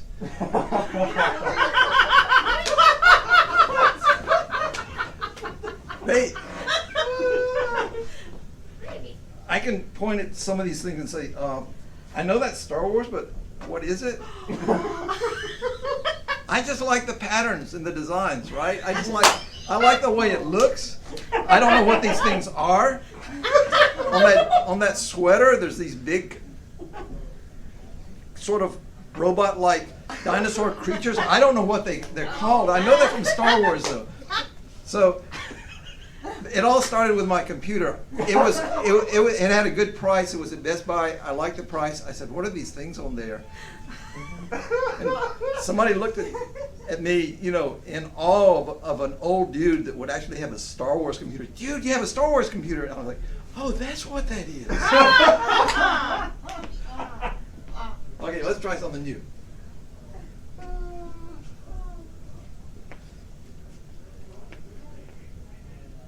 Well, I like to talk. I like to hear myself talk. And my husband will say, after a while, are you going to insert a period somewhere in that paragraph? And I'm sorry, we have different ways of looking at things. One of them is the dishes. When we first got together 27 years ago, we sort of figured out what he likes to do, what I like to do. I don't like him to wash my socks and underwear in hot water, so I do the laundry, he folds it. I like to cook. So the deal is, I buy the groceries, I prepare the meals, he puts the dishes in the dishwasher, I take them out after they're washed and I put them away, and it's like, oh yeah, that's 50-50, right? But he's not so sure about this because he said, you know, I cook a gourmet dinner. I make a salad with 17 kinds of vegetables in it, and then I make chicken with 4 kinds of spices, and then garlic and butter, and it's just really delicious. He admits that he likes it, and then he walks in the kitchen. He says, I can't believe how many dishes you messed up to make this meal. Why did you have to use that extra bowl? And I'm like, 7 seconds to put it in the dishwasher. Okay? You good with that? And also, consider this. It's going to take me 18 seconds to take it out and put it on the shelf. So, if you don't want frozen pizza every night and Cheerios for breakfast every morning, just be grateful.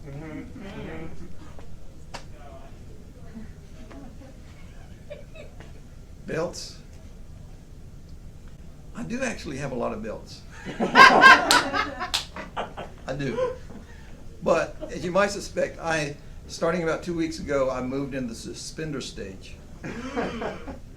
And I like the suspenders that attach with a button. But then you have to have pants with suspender buttons on them.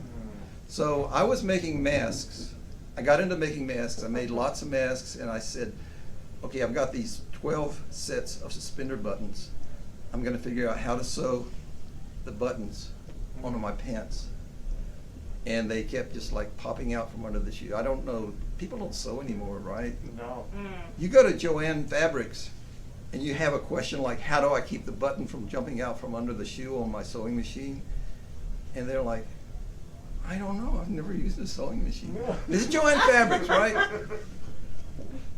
So there's another sewing machine store, and they've got fabric. It's all cotton, so I need other stuff to make masks besides just cotton to make them really, really safe. But they know stuff. They know sewing. And I said, this is where I need to replace my 45-year-old sewing machine. And so they bring out the big one. $2,600. Whoa. I saw a sewing machine at Costco that was like $189, and it had like 4,723 different stitches, right? Because once you plug in the software, it doesn't cost anything extra to manufacture it. It's just that it like falls apart in about 7 months. I don't know. I'm going to put that on the back burner. I asked Jim, would you split the cost of a sewing machine with me so I can sew better buttons onto my pants? I'm in the suspender stage now.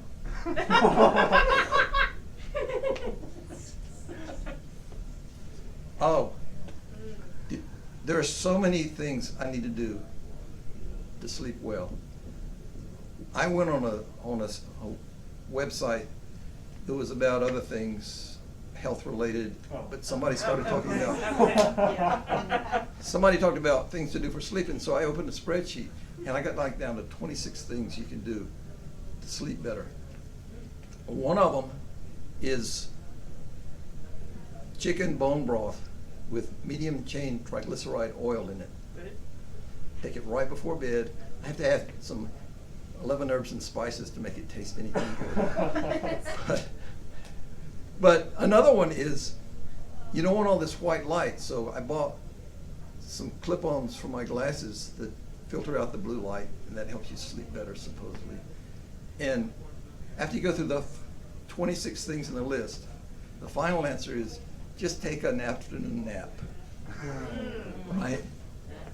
Because if you don't sleep well overnight, just go get a nap. Last night, see, this is another way that Jim and I differ, my husband and I.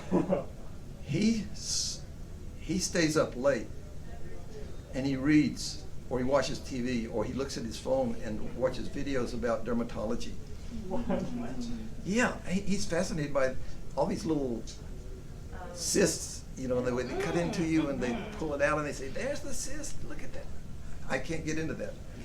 So I go to bed early and get up early, and he sits there with his thing to read books, and it shines a big light. So I went upstairs and in the middle of the night and went to bed, and finally got back to sleep.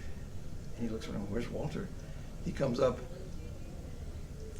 after looking everywhere in the house, finds me in the guest bedroom and opens it and says, "Are you okay?" It took me another, I don't know how long to get back to sleep. And that's my time. Give it up to Walter!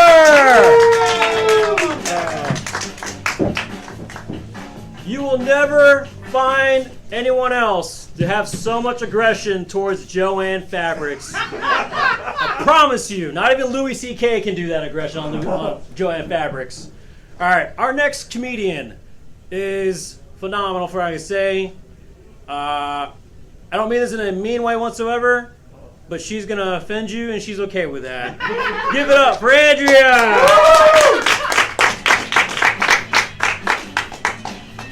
All right. How is everyone? Yeah. Let's see here. I've never played this game, but I know what a cornhole is. Let's get a new one. Okay, so middle fingers are like my favorite finger, right? They're so good for so many things. Mostly saying hello in traffic. It's very handy. Actually, I'm not much of a road rager, but I do curse a lot just in general. But you know, it's one of those where if somebody cuts me off, it's kind of like, oh, okay, that's what we're doing today. Okay, yeah, sorry. You know, I see how it is. That's fine. You must be in a bigger hurry than me. And everyone on the planet is, honestly. I will slow down to an absolute crawl to make a right-hand turn. And I don't apologize for it. I'm from the South. That's where you are. That's what we do here. You know, I say y'all, and I stop to turn. And I'm not sorry. That's me. Hey, but I really want to use like my power for good. You know, they'll all get together and say, let's all leave terrible reviews for this restaurant because I had to wait 15 minutes longer than they told me. Tell you what, Karen, here's what we do. Next time you hear about somebody being awful to some handicapped people, or somebody who, you know, I don't even think that's the right terminology. How old am I? Disabled people? Is that what we say now? I think that's right. I'm sorry. Or, you know, any kind of like horrible, this is going well. Horrible way that people are treated, you know, go leave the bad reviews for that. You know, get on there and call them out for their bad behavior. You know, it's not all about your 15-minute wait, Karen. It's not all about how they bagged it. Seriously? let's call out the assholes. If you're gonna be one, see one. Yeah. Oh my God, okay, I'm so glad this landed on me. So, my mother uses my father's Facebook. She won't get her own. He's been dead for 5 years. Oh, I just realized I'm not supposed to do this with my mask on. Do y'all want to see me? No. I'm going to take it off. I'm going to reveal my face. Oh my God. That feels so good. I'm so used to wearing it all the time now. That's where we live. We just live in this age where and I sleep with one too. Oh. I do. It's like I just have a mask on all the time. At night I can't breathe unless I wear one because I'm old and fat. So now I wear one during the day so that we don't all get sick. Anyway, where was I? Oh yeah, Dead Dad's Facebook. So she's and I said, I'll set you up with your own. I'll help you. We'll get a nice picture of some flowers. It doesn't even have to be your face. What about all these people that we'll add them? No, I'll just stay with this. I'll just keep with his. But it's really disconcerting when she goes and likes something and comments because it's like, Tony Christopher, you're dead. That's not you didn't like that picture. You're gone.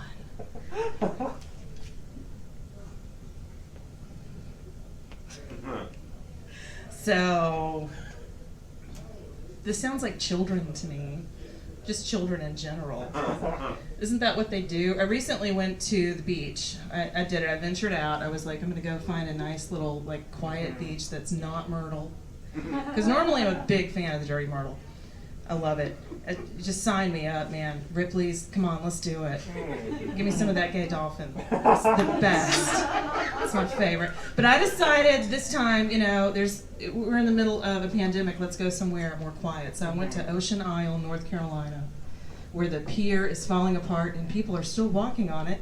And you can still find a Rebel Flag bikini in their beach stores. Seriously. I thought I was avoiding all that, going to a classier place, but not really. So I was really excited about the pool. They're going to have a pool. I love a pool. God, I love to get my fat ass in a pool. It's my favorite thing in the whole wide world. So I'm out there in the pool. I'm enjoying it. And here comes a little fat kid. He's as big as me, but he's about 7. And he comes barreling into that pool. And I immediately stood up and made my way to the stairs because I can't get out on the ladder. And I turned to my daughter and I said, it's time to get out. And she said, why? And I said, that kid pees in the pool. And she said, how do you know? I said, look at him. 2 seconds later, he's taken in all the water into his mouth and out. No, he's gonna pee in here. He's already doing it. It's happening now. Is it warmer? I think it is. Let's go have a seat in a nice lounge chair. So I don't understand sexting at all. I don't get it. I think that's not. Does anybody really get turned on by that? I'm almost asexual at this point. Seriously, you just get to, thank you. You know what I'm saying. It's just you get to a certain, who has time or energy for that? What can we eat? I don't know for sure, but I bet mine's pretty low. I did just get a TikTok though, so I don't know that really counts for anything at all.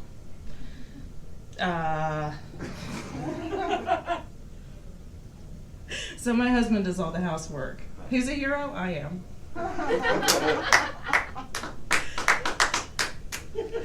And I think that's my time, you guys. So thanks so much.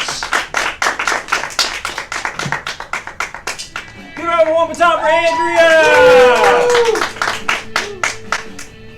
She's not just offensive, she's progressive, ladies and gentlemen. Yeah. All right, our next comedian. He is slick, he's suave, he's charming, and that's only to sell you a car. His name is Corey. Get over Corey!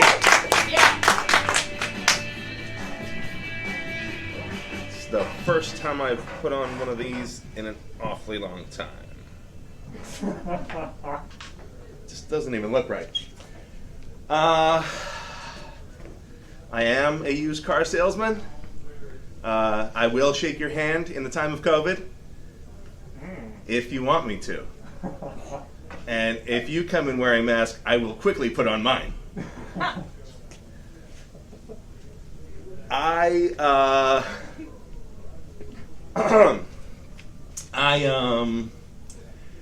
like the other one better.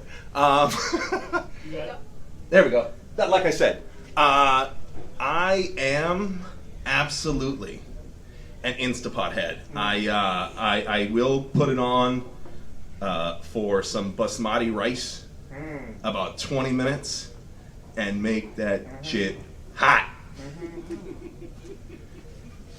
I can layer it. I could put on some rice in the bottom, right? A little chicken on top makes for a nice. Ooh. There's no high better than chicken and rice in the same Instapot. I'm telling you.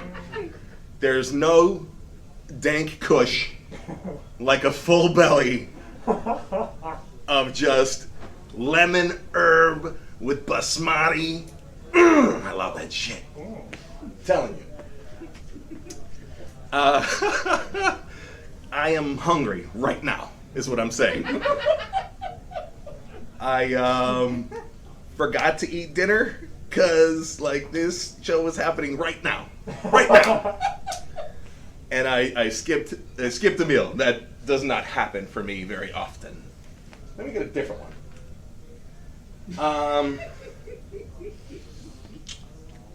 I'm a very passionate person. And what that really means is hell for my wife.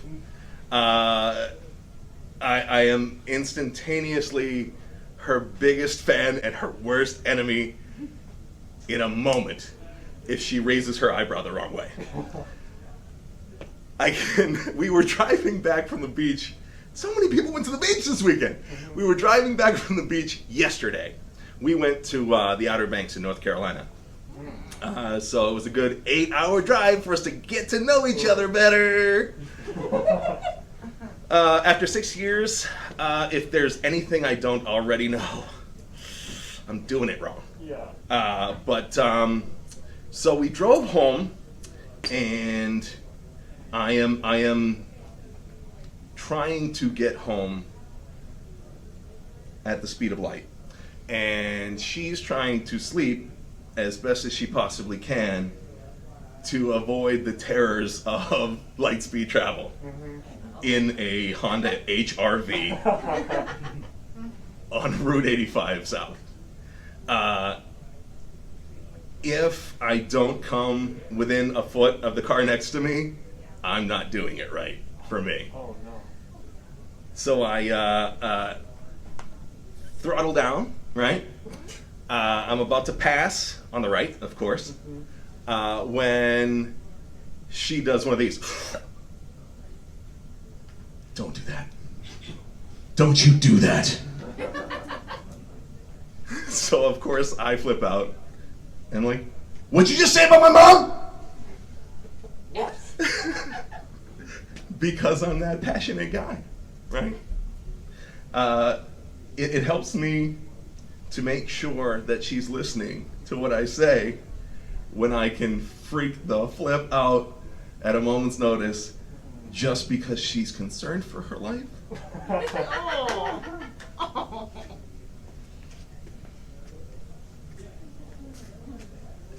I don't play that stupid game because it's very competitive, and so am I. If you throw down a draw 2, you might as well have slapped me right in the face. Don't even talk about a wild draw 4. Okay? You want to switch it up to green? Green? Are you kidding me? Green? I've never had a green card in my hand, ever. Maybe like a reverse or something. I don't even know what this means. Let me get another one. I'm so pissed.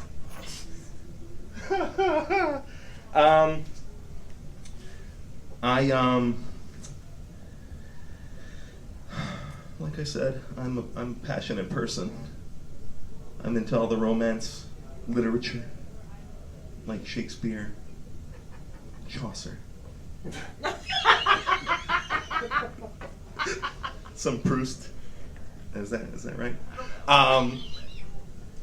But we were talking about Shakespeare tragedies the other day, and I had to be reminded what the difference between a tragedy and a comedy is. In the end of a tragedy, the hero dies. And in the end of a comedy, the hero gets married. And I'm saying, don't they have that reversed? Don't they got that just backwards? Isn't it a tragedy when the hero gets married and has to live with this woman for 6 years and drive back from the beach and crying the whole time because she didn't want to go anyways and she just did it for you? I love you, honey.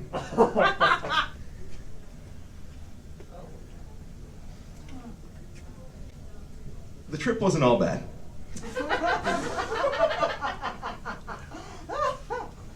But it's a little strange when you're in your parents' timeshare and their bedroom is very close to your bedroom and they're the ones getting it on.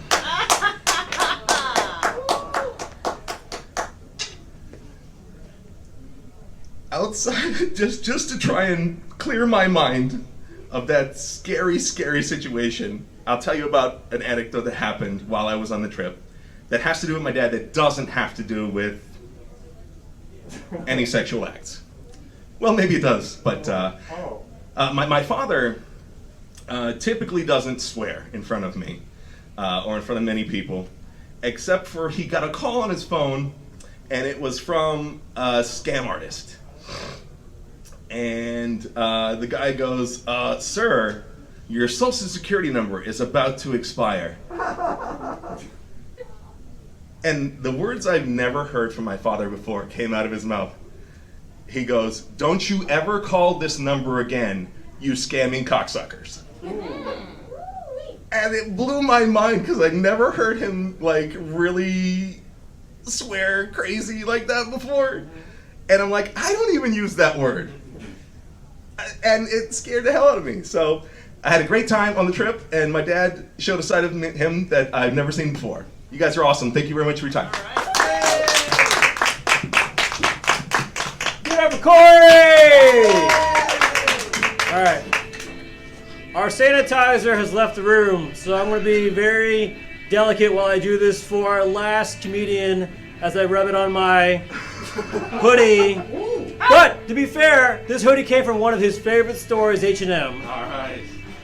Also, let's admit that Corey, when he was talking about food, looked a lot like Guy Fieri mixed with the Frenchman. This man too, Tyler!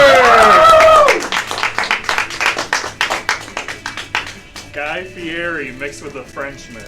I'll take it. Oh man, you know, I've never opened up one of these in my entire life. Thank you so much.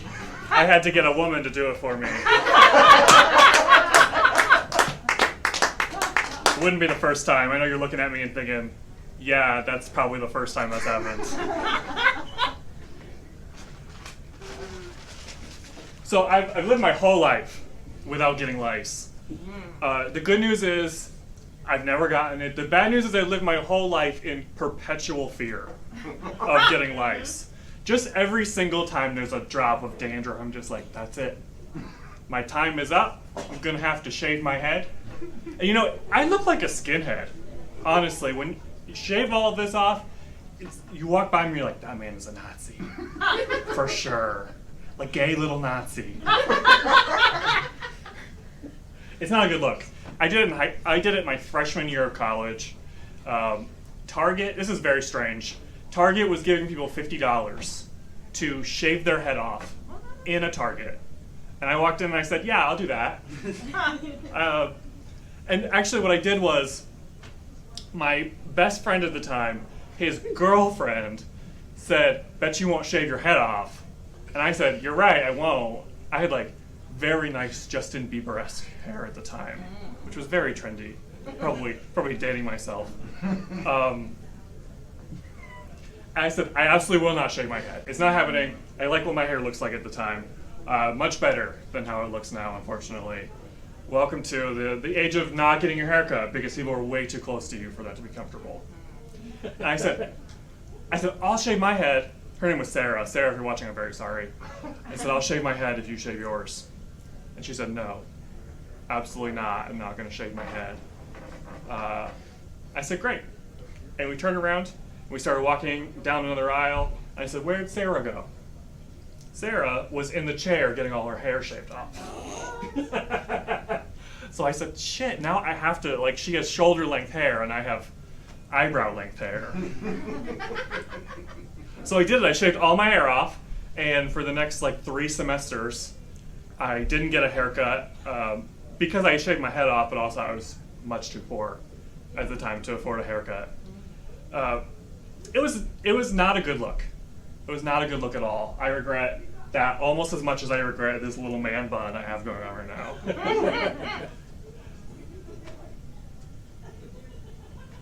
There is nothing I like more in the entire world, honestly, than both of the things that are in this list here. I do enjoy reading a fine ass every now and then. But more than that, reading the fine print is just a delicacy. You open that up and you think, I wonder what fresh hell they've got in here. Honestly, there should be a movie about somebody clicking the I accept button and just losing everything in their entire life. Like the opposite of Willy Wonka's Chocolate Factory, where you open it up and you're like, I won a grand prize. This is just like, oh, I lost my whole soul because I bought an iPhone. One of these days, it's going to be on the news and you heard it here first. Tyler Prescott told you.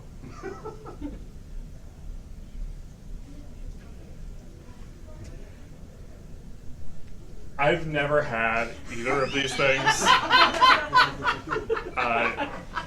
You're probably looking at me and saying, "He looks like he drinks LaCroix." That's true. I actually have I feel very strongly about how strongly I feel about LaCroix. There are people who are like, LaCroix tastes like if you opened it up and you sprayed hairspray into my mouth. That's fucking dumb. LaCroix tastes like if you just squeezed a little bit of lemon into some seltzer water, which is exactly the flavor profile that I want in a beverage. I don't want clear Pepsi. That's some nonsense, right? Satan himself made clear Pepsi. How is it clear? I don't know. Pepsi should not be clear. I'm not putting that inside. I'm not going to go so far as to drink Soylent or something, right? I'm not a crazy person. But Jesus, right? Like clear Pepsi, that is an abomination. This should not exist. Let's talk about Soylent. Soylent should also not exist. Right? I'm pretty healthy.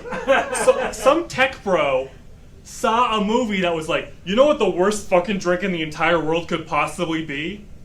It's mushed up beans. Probably. Let's make that into a dystopia, right? That's a dystopia thing. Let's put that in our movie, our book or something. I don't remember where it came from. I'm not a nerd. Just kidding. Yeah, look at me. I'm a nerd. It's the one nerd reference I've purposely chosen to ignore my whole life. I've been like, Soylent, fuck that shit. No, some tech bro saw that movie and was like, I know they're being dystopian, but what if we did that? What if we just brought a little bit of dystopia into our lives? Just for this one boring ass drink. Right? Has anybody seen Snowpiercer? It's like that moment where you realize all the food they're eating is bugs. Just like that, except it's a drink. You have no idea what's in it. It's probably just bugs. Is it good for you? Maybe. Is it disgusting? Yeah. Yeah, it is. You should eat real food.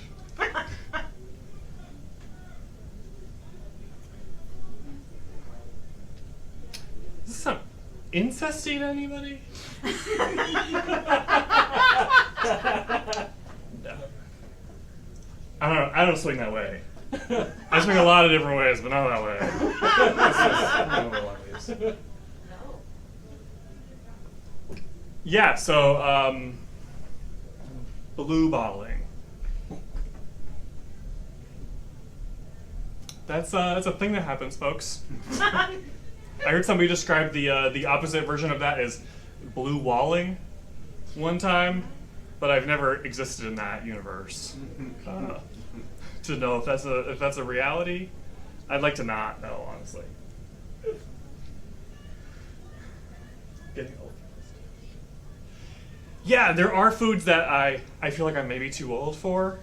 I ate cereal the other day and I put oat milk in it because I mean we've already established that I drink oat milk, right? I haven't said that out loud, but right. Look at me. I put oat milk in my cinnamon life the other day, and I was like, do I like this actually? Or have I just been eating this every day for no reason?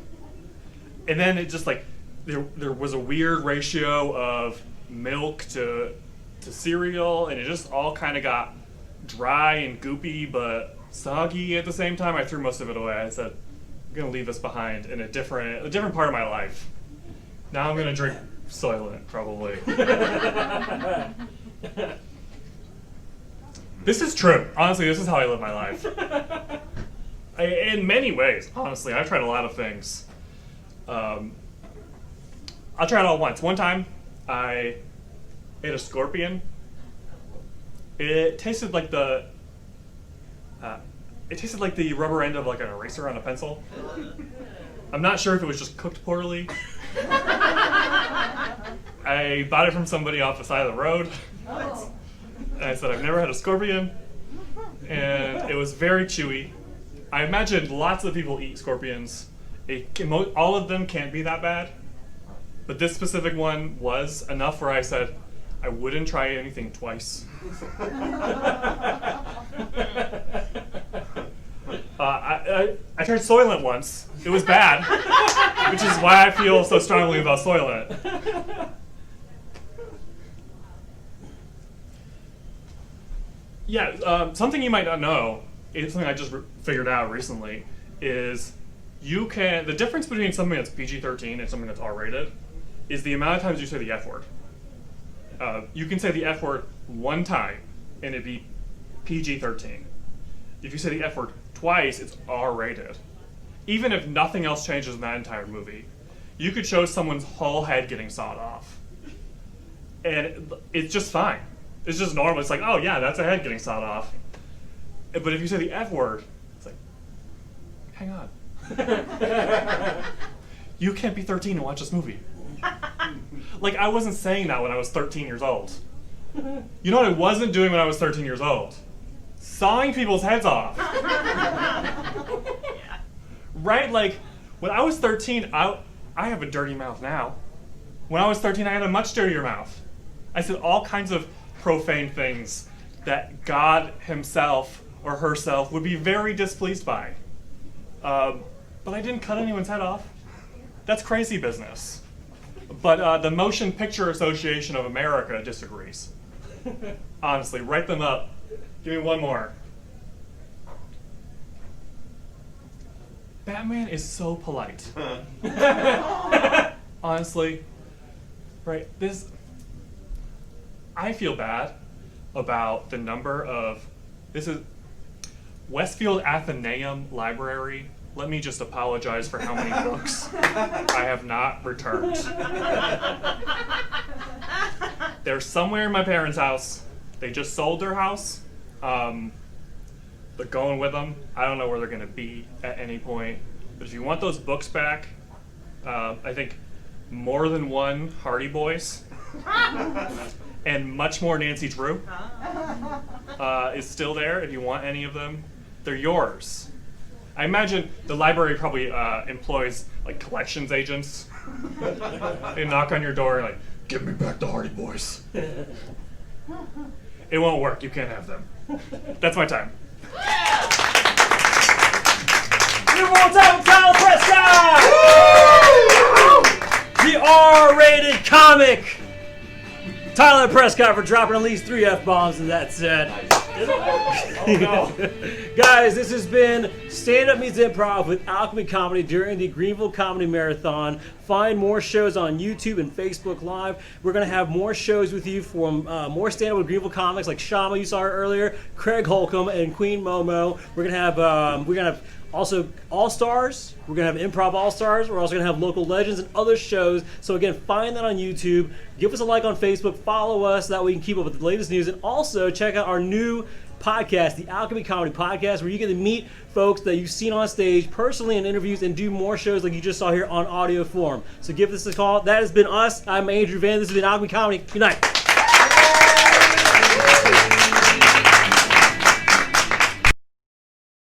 Hey everybody, welcome to the Never Decaf Improv Late Night Line Games. I'm your host, Philip Whiting. I got the rest of the crew. We got about 4 friends with us. We're ready to have some fun. Let's go ahead and start getting people in. First up, we got Corey. What's up, buddy? How's it going, buddy? Always good to be here. I'm good. Let's bring in Emily. Oh. Hi there. Where's Mr. Bailey? Sean! Oh, what's going on? Woo! Let's bring in the first guest of the night. Whoa! Whoa. Good to see y'all. And coming in from the dark side, we got Teddy! Teddy's out ghost hunting right now. All right, so I want these people to be lined up. I actually have to bring them in backwards because we're going to have Veronica. Yay. Whoa. Then we're going to have Sunday. Andrea.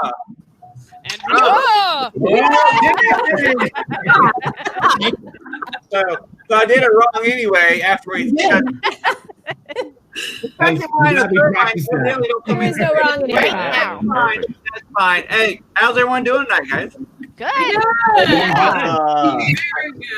I heard if you're online, Really good. talks at once. Yes. Everybody. Yeah. Oh. Sean. Hello. Oh. Will. Oh, Andrea. Oh. Oh. All right, you guys ready to have some fun? And Yes. All right, let's go on to a game we call A Date With Me. We took it from another one that was a little more dirty. We cleaned it up with the word date instead of sex, and I said it anyway, so it doesn't matter. So basically, we're playing A Date With Me. So it'll be like a date with me is like a blank. This is where we need to put some more objects out there for us, and then you'll have a funny pun coming your direction. So I have on A date with me means you have to put more objects out there. More suggestions. So let's go with a Roomba. A Roomba.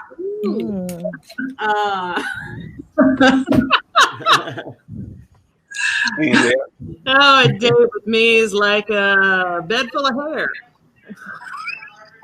Hold on. So a date with you is like a Roomba. It's like a whole bunch of hair. I will. A date with me is like a date with a Roomba. I need to try it a few times before I know where I'm going. Teddy was next lined up. A date with me is like a Roomba. It circles around and around, and at some point, it just falls off the edge. A date with me is like a Roomba because you know I'm always gonna finish. Veronica. A date with me is like a Roomba because I suck all the time. Emily was next. A date with me is like dating a Roomba. It's kind of clean, but it just weird, you know. Was that a drunken slur? It was. Corey, your hand was up. All right. A date with me is like a Roomba because I bought you flowers. No. Will. A date with me is like a Roomba. It's really funny when there's a pussy on top. Yes.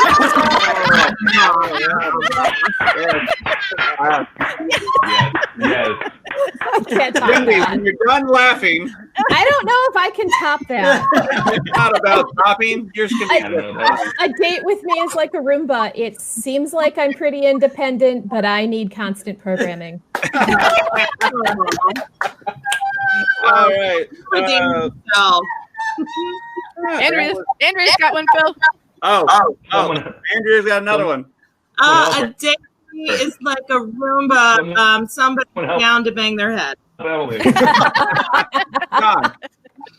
date with me is like a room because I'm always gonna go home. Will's got another one. All right, a date with me is like a Roomba. It's always dirtiest under the kitchen table. All right, our next date with me is going to be like a sewing machine. Sewing machine. Sewing machine. And now we got some other ones in the towards Corey. A date with me is like a sewing machine because it's this big.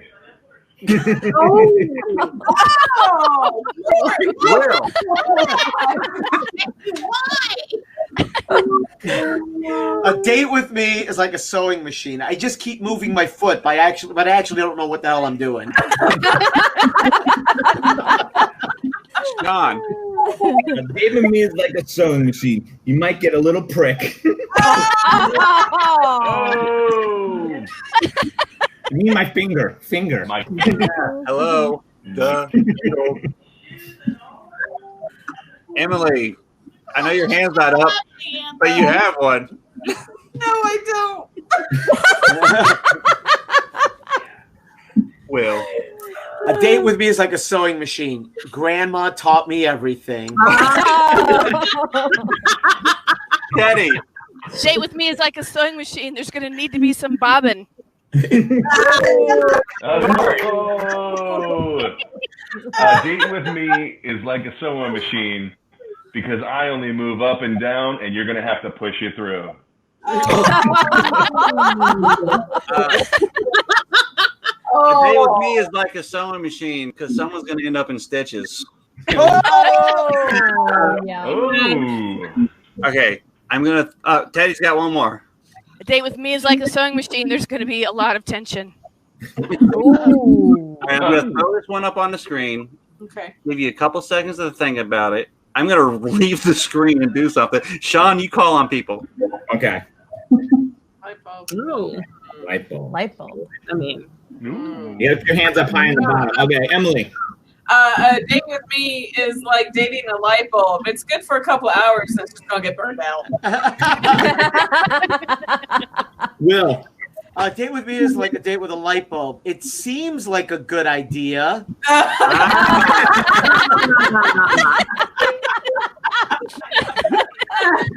Andrea, go ahead. A date with me is like a light bulb. It's easy to turn me on. Veronica. A date with me is like a light bulb. No one really knows how many people it takes to screw me in.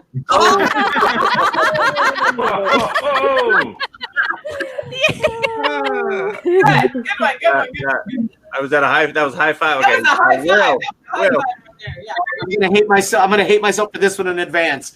A date with me is like a light bulb because afterwards you're gonna be asking yourself 40 what?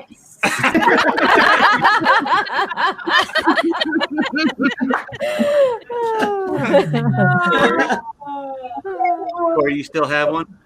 A date with me is like a light bulb because it's always a bright idea.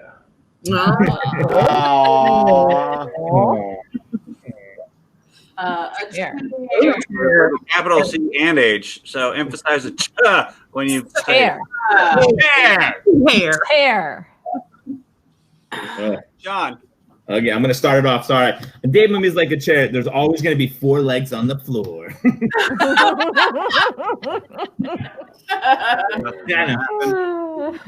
Andrea. Date with me is True like story, a chair. true story. I always have a great place for you to sit. Eddie, I saw your hand up. A date with me is like a chair. It's all about that seat. Veronica. Nice.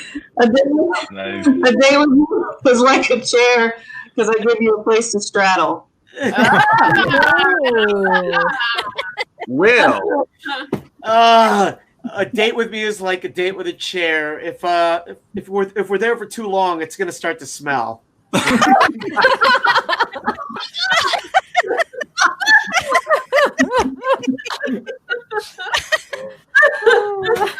Do we have any more? Sorry. A date with me is like a chair because you'll always have some wood to sit on. So, hey everybody, that's our show for tonight. Thank you. We are planning to come back every other week. Is that what we said, guys? Yeah, I think so. We're gonna shoot for every other week, 9 o'clock. So we'll see you guys in 2 weeks. Check out our other stuff. Bye. Bye. Start the show!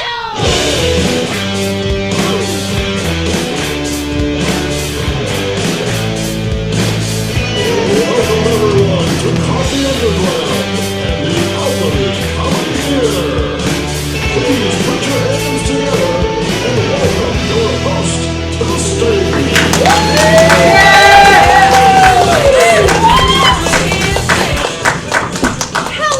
Hello, everybody. Thank you so much for joining us for the Alchemy Comedy Theater's Comedy Marathon, the best kind of marathon that there is.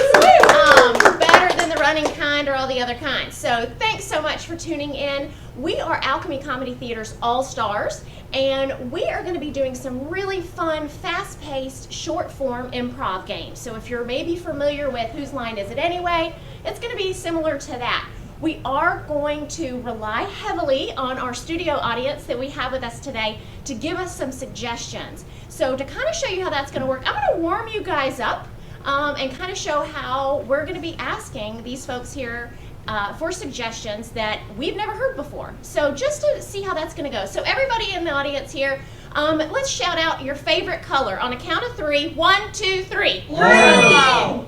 All good colors. On the count of 3, how about your favorite? Oh, what about your spirit animal? 1, 2, 3. A wolf. A walrus. A wolverus? Wolverus. That, sure, I feel that way right now. Yeah. It's definitely When I have cars, yeah. Yeah, absolutely. Let's on a count of 3. Let's get the vehicle you drive. 1, 2, 3. Honey! Nice. So nice. Someone who's really proud of their Audi. As they should be. Yeah. So another one, I have to dig deep, think a little bit, kind of really think about what you love. Maybe your favorite, maybe R&B artist or rap artist. Who would that be? On the count of 3. 1, 2, 3. Marvin Gaye. Oh. You scan the audience, right? Just want to make sure you R&B and hip hop. I mean, you know, I thought I heard Alchemy Comedy Theater. Oh yeah, that's a great one. Thank you back there. Yes, thank you. Yes, I heard it clear as day. But so for this first game, we are going to be playing a game called Beastie Rap. And again, we're going to need our in-studio audience here to help us. I need a suggestion of a name, well, a one-syllable name, please. Ma'am. Matt. Let's go with Matt. Can I get a beat?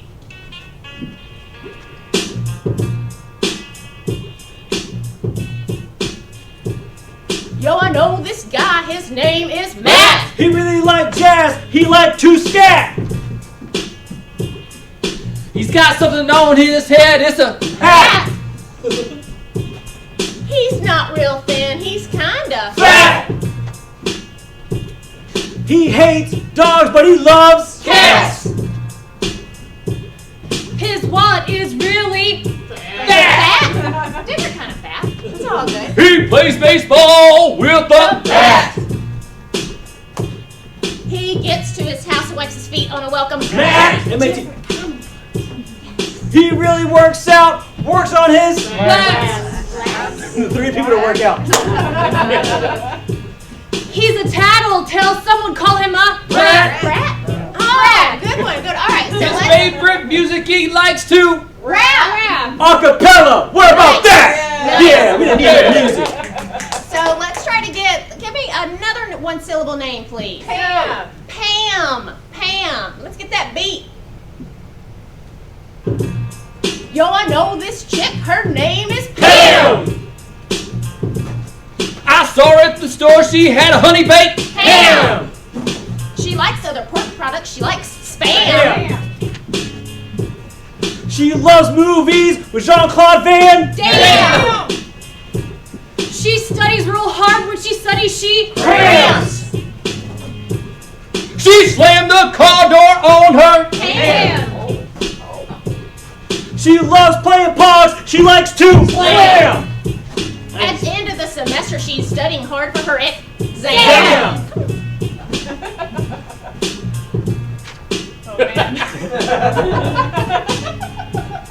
Her favorite lunch is peanut butter and spam. I said spam. She's really good. She plays drums in a band. All right. Let's do one more name. Can I get a... Pardon me? Joe. Wonderful. Okay, let's drop that beat one more time. Yo, I know this dude. His name is Joe. Favorite Three Stooge, Larry Curly. Oh. He is my friend. I call him Joe. Bro. He's a terrible person. Likes to hunt. Joe. I said he was. He likes the cold weather. He likes to play in the snow. Joe. He can't go see a movie. He can't go see a show.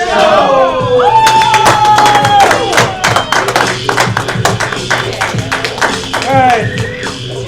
Okay, so the next game, sorry about that, the next game that we're playing is for Rachel and Andrew, and it's called ABC. So it's, these are seasoned improvisers, and we're just going to throw them for a little bit of a loop, and what they are going to perform, they're going to perform a show for you, but one thing we're going to need to pay attention to is the next line of dialogue is going to start with the next letter of the alphabet. So we're all going to be paying attention to make sure they know their ABCs. So to get them started, can I get a suggestion for, let's say, an occupation, please? A dentist. A dentist. So they're going to be dentist. And a letter of the alphabet where they can start. U. M. M and dentist.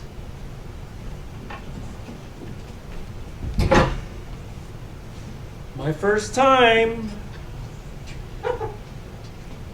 Now don't be scared. Oh, I'm not scared at all. Put your hands up. Quite the commotion, isn't it? Really just protocol. Oh, so I can put... Oh!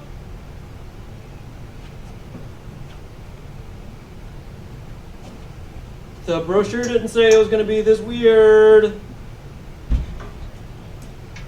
Under your legs. Very unsure about this. Well, you look comfortable. X-rays are part of the deal, right? Yes. Zebras once kicked me in the mouth. That's why I'm here. Ah. Boy, that feels good to get off my chest. Can you open your mouth now?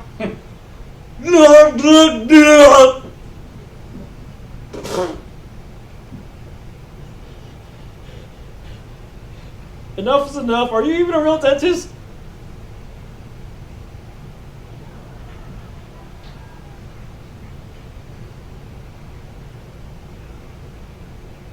Facts would say maybe?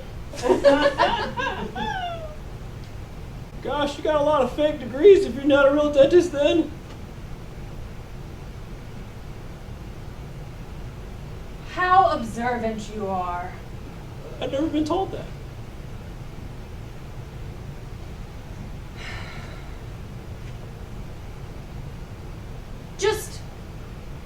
don't tell anyone, okay? I'm trying to keep up a persona, and, you know, this is something that I'm just going to keep between us.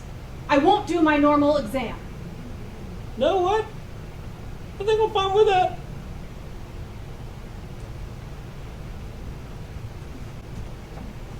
Let's get you more comfortable. Man, you have a weird definition of comfortable.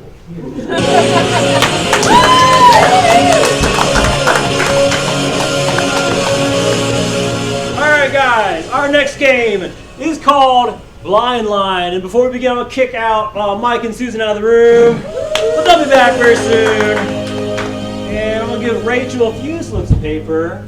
And we're going to ask the audience to please be kind to us, as I'm a very sloppy writer, because this next game, again, is called Blind Line. And how this works is, you guys in the audience are going to give us suggestions to give to them of lines of dialogue that they have to say during their scene. So, let's see how smart you guys are. Let's get your favorite quotes from literature.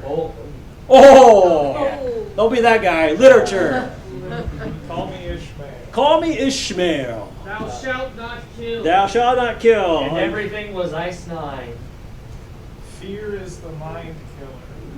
It was the best of times, it was the worst of times. Okay, I was kidding. You guys are really smart. Hang on. Best of times, worst of times. Fear is the mind killer. Get that? Hello? You got Here's the Mind Killer? No, I do not. So you got, hey, do you have Fear is the mind killer? Fear is the mind I can only write so much! Alright, let's change up. Now let's do some song lyrics. What's love got to do with it? What's love got to do Hit with me, it? baby, one more time. Hit me, baby, one more time. Got Baby that? got back. Baby, baby, baby. Vienna waits for you. I got baby, baby, baby. Bottle of red, bottle of white. Don't tell my heart. It wasn't me. Whatever kind of mood you're in tonight. Normally this is a family-friendly show, folks. Beach anytime you want in our Italian restaurant. I bet a fiddle of gold against your soul. I can't do all Justin Bieber songs, everyone. Calm down. Hi-ho the Dario. Hi-ho the Dario. Things are okay with me these days. Things are okay with me these days. I got that one thing. I've got a new life. I've got a new wife. Sir, we don't need to know that about you. Ba with to ba, to bang, to dang, diggy diggy, diggy said the boogie, said up jumped the boogie. Now we know who you're going to vote for, sir. Thank you so much for telling us. Last touch long ago, you lost weight I did not know. Thank you. Here's your one chance, fancy. Don't let me down. I'm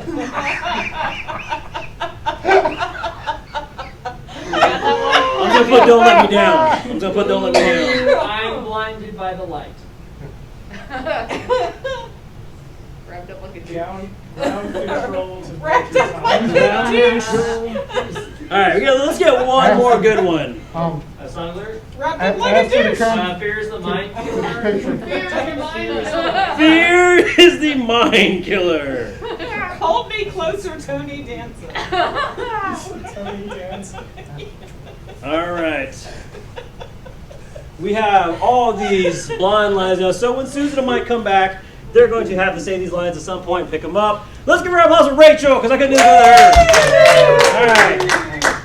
Hey, on the count of three, we're going to welcome back in Susan and Mike. 1, 2, 3. Welcome back, Susan and Mike! All right. Oh, we have fingers so deep in our ears. So deep. So deep. Now, before we begin, we also have to know, how do they know each other? Do they work together as co-workers, or are Brother they and sister. brother and sister? All right, brother and sister. All right. Take it away. I dented the car. You did what? I did. I took the car out last night, and I must have hit something. I dented it. Dad's gonna see it. Oh my gosh. You need to, we gotta get you out of here because Dad is gonna freak out. Maybe we could get it fixed. My buddy told me that, call me Ishmael. He said, call me Ishmael, and we can call Ishmael, and he'll fix it, maybe. I've heard this Ishmael character. Right? Maybe he'll do it on the cheap. I don't have, but oh God, he trusted We me. got to boogie on down there, man. We got to boogie on down there to Ishmael. Right. If you can fix the card, you got any money?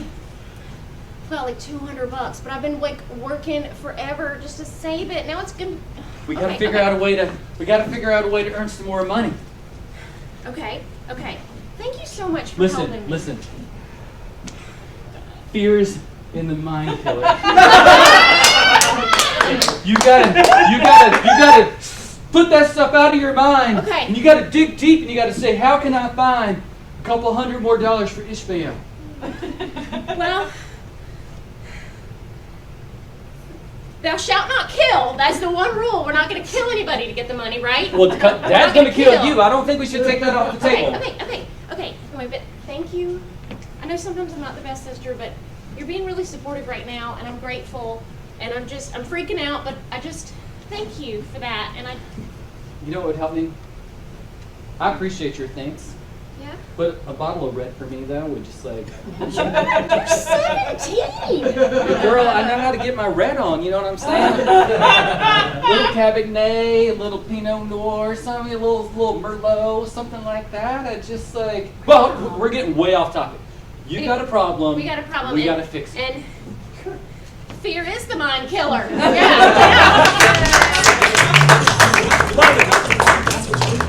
All right. Our next game is not really a game. It's actually some really good life advice for you guys. And I'm going to send the three of them out of the room for a second. And we're going to have a nice chat. I don't know why I sound like a dad, but I do. But I want to get a couple suggestions from you guys because your suggestions will influence their characters when they come back in. Now, they went into a soundproof room a second ago. No longer soundproof. So, they can hear you. So I need a suggestion of what's a fun quirk that someone could have. Okay, what are they obsessed with? They repeat everything you say. They repeat everything you say. So one of them will come back and repeat everything someone says. What is an unusual job? Like a very unique job. Let's put it. A chimney sweep. A chimney sweep, an expert chimney sweep. Yes. And what if you could have one hobby for the rest of your life? What would that hobby be? Telescoping. Telescoping. That is too real for that person who said that. I know. You can tell in the tone of their voice. So we have repeating everything someone else says. We have the job was chimney sweep and telescoping. Now let's welcome back in your panel. We round of applause.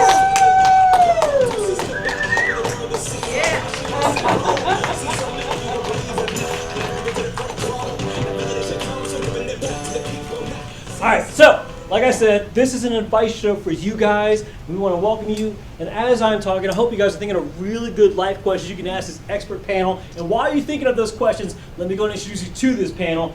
Panel number one, would you please introduce yourself and what do you do? Hello, my name's Oliver and I'm a chimney sweep. I like to come out and I like to sweep the chimneys because they get really dirty and you gotta go in there and sweep it down. Your house will burn down and kill everyone in your family. That's what I like to do, though. Clean it up. Your parents named you Oliver, and that's the occupation you chose. That was fate. All right, cool. Panel number two, would you please introduce yourself and what do you do? Introducing myself and saying what I do. Well, my name is Clara Voyage, and I do things. So she may or may not be related to one of the Kardashians from what I can tell. All right, panel number three, can you please introduce yourself? Hey, I'm Andy. A couple years ago, my mom got me a telescope. I still live with her, and so I really enjoy going in my backyard, and now I have a collection of telescopes, and I like to look at stars every night because I don't do a lot of other stuff. Andy, how old are you? 31. All right, that sounds about right. Now, audience, as you've now been introduced to your expert panel, have you thought of some questions to help you in life for this panel? Yes, I have one question in the back. I really want to retire early. How can I prepare for that? All right, so she wants to retire early. What can she do to help prep herself? Oh, I tell you, the best thing you can do to help prep yourself to volunteer at least not have a chimney, because chimney is going to get really dirty. Sometimes you're going to have to clean that thing out, and it's going to burn your whole house down. It's going to take all your life savings. So if you don't want to retire, you need to not have a chimney on the home that you buy, and preferably rent. what he's saying is his life expectancy after this show. So don't do what he does. Panel Sue, would you please? How would you save up for early retirement? Well, I would just save up and then you could retire early. I think that is quite good advice.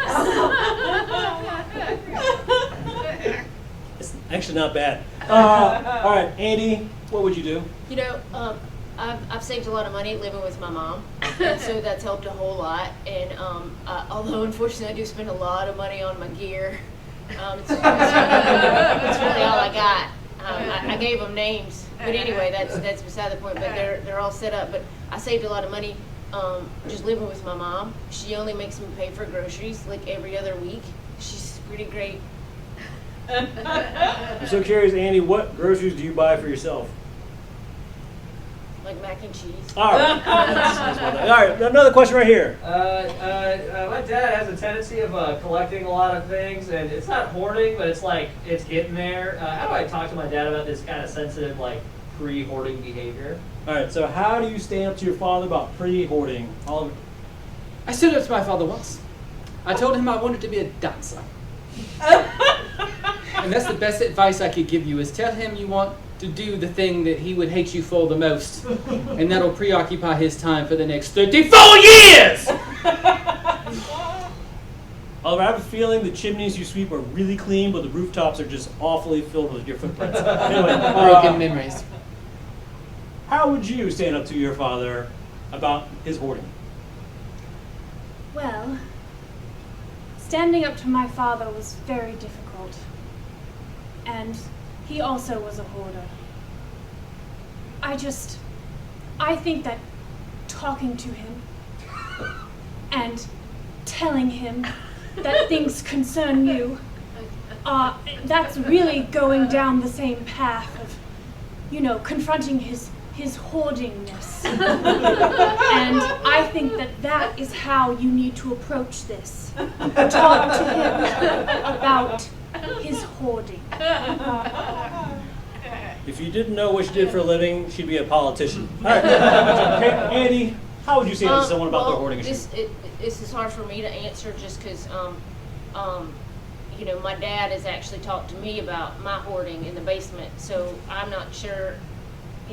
My parents think I have a problem because I don't like to throw stuff away in the basement, so I wouldn't be the best person to ask, but if he said something like that to me, I'd say hoarding's fine.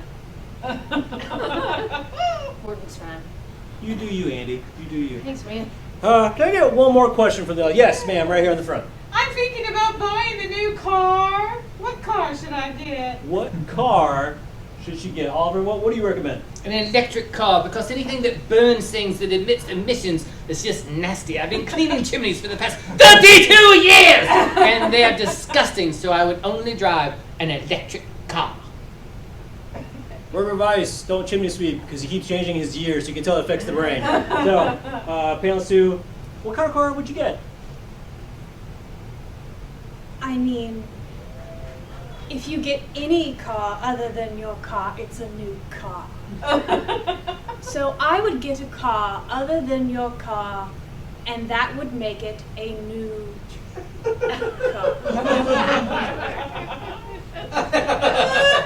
It checks out. All right. Andy, what kind of car would you get? Well, I would just tell you to get any kind of car your mom's going to buy you.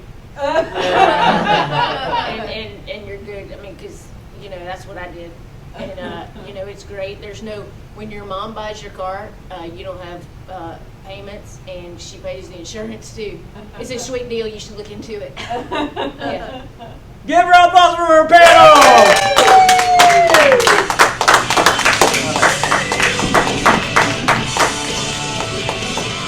All right, folks, Our next game is Incredible Growing Shaking Machine. I'll let Susan describe that. Y'all, this game, it's going to involve all 4 of us. And, you know, you've seen scenes here and there, but now you're actually going to get to see 4 scenes. So we're going to start with 1 player, and the next player is going to clap their hands, and they're going to start a brand new scene. And then so on and so forth until we're all in a scene together, and then we're going to back out of it. So we have to remember what we're doing. So to get us started, remember this is a PG show. Give me a suggestion of something you can do kind of on your own. Program a VCR. Programming a VCR. What is this? 82. Okay. No, that's great. So programming a VCR.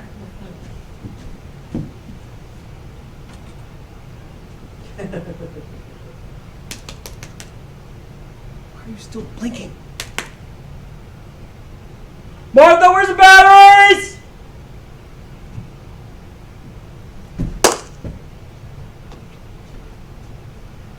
Now, the burgers are not supposed to fall on the ground. But you said 5-second rules exist here at Burger King. Oh, yeah. I mean, they could, but they really don't. So we're gonna have to. These are just. Oh my God, are you proposing? Act like I'm not here. Act like I'm not here. Mom! No! Don't start! Why would you say that? It's okay. It's only been 3 months! It's okay. Lord, I'm okay, guys. It was just a fall. I'm gonna be okay. Let me look in your eyes. Look, that was an accident. Wow. Okay, I didn't realize this drill was a real thing. I didn't realize I was supposed to carry him the whole time. Look, no, what did you do? I'm totally fine. You don't look. Be careful. Careful. Slow. Oh God! Oh my God! I'm sorry. He did this to me. I saw it. He did this to me. I said I did. I'm sorry. Mom! It's fine. Go. Just do your thing. Get down on one knee. Go ahead. Act like I'm not here. I'm gonna just take a few pictures. This is only the 3rd time this has happened. So. Why are you Facebook Living this? No, my sweetheart. I know. I'm so excited to be part of the family. Yes, I'm so. Go ahead. Do your thing, baby. Do your thing. I still work at GameStop. You're fine. You're doing great. Show her the ring I helped you buy. I'm sorry. Okay. Hey, I know it's not the best. I'm sorry I burned your hand. Ah! If I eat these burgers, I can continue with training, right? You're not supposed to eat the burgers! But they don't want to go to waste. Look, you burned my hand. Now you're gonna have to be the main sous chef tonight. At Burger King. I'll have a title after my first day. I am the sous chef, and now that I cannot operate with the master of the flipping hand, I'm not going to be able to do this. And you have to take the reins of the kingdom. I'm a sous chef. Well, it's 2020. Why the hell do we still have a VCR?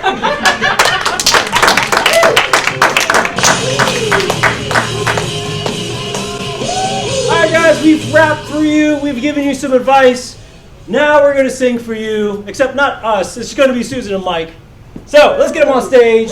And how this game works is, at any time I feel like in their scene, a moment must happen, I'm going to say, Tony on. And at that point, we're going to have music playing from the tech booth, and they're going to have to dance and sing to your delight until I say, Tony off. Now, what is an occupation that should have never, ever, ever be in any kind of musical? Social media consultant. That's a real thing thanks to you. I'm talking to you, 2020. That's a real job because of you. All right, social media consultant is the suggestion for this scene. Tony, on, take it away. So, let's look at your profile. Are you Instagramming? Are you Twittering? Are you Facebooking? Are you doing all these different things? I'm trying to. It's just, I feel awkward, and I just don't like putting all my information out there. It just feels. But it's okay. It's okay. These are like these are the times where you put everything out there. Like, I mean, have you Mike, Tony on. These are the times.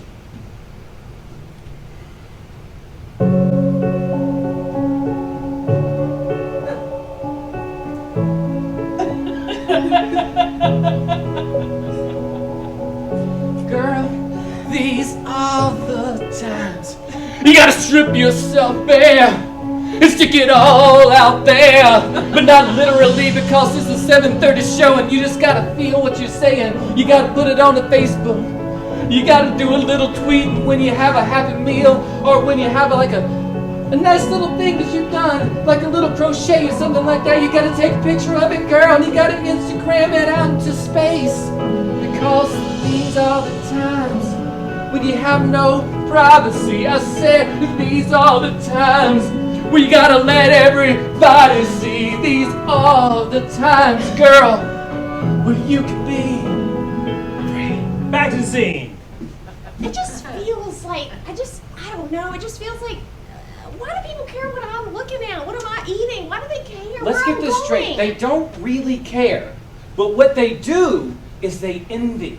When you put that out there, they want what you have. And then that's when you go to sell what you have because they want it. So the whole point is for you to make my life look perfect? Yes. And like, where everybody wants my life, and they don't really know about like bad stuff. They don't know about like a maxed out credit card. They just, so it doesn't really matter. Susan, it doesn't really matter. Tony on.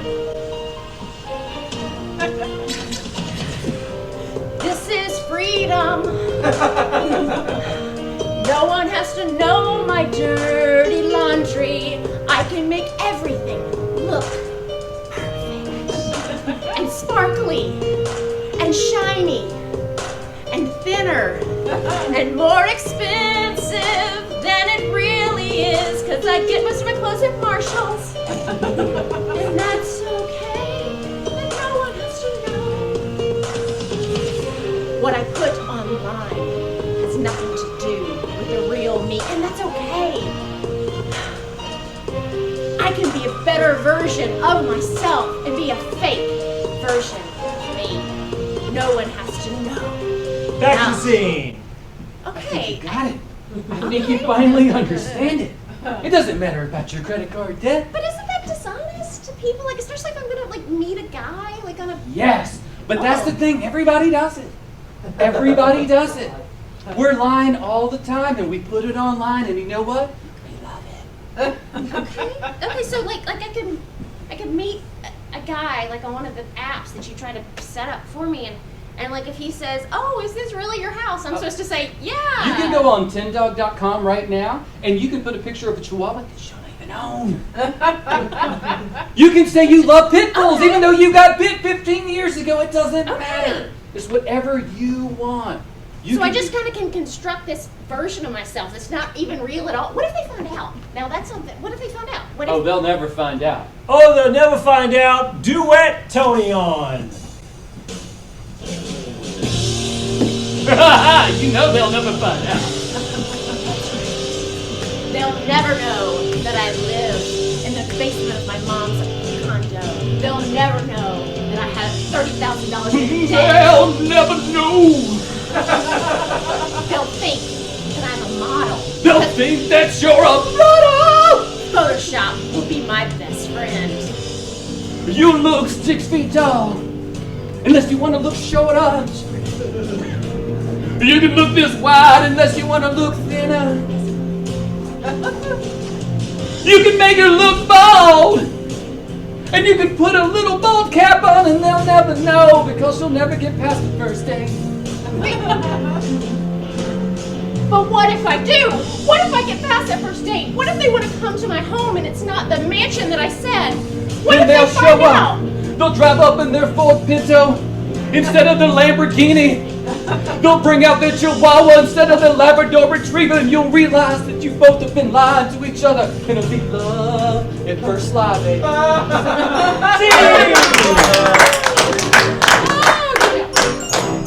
Alright. Our next game is also for all of us on stage. Come on up. This is called Four Corners. How this game works is we're going to be in a block formation, hence four corners. And every time the two people up front are together, they're in a scene, and then the person in the back can say, rotate, and then we're going to switch around. So we're going to get 4 different scenes, 4 different characters, and so on. Can I get a suggestion of a place where Susan and I could visit? Coney County. Oconee County. For you, South Carolina. Oconee County rotates. Can we get a occupation for Mike and Susan? A railroad. The railroad. A railroad person. Just The railroad. an employee of sorts. Sure. Whatever it means to you. All right, great. Rotate. Can we get an emotion for Rachel and Mike? A flabbergastedness. Flabbergasted-ness. Rotate.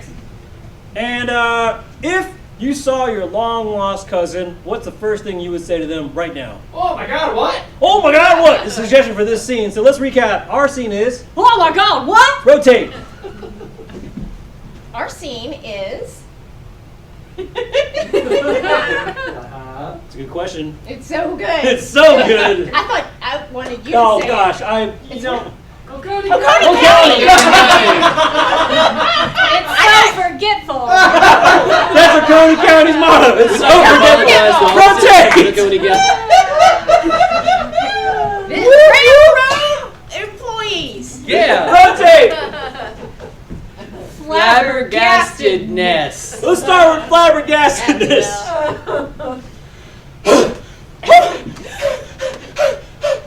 Have you seen all the kinds of dog food that they got at Petco? I don't know what to get. We just got this puppy. I don't know what to feed her. Wet food? Dry food? I can't even handle it. I can't handle it. What if he's like one of those dogs that barks at other dogs? What if it's because of the food? Oh my God. There's absolutely no way. Absolutely no way. Rotate. Oh my God. What? You got 4 numbers on the lottery ticket right out of the 6? Yeah. That's like $10.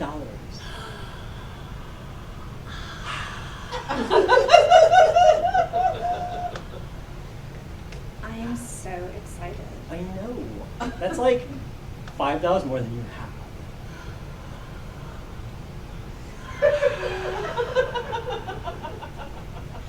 Rotate.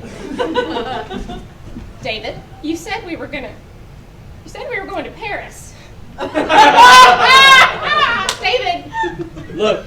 You said it was a surprise. It was somewhere I'd always wanted to go. First off, you said 10 years ago, oh, wouldn't it be fun if we went to a French restaurant? And I don't know about you, but that looks pretty French to me. They got escargot over there. You look mad. It's our honeymoon, David. And I picked the best place on this Google review. You're welcome. In Walhalla. Rotate. So this is your first day working at the railroad? It is, but I feel like the railroad's been in my blood. It's been in my blood my whole life. My dad was a railroad worker, and my grandpa was a conductor. Stop right there. I'm sorry, sir. You can't say the railroad's been in your blood until you've worked and gotten a paycheck from the railroad. Yes, You sir. got to earn your stripes, youngin'. Yes, sir. I will do that. And I think the first thing you mentioned that you wanted me to do was carry these buckets of coal. Carry every... I can't believe they kicked us out. Our dog is going to starve to death. Oh my God, where are we going to get dog food? I'm going to look at the trash can. Oh my God. No, don't look at the trash can. We cannot do that. Puppy, you're going to be okay. You're going to... You just found that dog in the trash can? No, this is our puppy for nothing. You're a horrible person. Oh my God. You lent me the $5. I did. But here's what I was thinking. What if we take our winnings and we double down?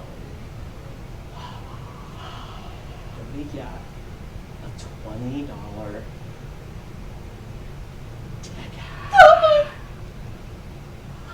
Rotate. Is this a trailer for our honeymoon, David? It had a 4-star Airbnb. Okay. I didn't want to conceive in our house.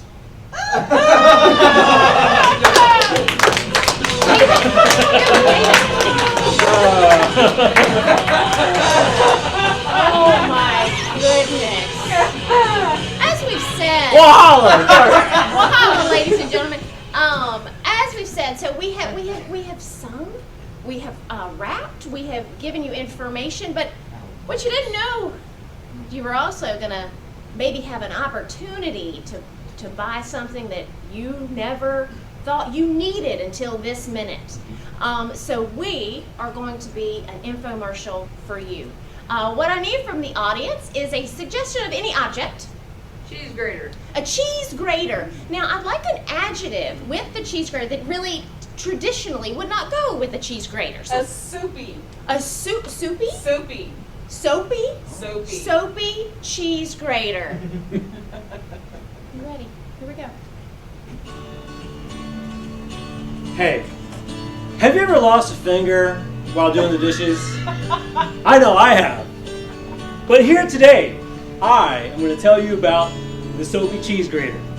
You might be thinking, oh, is it kid friendly? Hell if I know. I can grate cheese all day long with my Soapy cheese grater, and my fingers haven't been cut off at one time. Way to go, Johnny. You're doing a great job. Thanks, Mom. As a doctor, I can say that cheese is disgusting. So putting soap on it is actually quite good. It makes all of the germs and gross stuff go away. I'm one of those people that have that gene that makes cilantro taste like soap. So this makes everything else taste like soap so people can feel my pain. I love getting the Soapy Cheese Grater. We here at Soapy Cheese Grater International knew that we needed to help people. We were in our labs and doing development for 3 years to come up with a Soapy cheese grater. Look at these scientists, hard at work, so we'll never have to lose another finger again. I remember, it was June 16th, 2011. And I looked at my friend Wendy and I said, Wendy, I think we've got it. A new cheese grater that'll revolutionize. But I said, I don't like soapy cheese. And I said, you might not like soapy cheese, but the world needs soapy cheese. I like soapy cheese, and the world needs soapy cheese. I like soapy cheese. I love soapy cheese. I missed my finger.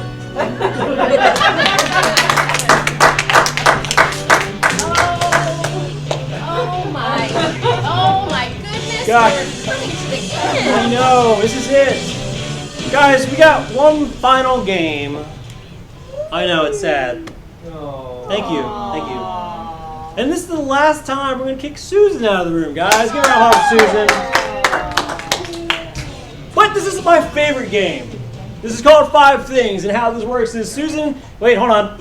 Now it's soundproof. Susan's back in the soundproof room, and she can't hear anything I say. With that being said, I'm going to get from you guys, the audience, suggestions of 5 things, and I need a suggestion of just activities you like to do, like extreme sports or stuff you like to do on the weekend. Just shout them out. Playing the drums. Drums. Going on a run. Extreme running. Synchronized diving. Kayaking. Meeting Disney characters. Improv. What was that over here? Kayaking. Kayaking. Woodworking. Improv. Meeting Disney I heard characters. meeting Disney characters. Eating Disney characters. Meeting or no? Meeting them. Beating Disney. I want to make sure we get sued really good when this video comes out. We'll make that D like the Disney. There we go. Disney and curve. I'm just gonna like swirl that really good. There we go. Disney character. Cool. So these are the 5 just activities in general. Now, each one of these objects, each one of these activities need 2 things to go with them. So when you play the drums, what 2 things must you guys like? Sticks. Sticks. The other sticks. I did put the other 6. I put an X there. Sticks again. And then what else? A pedal. I heard pedal. Now, what 2 things must you need for running? Shoes. Stamina. Oh God, yeah, stamina is a thing. I don't have it, but somebody does them when they run. Synchronized diving. What things must you have? A cap. Diving board. And a board. All right. This is just big and bubbly how I write. My kids think I write cursive, but it's just terrible. Kayaking. What 2 things must you have to kayak? A boat. Also known as a kayak. A kayak. Very often you can tell. Water. Water. Another stick. We're going to go with it. All right. Now, meeting Disney characters. What 2 things must you have. A child, ideally. A camera. Oh, that's good. Child and a camera. Perfect. Now, the trick of 5 things is we have our 5 things. We now have our 10 things, but we need 10 things that have nothing to do with the original 10 things. So instead of sticks, what could we just have? Tree branch. Sardines. Sardines. All right. Instead of the pedal, what can we have? A fire alarm. Fire alarm. What was in the back there? Or something else? No? Jello. Jello. That's how my mom says hello, but we'll go with Jello. All right, cool. Forest fire. We have a crowd from California, apparently. Oh, I'm sorry. Too soon? All right, it's a boy. We get it. Cool. Instead of a cap, what do we have? Helmet. All right, instead of a board, what do we have the dog? Rifle. What is it? Rifle. A blindfold? A rifle. Oh, rifle? Specifically a rifle. The ones with like the sword on the end? All right, cool. And instead of a boat, also known as a kayak, what do we A have? degree from Strayer University. That is a real thing! You said it. You gotta do It it. can sponsors one day for all you know. Changed my life. All right. Instead of a kayak, what can I get? College degree. Degree, college degree. Sprayer degree. Sprayer. All right, instead of a stick, what do we have? Phoenix. Phoenix, like Phoenix University. All right. How do you spell Phoenix? Hang on. There we go. Instead of a child, what do we have? A 32-year-old. What? A Ninja Turtle. Ooh, I'm gonna put TMNT in to save myself some time. And instead of a camera, Another stick. what kind of stick? The other stick. The other kind of stick. Like an ice cream cone or Stick. The All right. man stick. Now, here is the big trick though. Susan's gonna come back. She's gotta guess these 5 things. Guess these 10 things that go with the original 5 things. And she's gotta guess the other 10 things that have nothing to do with the other things. And the kicker is, she can't talk, we can't talk as we're giving clues. If Rachel was Susan and I came up to her and tried to give her a clue, we'd have to pantomime and play like Sims and charades and be like, ah, yeah, exactly. And you high five and move on. Last thing, we got 5 minutes. Whoa. Harrison, our executive producers and tech, we give her a round of applause to Harrison. Yeah. Behind this whole Greenville Comedy Marathon, the founder on the clock. And the founder of Alchemy Comedy, he's got the mic, he's got the 5 minutes on the clock. Ladies and gentlemen, do you believe we can do this? Yes. Oh, that's so positive. I love it. All right, players on this side. And on the count of 3, let's welcome back in Susan. 1, 2, 3.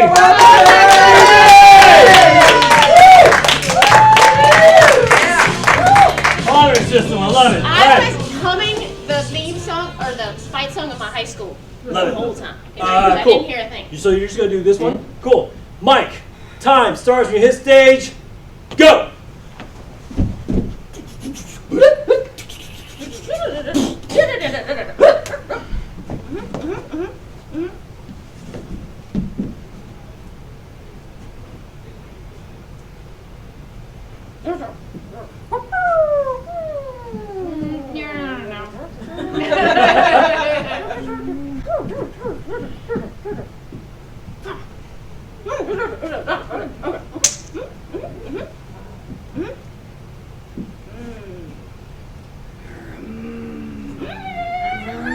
No, pause. You're doing this one. You're doing. Sorry.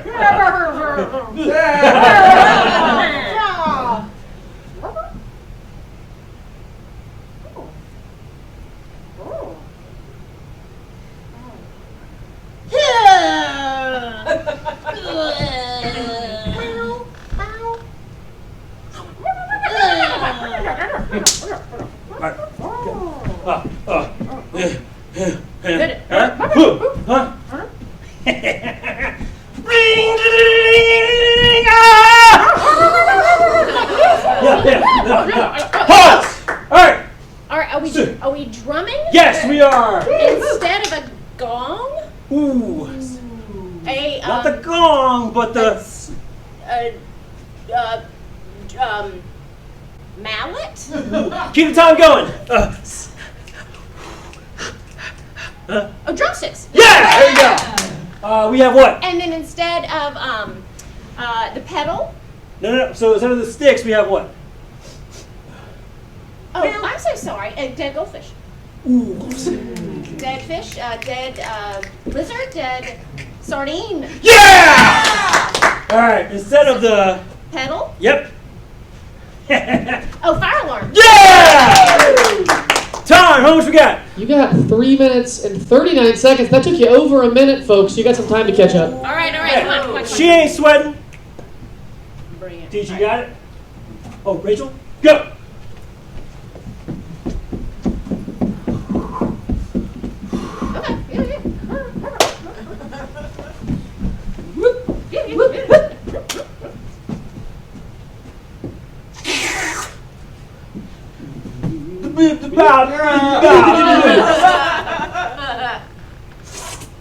Okay. Like. Yeah. Yeah.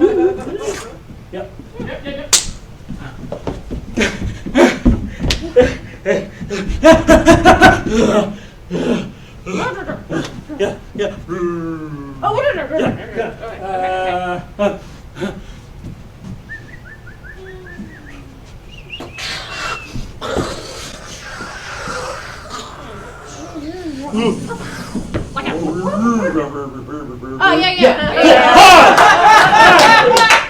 Okay, so what are we doing? Are we running? Yes. And instead of our sneakers, also known or as tennis shoes, yeah, or shoes, instead of our tennis shoes, we have a noodle bowl. A drunk person. Close. Too soon. A noodle bowl, drunk person. Start the clock back. Outfit, shirts, jacket. Pasta, noodles, a shimmy, and a Jello. That was Fat Albert. Okay. So instead of our shoes, we have Jello. Instead of our cool down or our sprinting, fast running, heart rate, intensity. Intensity are speed instead of speed. Is he leaving? Instead of our intervals, laps. Doing the laps around. We're exhaustion, tired. Ooh, let's count. Let's ask the judges. Judges, do we count exhaustion level? Fatigue. Tiredness.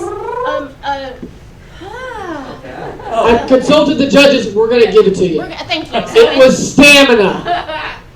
Stamina. And then the thing you on can that blame Jefferson Melton It for was that. forest fire. Yeah!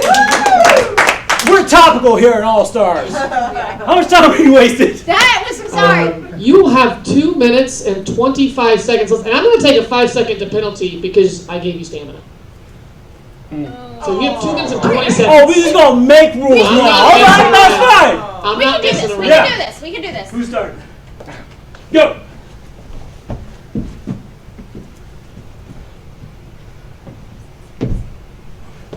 Oh, yeah. Okay.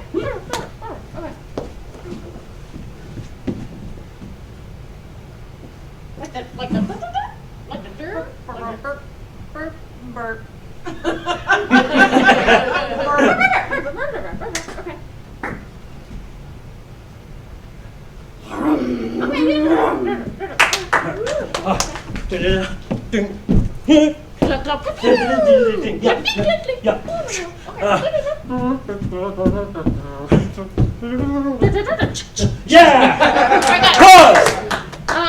Are we diving? Skydiving. Diving? Synchronized swimming? Diving. Yeah! Synchronized diving, instead of our swim cap, we have a baseball hat or a helmet. Yeah! And then instead of our pool, diving board. Yeah! Instead of our diving board, we had our rifle. Yeah! Ooh, nice. Made some time on that one. 1 minute and 44 seconds. Still behind. Got to catch up. All right. Second that. Oh, Go! Oh, go.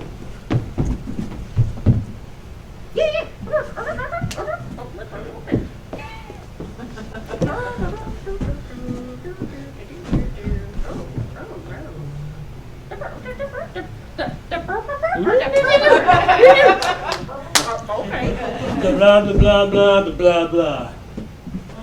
Blah blah blah blah blah blah.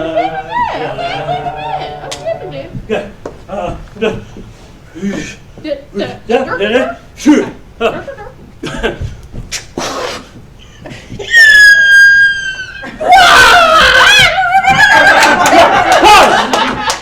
What are we doing? We are we're canoeing or kayaking. Yes. We're kayaking, and instead of the seat or the boat. Known as a Kayak. Yes. Kayak. You have me now. She said boat. I'm giving you those 5 seconds back. Impressive. All right. So instead of a kayak, we have a graduation cap. Graduation diploma. Also has a Certificate. A diploma. take it. A graduate. A diploma. oh.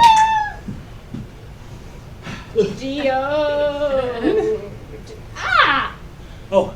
Tassel hat. Oh. It's hot. It's air conditioning, and it's thermostat. A third.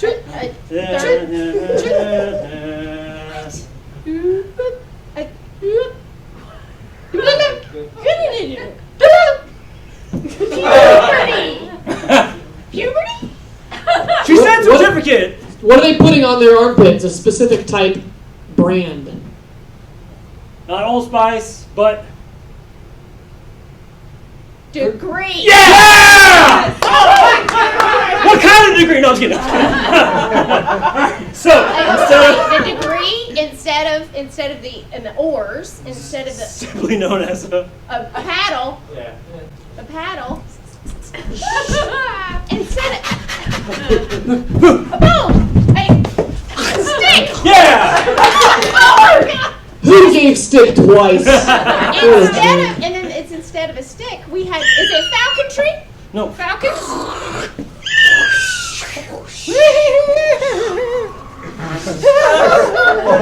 Hellish elves. Ooh, eagles. Oh. Hairy owls. Owls, magical ones. Angry ones. Clock's ticking. Blah blah blah blah. Yeah. Yeah, I don't know. Transitioning to an owl. Less than 30 seconds. Magical owl. Oh my god. Mystical.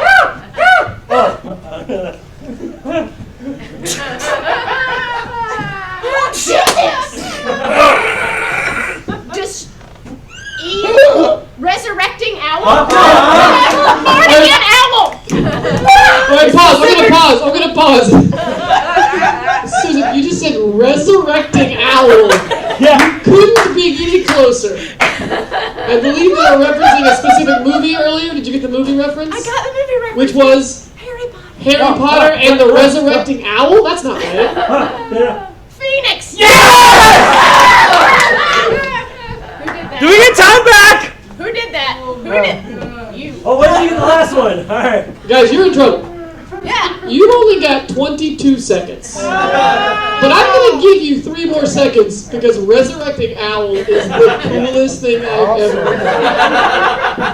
So you only got 25 seconds to get this last one. This is going to be no Or we're problem. going to end the marathon here. I'm clearly very good at this. You'll sweat right here. Let's go. Pour stamina right here. Let's go. Guys, I believe that you can do it. Like an owl that died that comes back. Resurrects itself. On your mark. 25 seconds. On the clock. Get ready. Here we go. Go. Okay.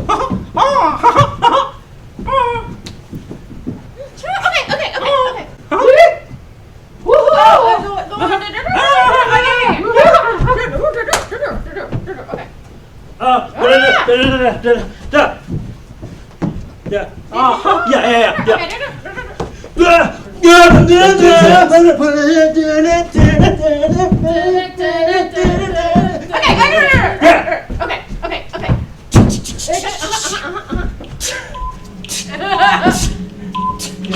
Okay. You've got 3 seconds. What are you doing in Disney World, though? Taking pictures. With? Taking pictures with? Oh. What? With? Mickey Mouse. Taking a picture with Mickey Mouse. As a- As a character. Yes! Yeah! Got it? We're looking good? And what was Mike? What was Mike? He was a kid. Yeah! And instead of kids, it was the Power Rangers. That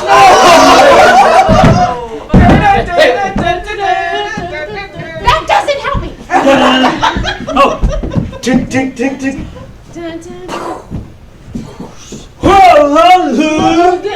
Ninjas. Ninjago characters. Ninja Turtles. Yeah! 1 second left. Okay, instead of a camera, Yeah. we had a hibachi knives. Stick.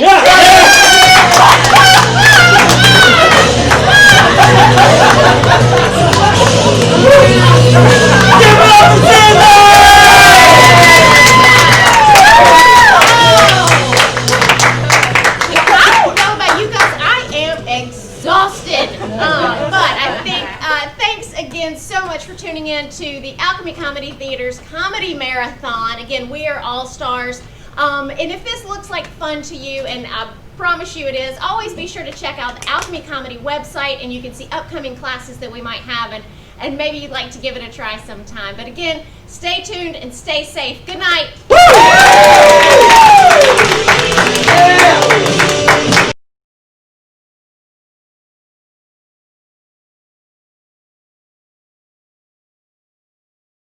Start the show!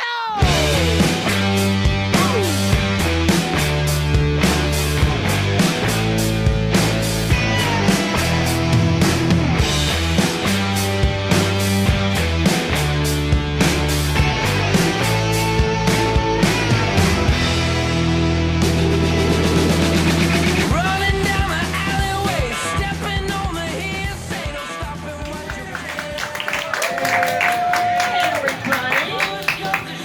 Everyone, welcome to the Alchemy Comedy Theater's Comedy Marathon, all right? So, tonight we've got some awesome stand-ups coming to you from right here in lovely downtown Greenville, South Carolina. This is the No Expectations Comedy. So, I'm your host, Andrea. I'm from right here in Greenville. And this is a really special night for me. It's my first time being downtown in over 6 months. What? Haven't had this hair done in forever. Doesn't really matter for me so much because I stopped doing it a long time ago. I don't even care. I just look like a well-fed homeless lady. It's okay. It's fine. My husband, on the other hand, his hair's looking kind of crazy. It doesn't matter though. He's not going into work right now.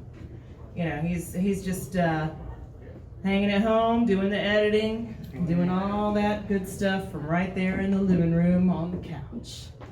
He gets up and checks the email and then just lays back down. So it hasn't been a problem really because I cut his hair before the quarantine started. And it's not because I'm a licensed cosmetologist or a barber. It's because we're cheap. We're really cheap people, and we 1 year for Christmas actually bought him new clippers, and it was like really just a gift for both of us because we knew I was going to give him that good old home cut. All these kids running around with art school bangs, everybody's homeschooled now. So the other night after some little drinkies and treats, I was like, hey, you should let me cut your hair. And he said, why not? What could go wrong? And I was like, let me do something creative. Let me do something fun for you. And he's like, why not? I'm not going into the office. I was like, oh my God, I could give him a mullet. He totally has enough hair for a mullet. I could take those sideburns right off. He could be total business in the front, party in the back. You know that guy? His name is Shane. He drove an IROC in the late 80s.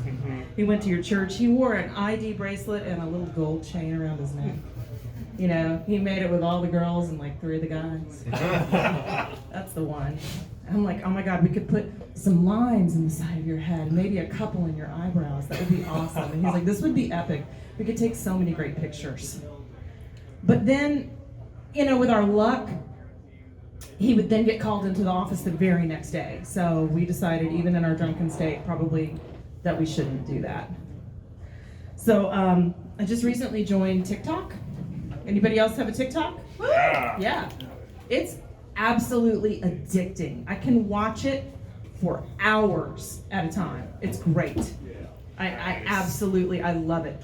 I've been making my own videos. They suck. No one's watching them. It doesn't even matter. I'm just having the best time. But the coolest thing I found are these celebrity morphs, where they'll start with the old celebrity and then take them back in time and make them young. Mm-hmm.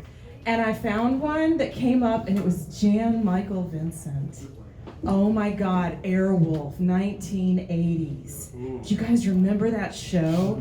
Most of you don't because you're younger than me. But when I was in first grade, he was my celebrity crush, you guys. I thought he was so hot. I was like, Jan Michael Vincent, I'm gonna grow up and marry him. So he totally turned into a drug addict that lost his leg and was in several terrible car accidents and even hurt people. But he just died like a year ago in Asheville. And all I could think was, I totally could have hit that. Seriously, like he was right up the road. It could have happened. But, you know, I guess I missed that train. So anyway, we have some awesome comics coming up for you tonight, you guys. Our first comic is a personal friend of mine. He's a member here at Alchemy Comedy Theater. And, you know, he has like probably the coolest girlfriend in the world. So that's what I know about him. Anyway, let's give it up for Chris Freeland. Everybody.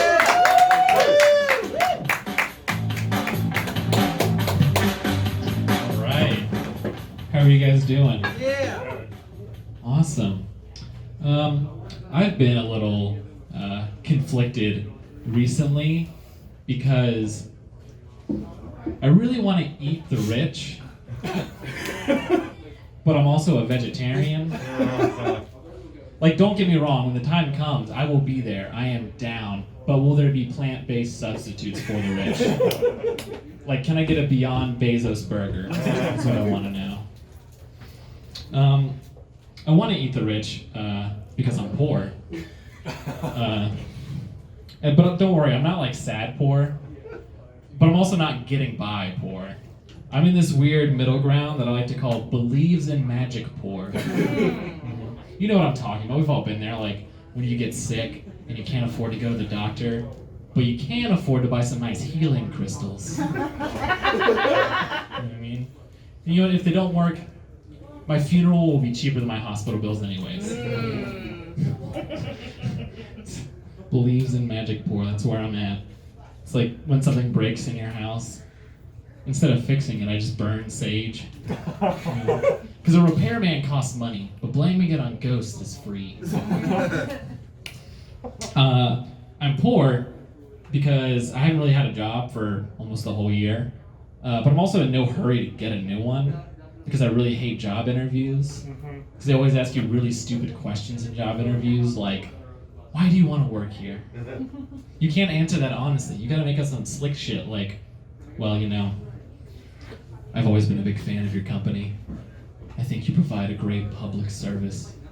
And if I can be frank, I feel like my personal values align with your own corporate values. And what I'm really trying to say is I'm just excited to be a part of the Arby's family. When I look myself in the mirror every morning, I want to say to myself, I have the meats. Tyler has the meats. Not to like crap on anyone who works at REs, because working in the food industry is a very hard job. It's probably like, I think working in any food related job is one of the hardest working environments you can possibly work in. I waited tables for years, and it's the weirdest work environment. For example, I worked with a guy named John, and we worked every day together, but then one week, he just didn't show up for like 3 shifts in a row. He didn't call out, no one knew where he was. And then on that 4th day, he showed back up, and I saw him coming out of the manager's office. And I didn't hear their whole conversation, but I caught the last bit where my manager was like, listen, John, that's not an excuse. Those were your shifts. It was your job to get them covered. No excuses. So later I asked John why he had missed those shifts, and he says to me, and this is true, he says, I OD'd. I died for 5 minutes. And then I was in coma for 3 days. Do you understand? That means my manager didn't think dying was an excuse to miss your shift. That's how wild waiting tables is. My manager was just like, sorry, John, you better find someone with a Ouija board and ask him to cover for you. Could you imagine, though, one night you're hanging out with your friends, and you're like, ooh, let's be bad. Let's play with a Ouija board. And then, like, a spirit does come, and it moves the thing to the letters, and it's just like, call Applebee's.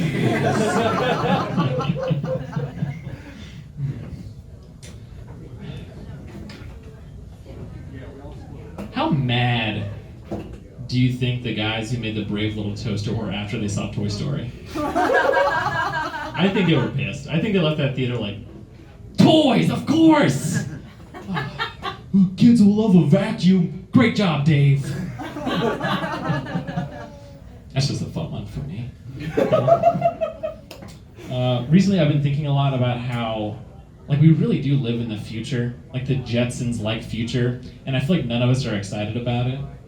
Like, I saw a Tesla the other day, one of those self-driving Teslas. Like, that's amazing, and I feel like none of us are excited about it. You know what I mean? Which is insane because you can get in your car, hit a button, and then it just drives you to work while you watch Star Wars. That's incredible. We should be so much more excited because, like, they couldn't even do that in Star Wars. You understand? It took 2 guys to drive the Millennium Falcon. It takes no guys to drive a Tesla. That's amazing. I think the reason we don't appreciate those kinds of things is because the second we get a new piece of technology, we immediately use it for something really silly. Like holograms. We have holograms, real life holograms like you see in movies. And the first thing we did with holograms, bring back Tupac for Coachella.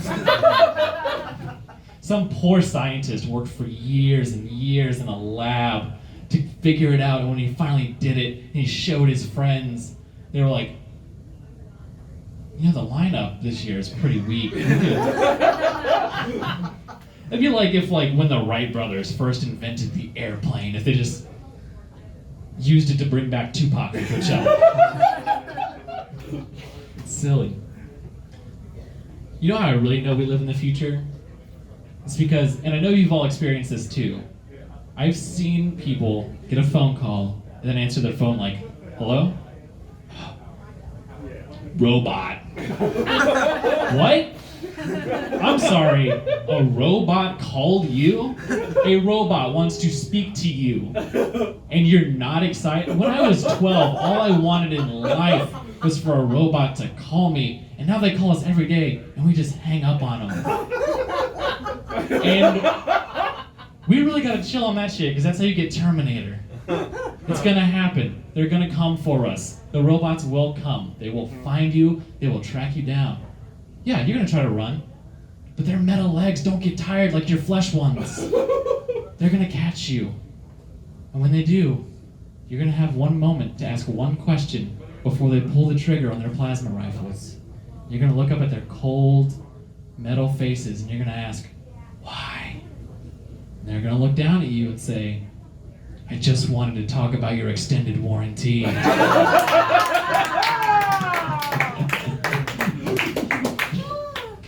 Oh man. I really want one of those self-driving cars. Because I get into so much trouble with my car. I'm constantly getting into car accidents or it's breaking down. Like the other day, like, I don't know if you can tell by looking at me, but I'm not like one of those tough guys you see. Which is why it was strange when a grown man tried to fight me in a parking lot recently. Because we almost got in a fender bender. Not because we did, but because we almost got in a fender bender. This guy gets out of his minivan, khakis, sweater, his family's in the minivan. He just gets out and he starts yelling at me like, get out of your car, let's go right here. And I looked at this grown man, and I don't know where this came from deep inside of me, but I just looked at him and I said, you don't know me? And then I drove away. Which is like Apparently, I don't know me if I think I've done anything that allows me to say that. But also, it's like I can't back that statement up. I had to leave because I can't back it up. Because there's nothing he can know about me that would make me, like, that would intimidate him. I can't be like, you don't know me? I was captain of the marching band in high school. That's why I get into so many car accidents. It's like, I got AAA, thankfully. Does anyone here have AAA? Yeah. Yeah. If you don't have it, get it. It's amazing. Not just because they help you out with your car, but AAA drivers are the most interesting people you will ever meet. Like, last time I had to call AAA, my car broke down in a parking lot. I waited for about 30 minutes, and this beat-up white pickup truck pulls into, flies into this parking lot, blasting like White Snake. And then this old man in a cowboy hat and a face like an old catcher's mitt gets out. And I don't know what kind of vibes I was giving off to this dude, but I guess he felt like he could trust me. Because before he even looked at my car, he brought me over to his truck to show me the open jar of moonshine he had in his cup holder. What? This guy is drinking and driving on his way to fix my car? That's like your doctor sparking up a Marlboro before he starts your chemotherapy. All right, guys, my name is Chris Freeland. You guys have been awesome. Thank you very much.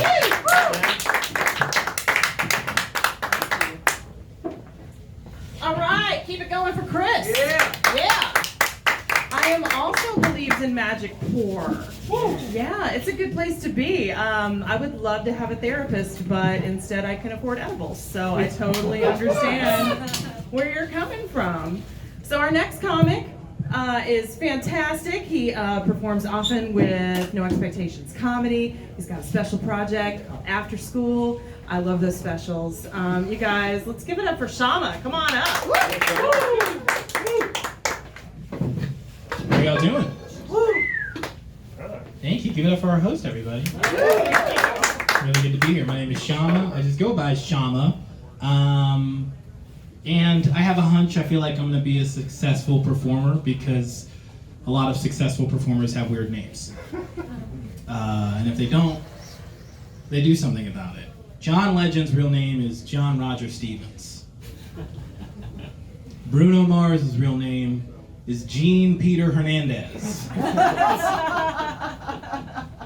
He changed it to Bruno Mars and was like, an Uptown Funk, go and give it to you. He gave it to us, and he's famous. So I meet people now who are also aspiring performers like I am. They're like, dude, you got any tips?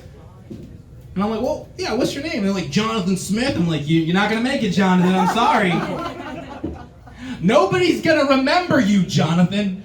You got to be something funky, man. You got to change your name to Witch Hazel Stone or something. I got married a couple years ago. Marriage is awesome. If you like being accountable for every second of your life. I went 26 years doing me, you know what I mean? Just doing whatever. And every day my wife asks me, what are you doing? Or what do you want to do? What you doing now? What do you want to do? Now, you don't realize how many habits and just things that you just kind of do without, really putting too much thought into what you're doing until somebody asks you, like, hey, what were you doing? And you're like, I was freestyling in the freezer about food that we need to buy, I like it. My wife's white, and I'm whiter, as you can tell. Yeah, I'm way whiter than my wife, and I knew this because I have a lot of trash, a lot of white people trash. Like my car's got LaCroix and Larbar wrappers and just a bunch of Target receipts everywhere.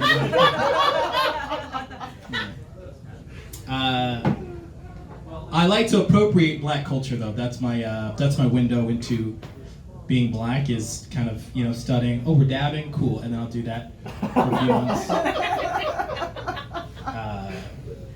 I do research, or as some people call it, scrolling through TikTok. Research. And I watch a lot of documentaries. I recently was watching a documentary called The Defiant Ones on It's on HBO, and it's about rappers. It's about rap history and the rap community. And my wife was like, "Hey, let me watch this with you." And I was like, "Hey, you're not really gonna get it." She was like, "Well, you know, it'll give me something to do." I was like, "Yeah, I know. You're always asking, so let's watch it." And she asked a lot of questions. She was like, "Who's Snoop Dogg?" And I was like, "Well, he's a rapper." She was like, "Why is his name spelled with 2 G's?" And I was like, "I don't know." She's like, "Who's Dr. Dre?" And I'm like, he's a producer. She's like, "What kind of medicine does he practice?" I'm like, "He's a producer." She was like, "Why is he wearing a stethoscope?" And I was like, "I don't know." And she was like, "Who's NWA?" And I'm like, "That's me right now." She heard me tell this story, and on the way home, she was like, "I still don't know who NWA is." My wife is, I'm from Tanzania, East Africa originally, and my wife is from a faraway country called Missouri. Let me flip through my my jokey joke book here. I'm black in the United States, and it's not a good time to be black, but it's also not a good time to be white. There are a lot of expectations on white people right now, and I feel for you guys. Like, I'm really sorry. I feel like I can't have a conversation with a white person without them being like, "I'm listening, I'm learning, I'm growing, I'm reading, I just read an article, I'm learning, I watched a documentary, I'm being anti-racist, I went to a protest, and I'm like, hey, that's fine. I just need 20 on pump 12. Like, whatever you're going through, doesn't concern me right now. The equivalent, I feel like, when it comes to diversity and inclusivity, I feel like white people, it's like you went to the gym for the first time ever, and us, people of color, the trainers, have demanded that you touch every piece of equipment, and you run everywhere, and you jog. So I'm sorry, I don't know. Take it easy. That's all I want to say. As a black person, I understand. It's your plates are full, but you eat an elephant one bite at a time. A couple years ago, my dad passed away. So I just have my mom. My dad I had a great dad. Just have my mom right now. And I'm not gonna lie, I'm going, like, I'm trying to be the best son ever. Birthdays, like Mother's Day, Christmas, like I'm going all out. I don't step on cracks anymore. Like, I'm taking no chances. If somebody makes a yo mama joke at me, I gotta fight you. I am legally obligated to beat you up.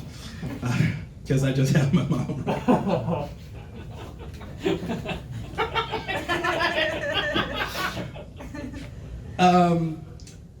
This is just a thought. Come on, what are we doing here? We shouldn't even be here. All right. I like the disease. I guess you could call it I like the infection or whatever called athlete's foot, because non-athletes could get it. There are no other career diseases, like you can't get CEO cramps. You can't get engineer eye. Billionaire cough. Who wrote these?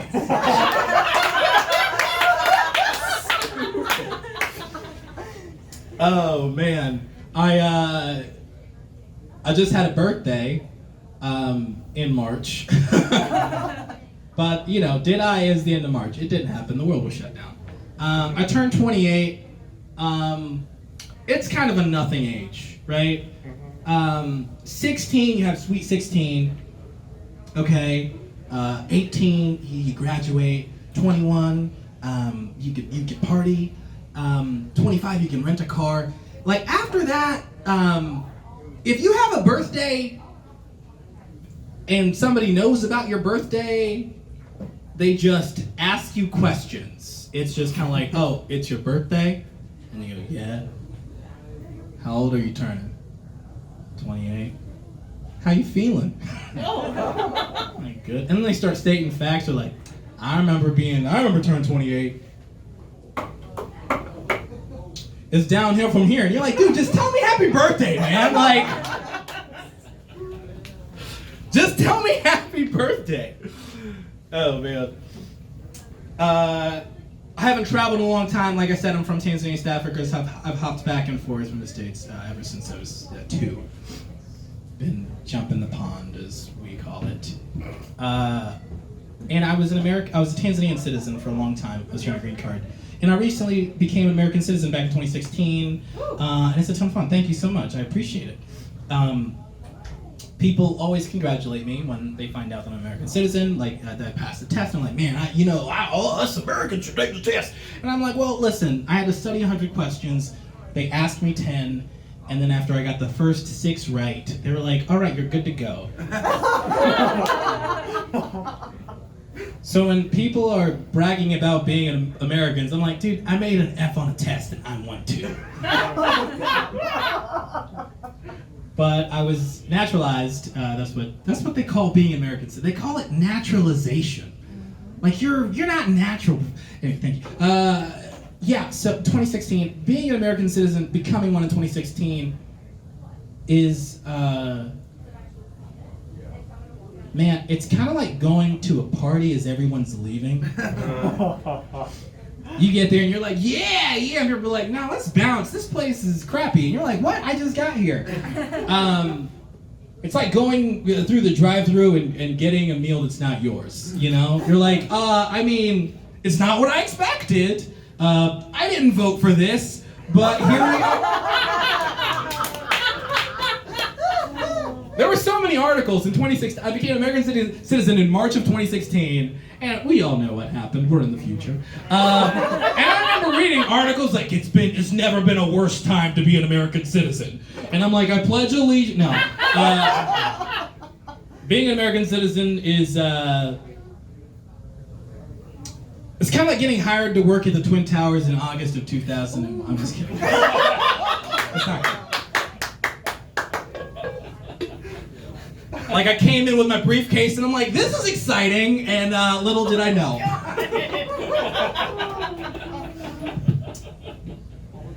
Thank you. All right. Shama enjoyed that so much. You're cleaner.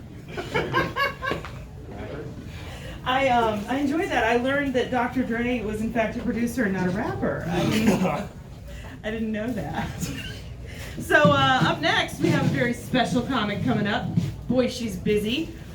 You can catch her on Facebook, on Insta, on TikTok, all around town. See her at the Comedy Zone, here at No Expectations.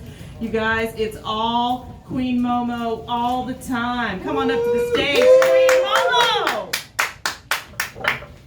Yeah. Thankles, thankles, thankles.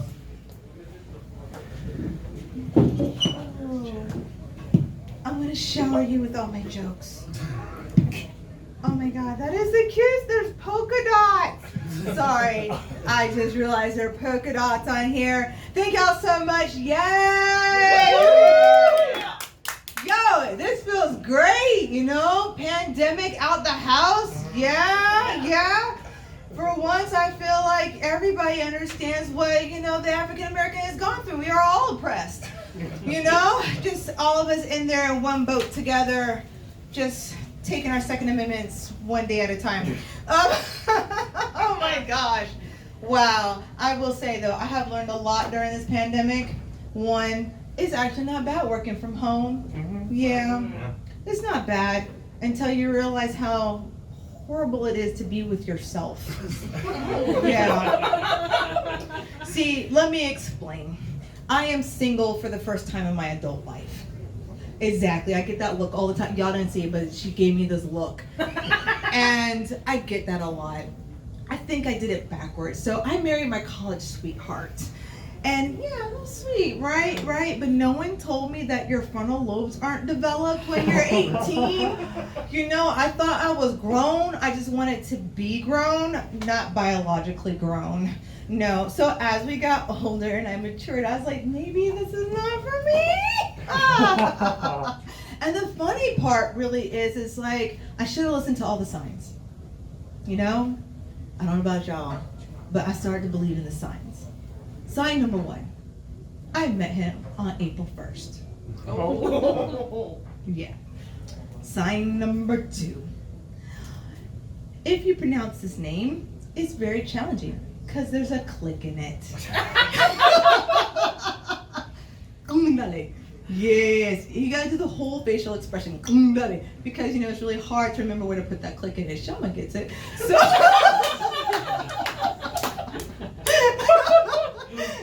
the sad part, he's not from Africa. His mom was just on an African click thing. So I was like, okay, great. So imagine going to Uncle Sam's house trying to do that all the time, just like, yeah. So that was sign number 2. But sign number 3 really was the biggest red flag I should have known. Is when you translate his name, it means trickster. Yeah. So red flags all around with that one. But you know, let's be real. He really was sweet. You know, my ex-husband, we're friends now, so I'll give it up for that. And it's funny because earlier it was mentioned about becoming a citizen. So I'm thinking it took a divorce, and he didn't show up to the divorce, by the way. It took a divorce, and it took all this other stuff for you to finally listen to all the nagging that I did since we were together. He became a citizen. He's from Trinidad. Yeah. That was another sign. His mother. But that's a whole other story. So anyway. Yeah. You know, I tell people I survived the first Rona. Because her name's Rona. Oh, marriage. But you know, college was fun. I will give it up that. You know, I learned about love a little bit. And also I realized, you know, Sally Mae was a thing. So all you baby boomers out there in TV land, like seriously, you should have taught us better about credit and those APR rates. And that maybe I should have just went to what we call Berea, you know, and learned Spanish that way. Because that was my major. I majored in Spanish. And all I got after $80,000 was, ay papi. I know, right? My mom thought it was a phase. 4 years later, I'm like, hey, I'm still paying Sally Mae. Let's make it rain. So I will say I'm grateful for the pandemic. I haven't paid my student loans because they're like, we're going to stop it. Yay! Now 2021, we're going to have to play catch up, but that's okay. That's okay. But yeah, it was fun. And then I was like, well, if I'm in this much debt, I'm like an Uber nerd. Any gamers out there? Yeah, I'm an Uber nerd. To the point to where I will get stuck in that flow and just play for hours. This is why I don't play WoW, because I would have dropped out of school. So anyway, I feel like dating's more like gaming. And you know, my parents were like, you know, maybe this will pass. But no, I wasn't ready. I was ready for the courtship, you know what I mean? We're gonna meet your parents, not the swipey righty and the swipey lefty. And if I really like you, I just swipe up. You know? I didn't know super like was a thing until Tinder. And you know, it's like, okay, so you have all your little platforms. You have Tinder, you have Bumble, you have Farmers Only if you live in Pickens. So, you know, that little reef thing. And if you think about it, we go back far enough, we're all related, right? So I guess my third cousin's okay. Yeah, no, I'm just lonely is what I'm saying. I'm just lonely. It gets lonely. But that's okay, I got a dog. Yeah, I got a dog. She's a support animal because I support her. Very expensive. But no, she's cute. I call her Waggle Butt sometimes because she makes you happy all the time because they love you unconditionally, unlike my ex-husband. Oh, I know, right? I'm gonna send him that joke. True story. I took a picture with his baby, and I'm just waiting for that to send that to his mother. Yeah, that was for me. Rona 2020 right there, baby style. But no, really. So school was fun, learned a lot, got in debt, married my college sweetheart, realized being single nowadays is like a video game. So I really just want to know what is the code. What's that special code? I feel like I need to put it in, like up, up, down, down, left, right, PA, start, you know, and just call it Konami. Just God, goodness, I miss gaming. But they didn't teach us that adulting would be a thing, and that we have to pay all these bills. So kids, don't grow up so fast. Don't grow up so fast. And speaking of growing up so fast, I feel like I want to go back in time and tell my younger self, love your first name, because all the white people will mispronounce your first name because they'll just think of it as another white person. Because, let me formally introduce myself. My name is Monica, but I get called Monica a lot. Or they copy and paste my name and put an F instead of a K and I become Monifa. Yeah, true story. I was called Monifa 2 weeks ago. I had to let that doctor know. I was like, no, just copy paste my name. It's okay. It's all right. It's okay. But that's good because, when I sound like this, from Omaha, Nebraska, on the phone for an interview, they're not expecting all of this. Yeah, sorry Alabama, y'all gotta change your laws because dreads are awesome. Because I always wanted long hair. I finally get why Becky loves the long hair. Just the ponytail thing, like you're walking, you're like, yes, I got the sway going. It's wonderful. Long hair is beautiful until it gets under your armpits. And then you're like, what is that smell?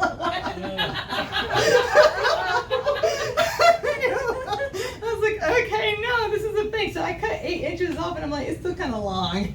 It might need to get a little shorter. Just get away from this area because I do jujitsu and that's a thing. Like you get all the mat is gross and all this stuff goes into the hair and you're just like, maybe I should go bald?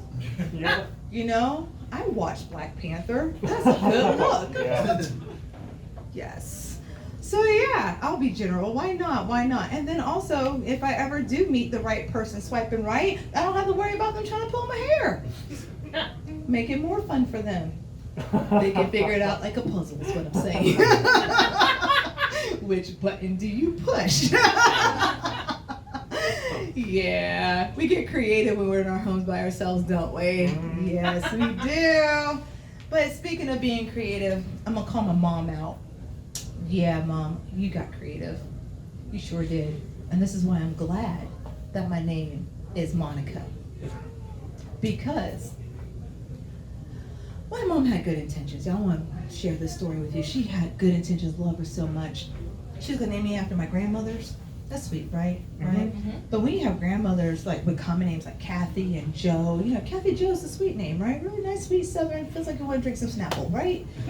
But when you have grandmothers like Claude Lee and Johnny May, and you want to put those names together, I'm like, Mother, how does that work? She looked me in my eyes and she said, I was going to name you Clajona May. No!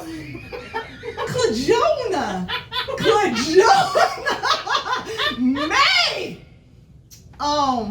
I looked at her, I was like, was my middle name going to be gonorrhea?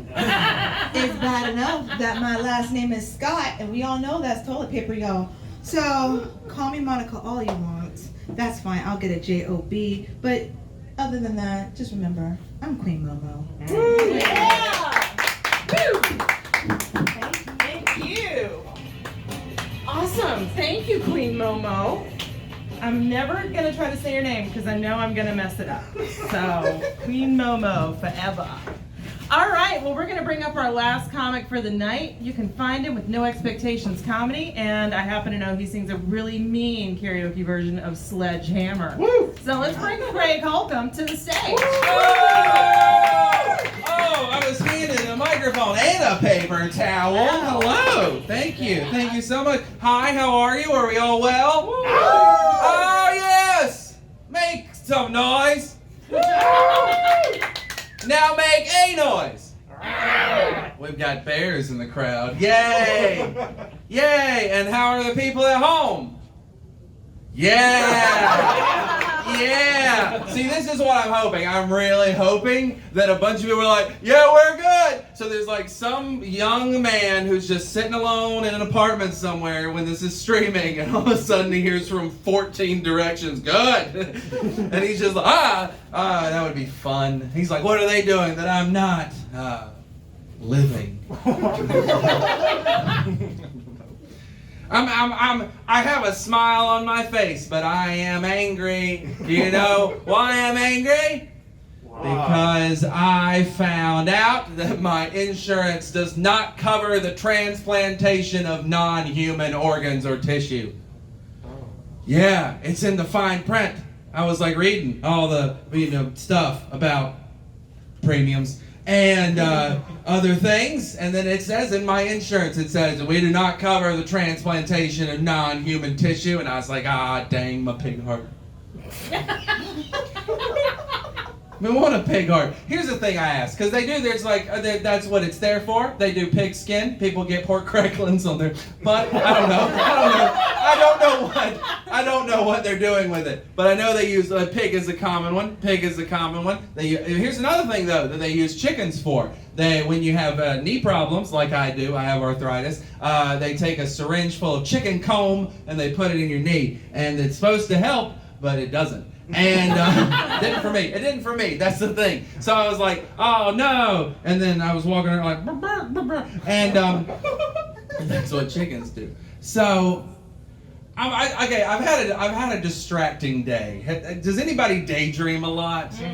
Yeah, see, I daydream a lot. So most of the time I can keep it under control. I can do my work, then I take a bathroom break, and I can go, berries, or whatever it is. Whatever's going through my mind at the time, I can, yeah, that's nice. I smoke, so I have a cigarette break, and I ponder the universe for 5 minutes at a time, and I come back in. But today it was bad. Today it was so bad, because I'm like trying to work, and I'm really trying to work, but work was just slow enough to be like, what's crime like in McDonald land, Craig?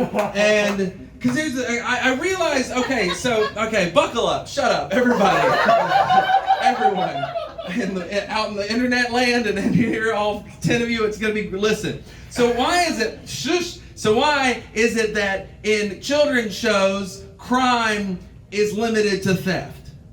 But it's real there. It's very there. Like in Dora, there's a straight up burglar. And he has the mask and everything. And he comes up and he goes, I'm going to steal. And they go, no, you're not. And he goes, shucks, or whatever he says. But then also in McDonald Land, they had the Hamburglar who crafted his identity around his atrocities. And he's out there going like, robble, robble. But like, what else is in McDonald Land? Is there a let me get this right. Is there a hamburgerer? Do people have a problem with gambling?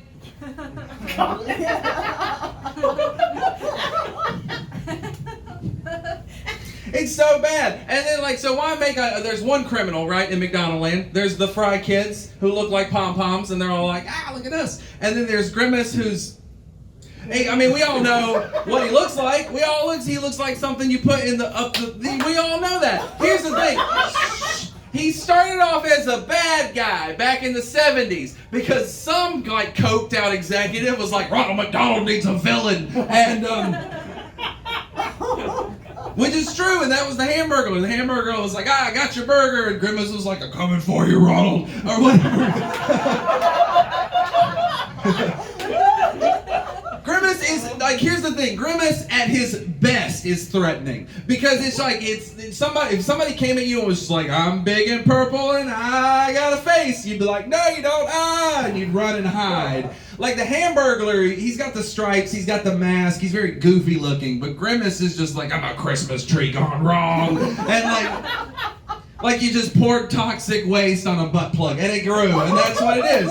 I finally got around to it. We were all thinking that is what he looks like. He's like, I'm a toy, and you're like, no, you're not. Well, you kind of are. Speaking of, did you know McDonald's is the largest toy distributor in the country because they always give the Happy Meal box thing with the squirrel, and they are the largest toy distributor. You know who the largest tire manufacturer in the United States or in the world is? The largest tire manufacturer is Lego. What?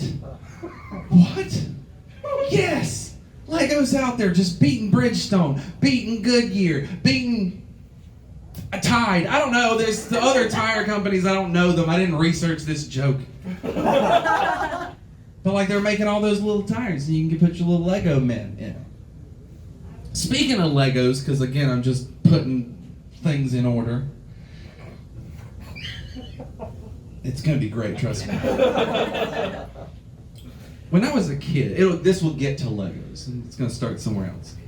When I was a kid, I wanted to be in the Navy or the Air Force. And that's 100% true. I wanted to fly fighter jets. Because I saw Top Gun, and it affected me in a spiritual way. But not just like I saw Top Gun and was like, ooh, I want to be Maverick. No, I researched it. I had toy model jets, and I researched the control scheme, and had a couple of video games that had the fancy, not the full stick thing, but you could see it on the screen. I wasn't that crazy. I had Top Gun for the NES, and I would just scream at it. Never played it because it's too hard. Just and then I started there as a person. My height was very down, and then it got up. I started moving towards the sky and kept going and kept going and kept going. And I'm 6'4" right now, and you have to be 1'2", I think. I think you have to be 1.5 feet to fly a jet. Really, it's something like 5'5". You have to be really short to fly a fighter jet. And I remember being very upset about that, because I reached that in middle school, which is about the same time where the Navy recruiters started coming around our school. They started young, it's okay. So they would come along and just they'd have set a booth up once a year and in the lunchroom, and and I started high school, and they'd have that booth, and they'd start coming up to kids, what are your plans for college? And by that time I was just petty, so it's since some Navy guy comes up to me and he's like, oh, you want to join the Navy? I'm like, you shove your Navy up your ass, and then I ran away. Because here's the thing, I played with Legos, and I built jets. And if the Lego man was too tall, you just pushed him back like this. And if I can do that at 7, Lockheed Martin can get their shit together. I'm calling you out. That'd be great if this whole comedy show was totally orchestrated for me to just get a hold of Mr. Martin. I assume it's one dude. He's like, call me Locke. And he's just up there in a tower somewhere, and it's like a call tower. He's like Alpha Bravo and zoom zoom, and he just looks at all his planes because he built them all by hand. I knew some people. I actually got to meet somebody who worked for Lockheed Martin just through friend of a friend of a friend, and I actually asked that question. I was like, what, why? Lego man, put the screen up here, put him in a tube, what? Why not? And he had no answer. I think it's just tall people prejudice. They don't want us up there. They don't want us up there with our long legs owning the sky. They don't want it. That's what it is. I just figured it out in my head parts right up here on this stage. I figured it out. They don't want us long people up high, because they know we'll realize our true potential and grow real wings. And then that's what we're gonna do. That's what you remember that X-Man who was just dude with wings? That guy, he was great. He was just, what's your power? Dude with wings. And he had 2 of them. It was great. And then I love that guy. He's cool. Angel, but no halo. That's what I say.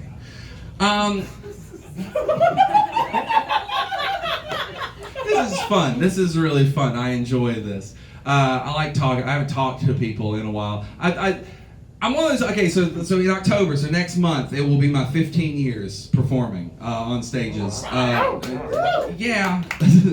But here's the thing. A lot of people have asked me while the whole death has been happening. Do you miss it? Do you want to get back on stage? And to be honest, in my heart of hearts, no. It's great. You know what I got? I got a 4-month sabbatical. Yeah. I've been playing with my kid, which is really nice. I don't know. Maybe it's just 15 years. You're just like, I need a breather, and I don't wanna. People keep asking you to do shows, and you're like, maybe I'm just getting petty in my old age here at 34, at the end of my life.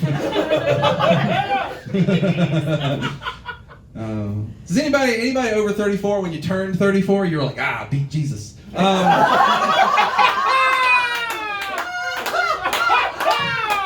Is that just me?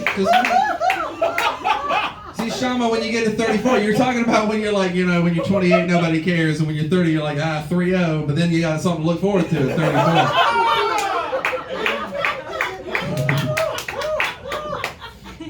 You guys have been a lot of fun. I hope you have a wonderful night here and out in the internet land. And call Lockheed Martin and start a campaign for me. Thanks. Bye.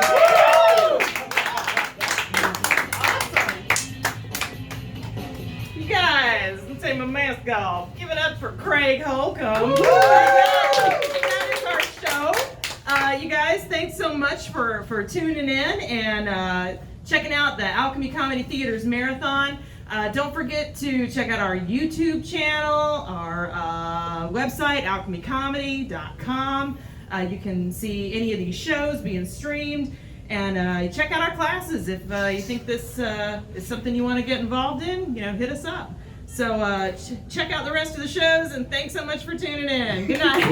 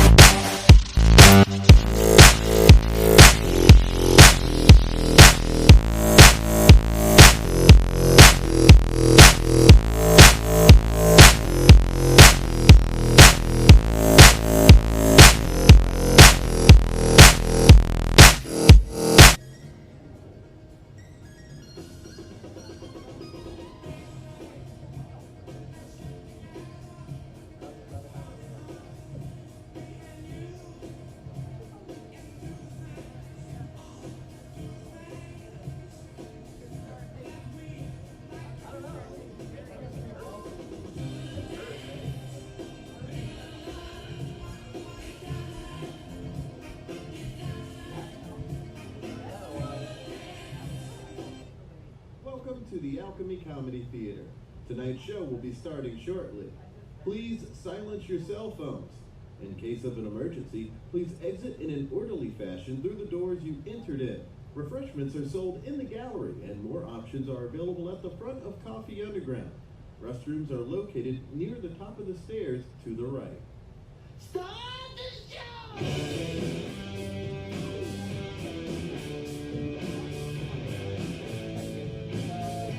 Welcome everyone to Coffee Underground and the Alchemy Comedy Theater. Please put your hands together and welcome your host to the stage. Hey everybody, what's going on? Welcome audience members. Welcome to you online right now. We are local legends. We are going to be performing a set for you tonight where basically we are going to receive stories that were pre-recorded ahead of time. We will do improv based on those stories, and then we'll repeat the process over and over again. I believe the tech booth right now has a couple of stories lined up for us. I do. You do? Okay. Well, we're not going to delay this at all. Let's go ahead and get our first story.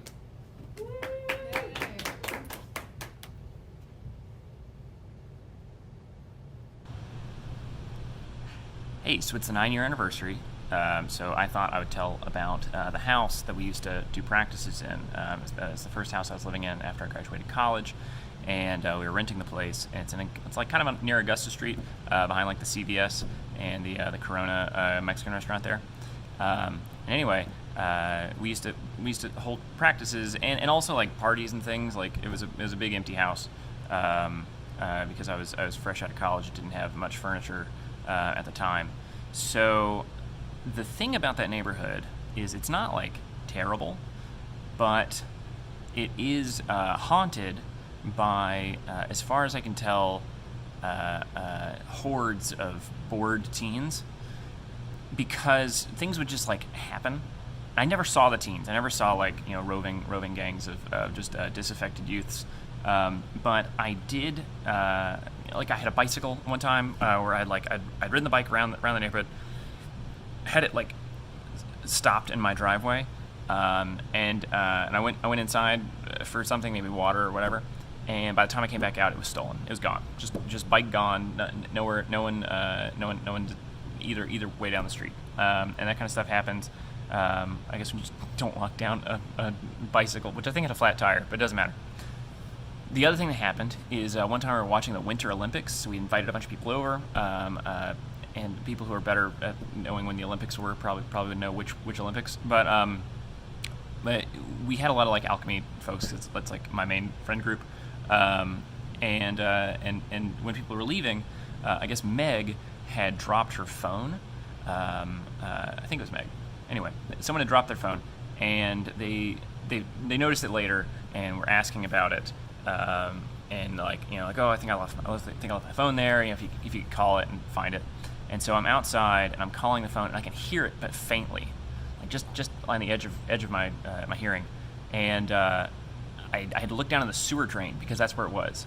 And all like the whole screen was full of people going like, "Who are you? Who is this? What are you doing?" So apparently some teens had found it on the curb and had just like texted everybody they knew, like harassing them with like vague threats and stuff from this random phone number, because they'd found a phone and then they ditched it in the sewer drain, yeah, just like stuff like that. They stole my wallet one time out of my car, which was partly my fault. The car was not locked, so it's not like they broke in, but I did have to replace my Eagle Scout card, which was a bummer. But yeah, so that's my story. Neighborhood haunted by youths. Looks like you guys are all settled in. I brought you a bottle of wine. Thank you. It's been great. Been great being your realtor. Thank you so much. We're so excited and to get the keys and start moving in. Yeah. Looks great in here already. A quick thing. It's haunted. Not bad haunted. Wait. Regular haunted. Like, not bad haunted. what kind? I'm sure it's nothing. I mean, it could be that bad. Well, how do you know it's not from someone like murdered here or something? It's a nice bottle of wine. Did you hear that? Well, yeah, but I mean, it's an old house. It's wind. It's a plate. I, Look at this plate. yeah, it just fell out of the sky. or What are you something. guys looking at? Oh, God! Oh, excuse me. Oh, a visitor. You must be. We're new to the neighborhood. I'm Larry, and this is my wife, Eugene. You can go straight through. Larry, it's Welcome a to my ghost. house. It's a ghost. Oh. Let me go ahead and let me get a Coors Light from back there. I think this card will suffice. It's my Eagle Scout card. Your Eagle, what now? How old are you? Okay, now I'm gonna need ID and a. Well, you have my ID. You're holding it right there. That is a gold card right there that you're holding, Barkeep. Doesn't have an age on it. Yeah, well, I mean, it doesn't need to because I'm an Eagle Scout, and therefore I am worthy of I'm this gonna get in beer. trouble for opening this. Oh, well, okay, hold on a second. Here, I think this is a picture ID. This one ought to work. Okay, here you go. That is my scuba diving certification right there that allows me to go up to 60 feet below water. I think you have to be 8. I think you have to be. How old for scuba certification? All right, You clearly, can be 18. Now you've proven 18. clearly. That's it. All right, listen, I can get into R-rated films with this Fandango gift card.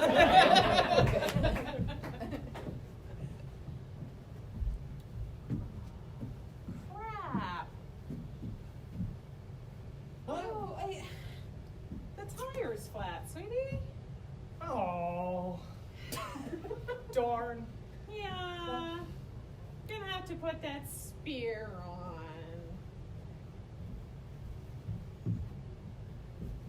Oh, the spear is flat, sweetie. Oh, darn. Well, we cut to the night before. All right, buddy. I mean, if you really want to slash your own tires, I mean, we can do it, boss. It's no problem. All right, all your tires are slashed. If that's all you needed me for, I can leave now. Thanks. What? Why did you want me to slash your tires? I'll be honest, I haven't thought this one through. You haven't thought this one through at all. No, and I'm kind of regretting it, but we're just gonna play this. I mean, it kind of sounds like you're just trying to get out of something right now. Kind of maybe doctor's point. All right, sweetie. We got an Uber. Really looking forward to this.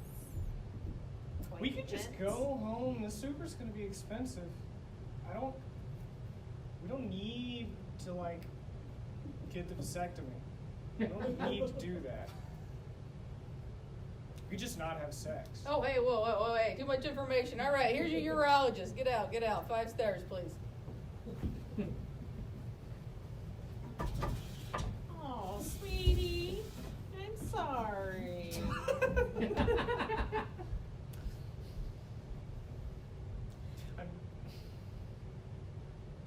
The doctor said that he tried, but just wasn't anything there.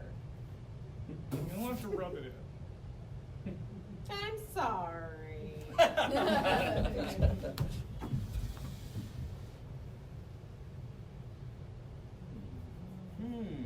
I think it's time for our next story, Tech Booth. All right. That first story was from one of our founding members, Mr. Ben Burris. He mentioned Ms. Meg Pearson, also a founding member of the theater, and also our next storyteller. Oh, hello, Alchemy. Meg Pearson here. And my story takes place in Greenville when I lived with my family temporarily on their farm. We have a farm. Folks have been there. We've got some sheep. And for a while, in order to protect the sheep, we bought this donkey. she was not good at protecting the sheep. She would run down the sheep very often. And we decided, look, maybe instead we just need to get a different donkey. Maybe she would be better in another role.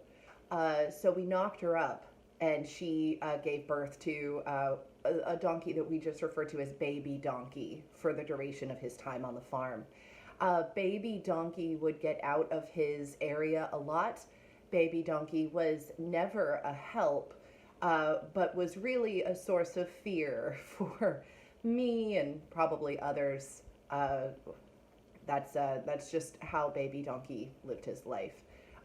He's still alive, I should preface this by saying. But one day when I was alone on the farm, Baby Donkey had gotten out of his area, as he often did, and he just sort of roamed. And I could see that he was coming up towards me down the dirt road. I had been watching a lot of American Horror Story around that time, and I was a little nervous. I was like, Satan! But it wasn't Satan, it was a donkey. And I learned a trick that I had to puff myself up and run towards him. And so that's what I did. I, in the middle of the night, with a full moon, I got myself as big as I could, and I ran towards the donkey screaming. And it worked, and the donkey was scared and he ran off. I had to do this in front of guests, in front of a guy that I was dating at the time, who bizarrely we still dated for some time after that. And I'll say, I'm currently living in Arkansas, and I am prepared if I run into a bear, because I think you're either supposed to puff up and run towards them, or you're supposed to do the exact opposite. I'll figure it out. But yeah, that's my story. Bye! Honey, I'm very uncomfortable in this dark alley, okay? What if we get mugged or something, okay? No, it's okay, it's okay. I know a trick. You're supposed to... Hey, whoa, hey, give me your... Honey, it's happening right now! What's the trick? Do the trick! Wait, give me your... what do you... Oh, hey, whoa, what's happening back there? Go away! Go away!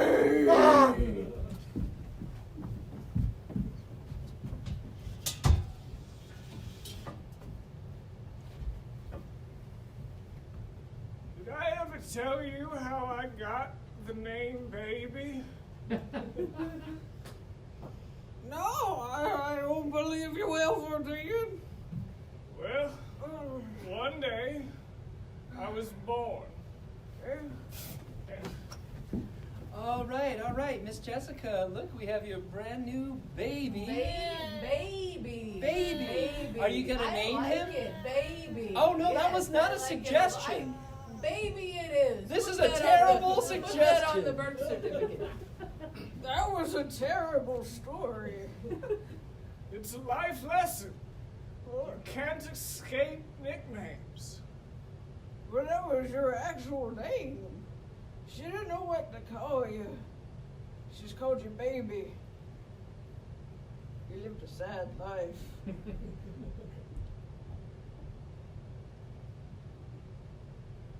I'm sorry, baby.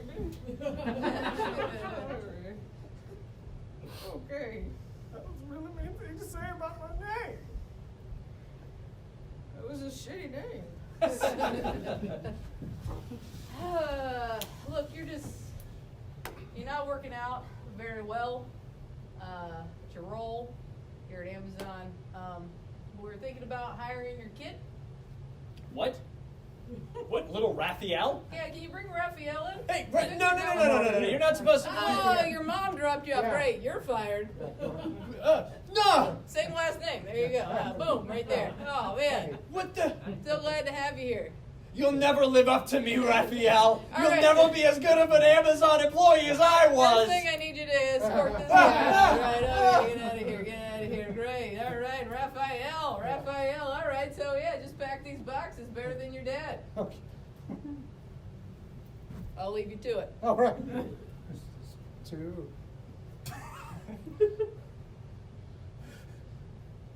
Okay, all right, Raphael, all right. You got any kids?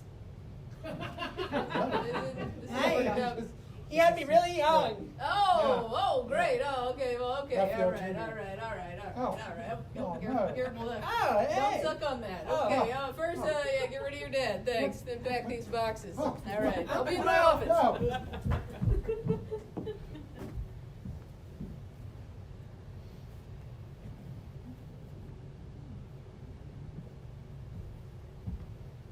So, you liked what I did back there? Yeah, pretty good. You still want to date me?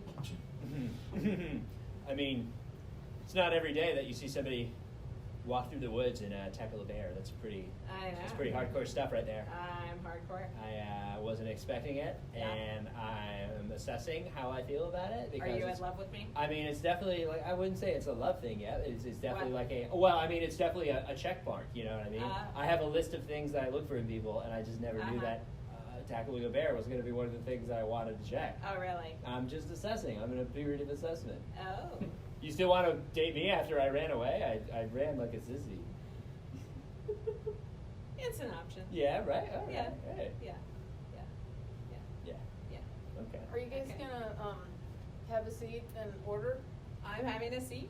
I already took the initiative and had a seat. I saw what you did with that bear. I'm not trying to cause any problems. Well, I just ran a lot, and I'm kind of catching my breath right now. So Fair enough. Yeah, you got your water. Assessing So that chair. let me know if you need anything. All right.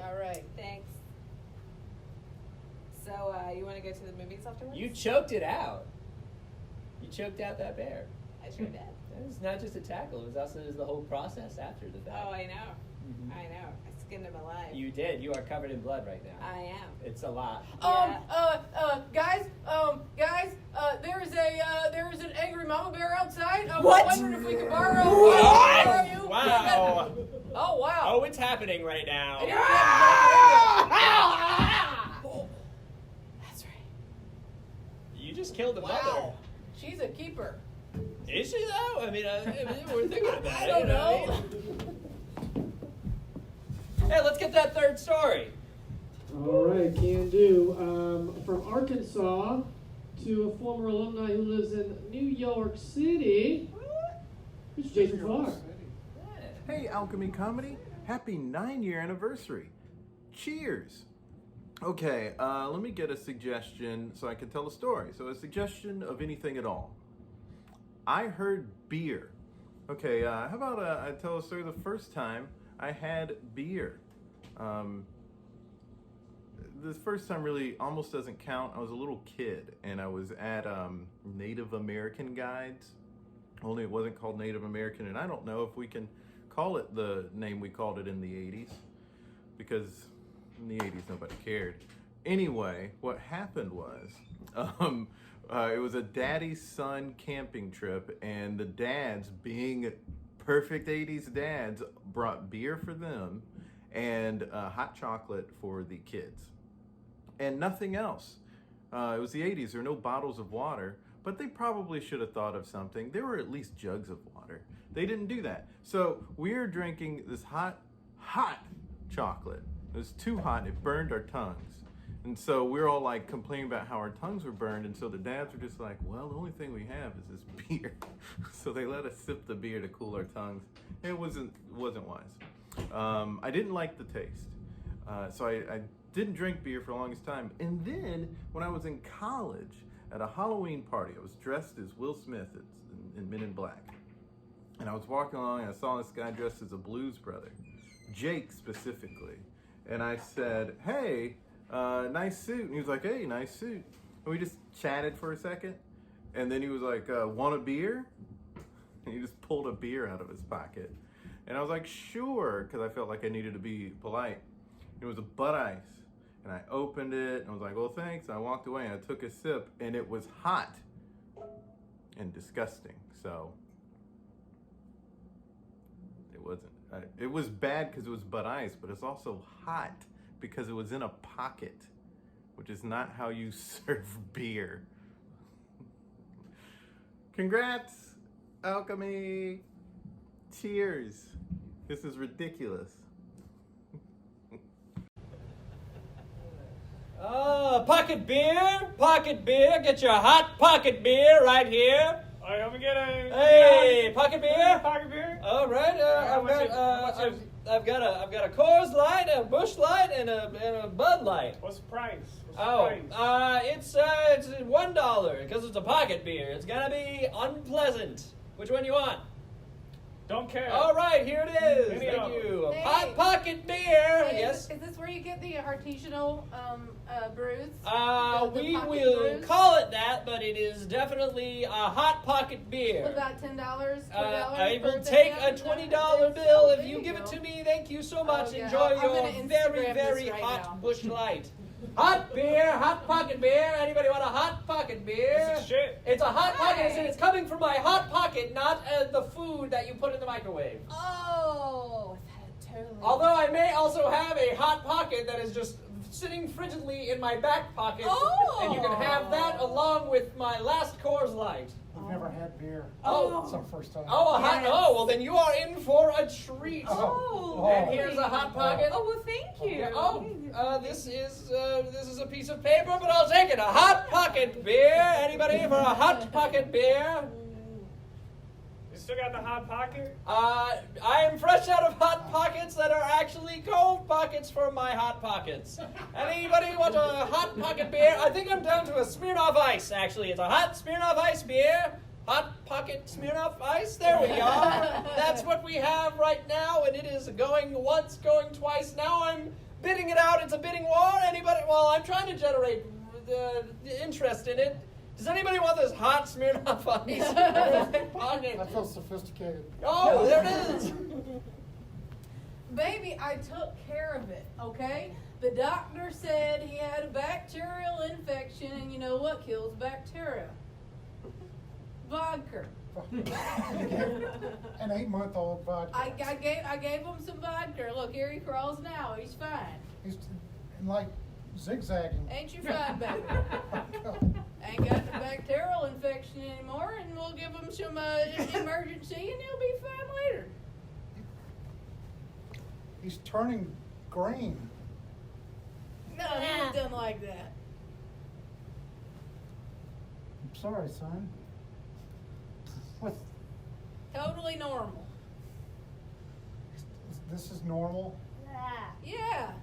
Don't walk yet. How'd you expect him to get over there?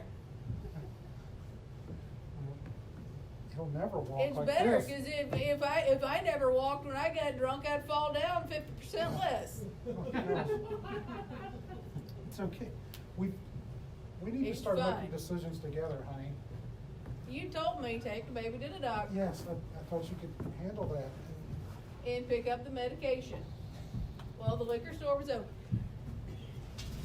Welcome to Toddlers AA.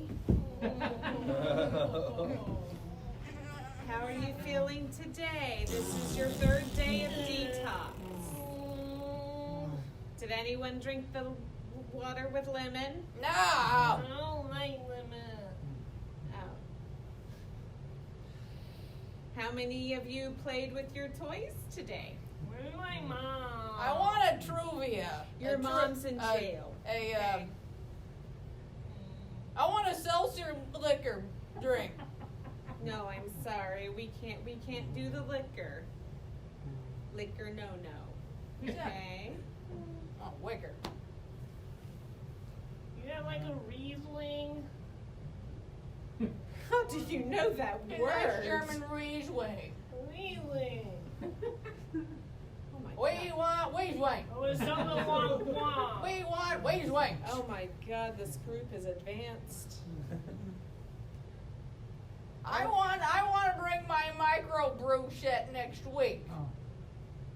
I'm gonna bring my micro brew set for shows and tells. I want Pinot Grigio. I want a nice Pinot Noir. Dear God. And I want it now.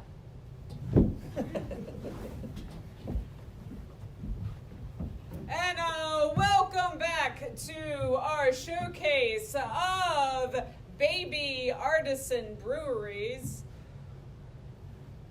We have our finalists, 2 finalists up here. We got Jake from upstate New York. I'm this many. He's 2. What kind of brewery do you got today? Well, what I have here is a sophisticated mocha stout, and it's very it's got a lot of hints of chocolate and coffee and a little bit of nutmeg. Sounds tasty and sophisticated. Who knew a 2-year-old could have thought of that formula? And of course, we have Susan over here, and she is from Arkansas. Yeah. Yep. Yeah, well, I just fermented my mom's breast milk, and I'm 3, and she thought I still wanted it, so I've been stashing it for like a while. And I took my dad's microbrewery set, and here you have a lovely milk stout. Oh.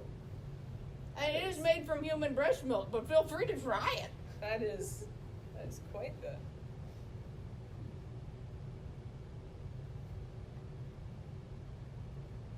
It's actually really good. I don't know that I can top that. Oh. It's just a beer. I mean, my daddy helped me. Yeah, no, yours is bad. Oh. I like the breast milk. Yay! All right, here's our winner. Here's our winner. Breast milk wins. All right, listen. Okay, it's the late '80s. Okay, you can't go around calling people what you've been calling people. You know what I mean? That's what I've always been told to call people. Well, you shouldn't call people that. Okay. People don't like it when you single them out for their beliefs. You know, this is one of those things. Okay, you can't, like, people who really like Steven Spielberg films. You can't just be like, oh, you Spielbergian. Like, oh yeah, you only watch Spielberg films. Oh. It's offensive when you do it like that, you know? Like a George Lucasian or Well, something? no, it's not better when you say it with a different director, okay? It's really insulting to people. Oh. People are more than just one director that they're preferencing. You're being so a brand de Palmite. Well, first of all, I don't actually know who that is, so go screw yourself. Like, I'm insulted. I don't even know who that is, okay? Now you're talking like a Scorsesean. Okay, now Scorsese I understand, but also I'm not. So what the heck, man? Well, I'm literally having a conversation with you about, like, maybe don't, you know, and you continue to do it. Gosh, I feel like I'm in one of those, Don't you don't? Like an Oliver Stonian production. That one might be the most accurate so far, but, like, please don't, though. I'm asking you, like, don't associate me with movie directors, okay? You're just so sensitive. When did you become such a anti-Houstonian? You're nothing like a John Wayne character. Now you're just reaching for actors and directors, aren't you? Yeah, you're just trying to rile me up at this point. Rile you up like some sort of Ridley Scottian or something. Ridley Scottian or an Irwin Winkler and Stallone movie. The conversation you just took part in and witnessed is the most David Lynchian you've ever seen. Here in the Twilight Zone. All right, let's get our next story, and then after that, we're running right on time, so we're gonna get an in-person story to close us out after this from me. Oh, cool! So first, let's get our last video story from another former Local Legends cast member, Dr. Brooke Johnston. Hey, my name is Brooke Johnston, and I'm a former Local Legends player. And with all the political stuff going on, I have been thinking lately about my chance to meet former President Jimmy Carter. And I didn't act very cool. I was an AmeriCorps volunteer after I finished college. That's kind of the domestic Peace Corps if you're not ready to go overseas and you can only commit to 1 year. And I was doing construction with Habitat for Humanity, and President Carter does a lot of work with them. And we were mostly building houses in Americus, Georgia, but sometimes we would get farmed out to special projects. And President Carter and his wife had gotten a bunch of support to build a community center in Plain, Georgia. And a lot of us were recruited for the framing day. So we were all out there framing and hammering. And I knew I liked the man because we didn't have enough 4-foot levels. And he goes, I'll just go get one over at the house. And he hopped on his bike and he started heading for the house. And then these two massive Secret Service guys had to hop on their bikes and go pedaling behind him. So already I thought, this is my kind of guy. And so we all kept working. And unbeknownst to me, President Carter was going around and personally thanking each person for spending some time. And I didn't see it coming. And I was just bent over framing and I saw these shoes, kind of old tennis shoes, and then these slouchy khakis. And I thought, I don't really know who that is. And I'm bent over and I can't really see. And I start looking up. And then all of a sudden I'm looking right in his face. And I wasn't quite ready with all the eloquent phrases of admiration or gratitude that I'm sure I would be able to say today. And he said, I just want to personally thank you for taking the time to be out here and helping us build this center. And it's going to be great. And then he said a lot of other really nice things. And I just stared at him. And I just kept staring. And then I said, thanks for coming out. And then I bent down and started hammering again. I did get the chance to meet him a year ago, and I shook his hand and I pretended that I had never met him before, and that worked out pretty well.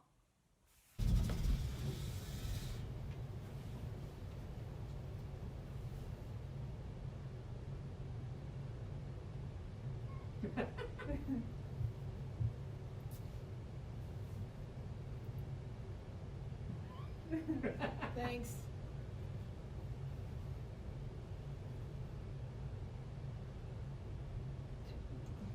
You too. Okay.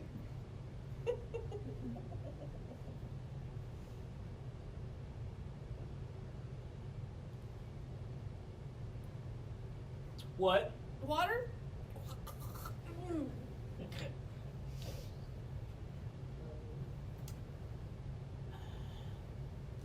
Thank you. Can I get anything else for the table? Chips, salsa, guac.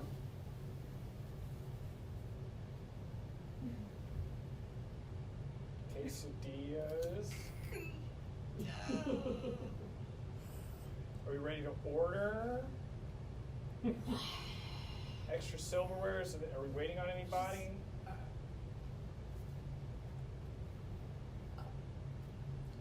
Do we need a beer list? You too. You too. You too. Thank you.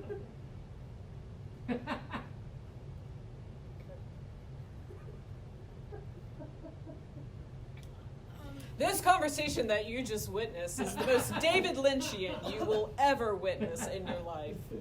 Welcome to the Twilight Zone.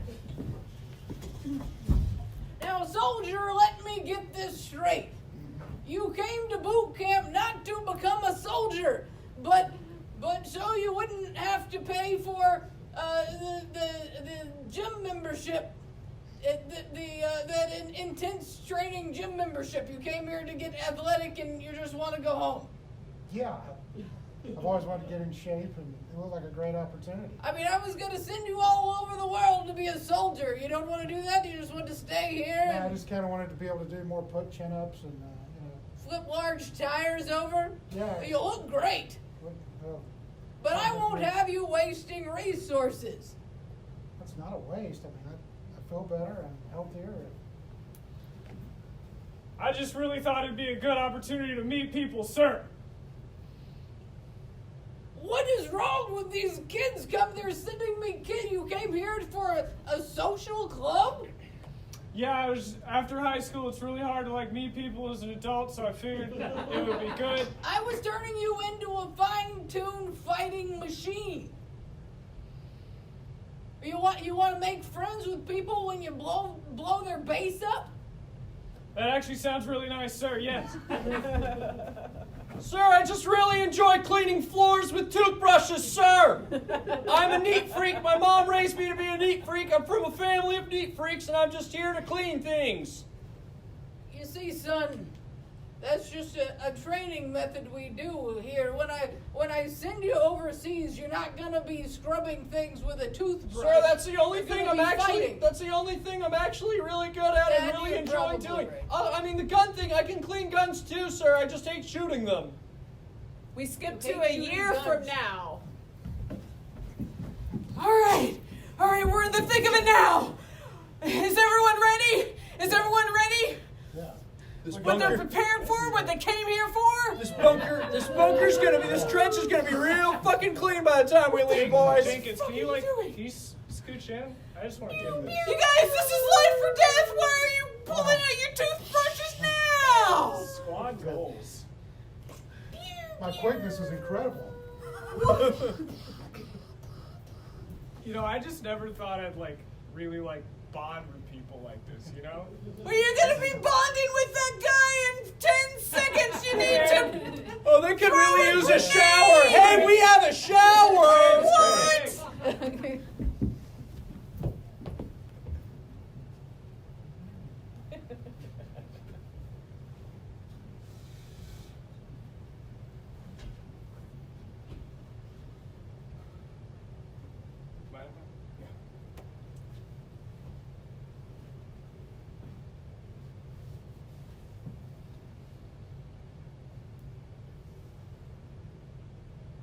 I don't actually know if I'm allowed to cut your hair or not, Mr. President. It's a real honor, you know. Just Just like you see that picture right there? Mm-hmm. Something similar, maybe tighter on the sides. Right. That'd be good. That's You're really well reviewed. Yeah, 5 stars on Yelp.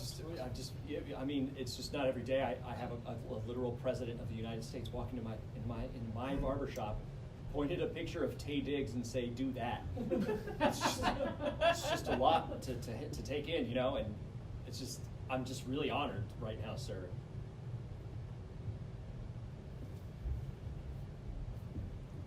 Oh.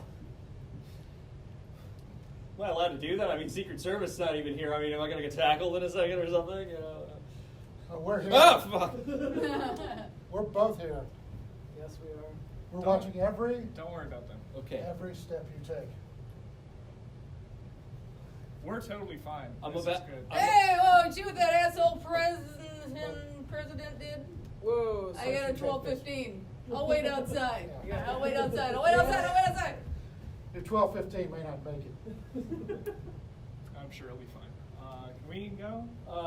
I also have a. I'm just going to point out that I'm about to, Mr. President, I'm about to use very sharp implements around your head. Let me check those out. I'm about to use scissors and a clippers on your head. I know how a haircut works. Okay, well, yeah, it's just it's just very sharp and. Not my first time. Okay, all right. Got hair before. Wait a minute! Down, man, down! All right, ready for our last story? Yeah, let's do it. Hey, everybody. My name's Harrison. I'm the founder, one of the founders of the theater. And I was just kind of thinking about this show, Local Legends. We've been doing this show. This is the very first show we ever did 9 years ago. And we've done about 500 of them. So we've got about 500 people come and tell stories. And maybe more, because sometimes we have multiple people tell stories like this. And I was kind of thinking about the very first person we ever had tell stories for the show was Jeremiah Dew, was a phenomenal storyteller. And then I think the very first time we had a storyteller tell a story for the entire cast, because one of the founding members, Jason Underwood, missed the very first show. I think it was Art Sturdivant, who later became a cast member here in the theater. And he was a joy as well. I don't know if you guys have like a memory of a favorite guest that you ever saw. Mayor Knox White, for sure. When Knox White came, he was our Knox White whale for a long time. We got him. And he told amazing stories about how this theater used to be like a YMCA. Like back in the day, forever. It was called Coffee Street before there was a Coffee Underground here. Which is kind of, which is just bonkers. I assume, actually. I don't know if that's actually true. But I was also thinking about both this show and other shows that we've done and how we do shows not only in this theater, we've done thousands of shows here, but we also travel around the country and do various shows. The very first comedy festival that Alchemy technically ever did was the Boston Comedy Arts Festival. I performed and taught a workshop there called The Economics of Improv, which, if you know me, is right on par for me. Right early in the days of the theater. And then I believe Wendy was on the trip that we took to North Carolina. We drove a Durango, and there was a song to the Durango. Do you remember the song? It was half broke down Durango. The Durango broke down on the way up, which was great. But not that bad. Not that bad. It worked out. It worked out, and she sold it because she's a good car salesman. Yeah, that's good. We also go to the Charleston Comedy Festival a lot. We have good friends there who actually are just celebrating their 25th anniversary, and they actually had their first show.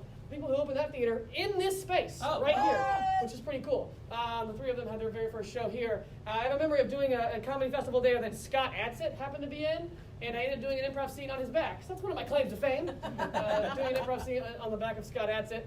What else have we done? I think Emily went to New York with us for the Delphos Comedy Marathon. Yeah. So right now in the audience we have a bunch of masked audience members. A handful. Three. I was the fourth one, right? And Emily was a part of the team that we performed at the Delphos Marathon for also 4 people. Yes. Yeah, in New York, which was also a very fun. Crowd was about the same. Yeah, good preparation for this. Back in the day, I think that Jason Underwood and I did a show in Atlanta one time, a show that we call Speakeasy, which have an improv scene in a bar, and then afterwards we went to a bar with everyone, which kind of just felt very, very nice. But being back in here, we haven't been in this theater space in 6 months. Yeah. It's definitely nice. I like the home court advantage. I really like being here. Mm-hmm. It's been fun to enjoy the show, and see you guys close the show out. Yeah. All right. Yeah. All right. So this theater has a lot of history. Great. My father improvised here. My grandfather, baby, improvised right here. Anybody ever died in here? And so it's haunted, but what? in a not bad way. Can I see a scene inspired by pineapple? Go ahead. So this theater is pineapple is your haunted? excuse. Okay. Your excuse. What about you? What are you doing? Improvise. Oh, okay. You came to take a workshop with me. Cool. A scene about pineapple. It's haunted. It's Yes, sir. Yes, sir. No, don't deny. Don't deny. You don't have to do it about pineapple. You want to break the suggestion apart. What does pineapple make you think of? This place is haunted. I'm at a luau. Why would it make you think of haunted? Yeah, luau. Honey, look at this lovely luau we're at that doesn't have any ghosts. I mean, it can have ghosts. Nice. Yes.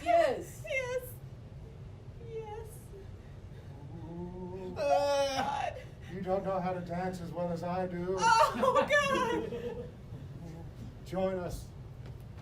Look at this. Okay, I'm seeing a lot of standing on the stage and saying, "Oh God."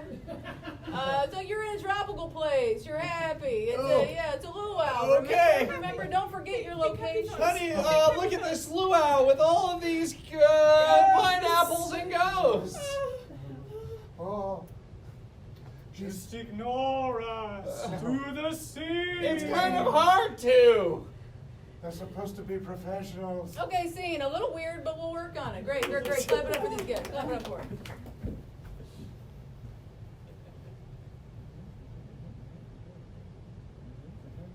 All right. All of us driving in a car. Who knows if it's going to break down, am I right? Yeah, good. Any moment. Any second now.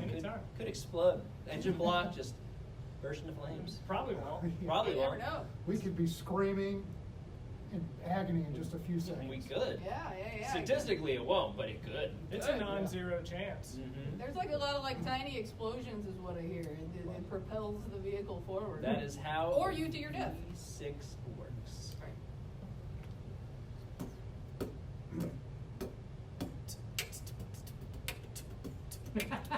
Is that the car? No, I was doing that. Oh. Just doing little explosions. Definitely thought that the car was about to explode. Oh, yeah, no, and that was yeah, just no. you beatboxing. Yep. What if it did explode, though, right? That'd be crazy. That'd be kind of crazy. We haven't even talked about accidents. All right. We could. Yeah, that's the more likely way to die. Guys, I could have a stroke right now and just you see how unsafe I'm being about how I'm holding the wheel? I'd be like reaching over trying to control the wheel. Right, I'm just like oh my gosh, no! I'm not even holding it with both hands. That's incredibly unsafe. Yeah, you haven't looked at the windshield. like God knows 10 how and 2 long. guy. 10 and 2 for sure. I'm like kangaroo leaning over here. Just like, whoop! What if I hit that bus? Okay, but I didn't though. No, You did. There's another bus coming up. You could That's still true. hit that. I could do it. How else could you die in here? And cause the most carnage. Oh! I wasn't even thinking about her. Whoa! Let's get the hell out of here.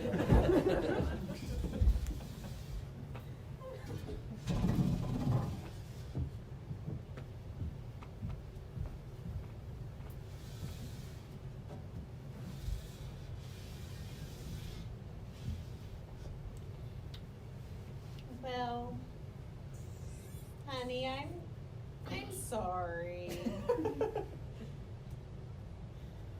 You too. It didn't work this time. Just like last time. Tried to get out of it. Saw all the No. signs. I know. Didn't have to fix the car. Didn't have to take that Uber. Could still have a working penis. I think this couples discussion is going great. Just keep it up. Just tell the truth. Just let it pour out.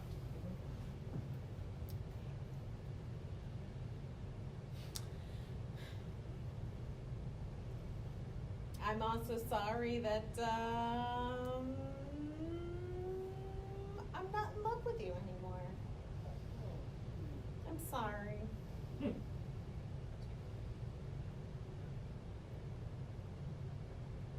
Honestly, I feel like I would have an emotional response to that, but I'm like not there.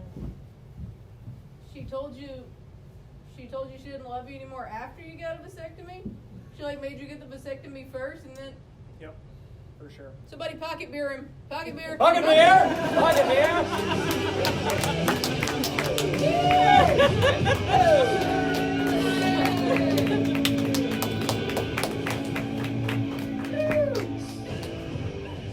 Guys, this was our local legend show for the ninth year anniversary of our digital comedy marathon.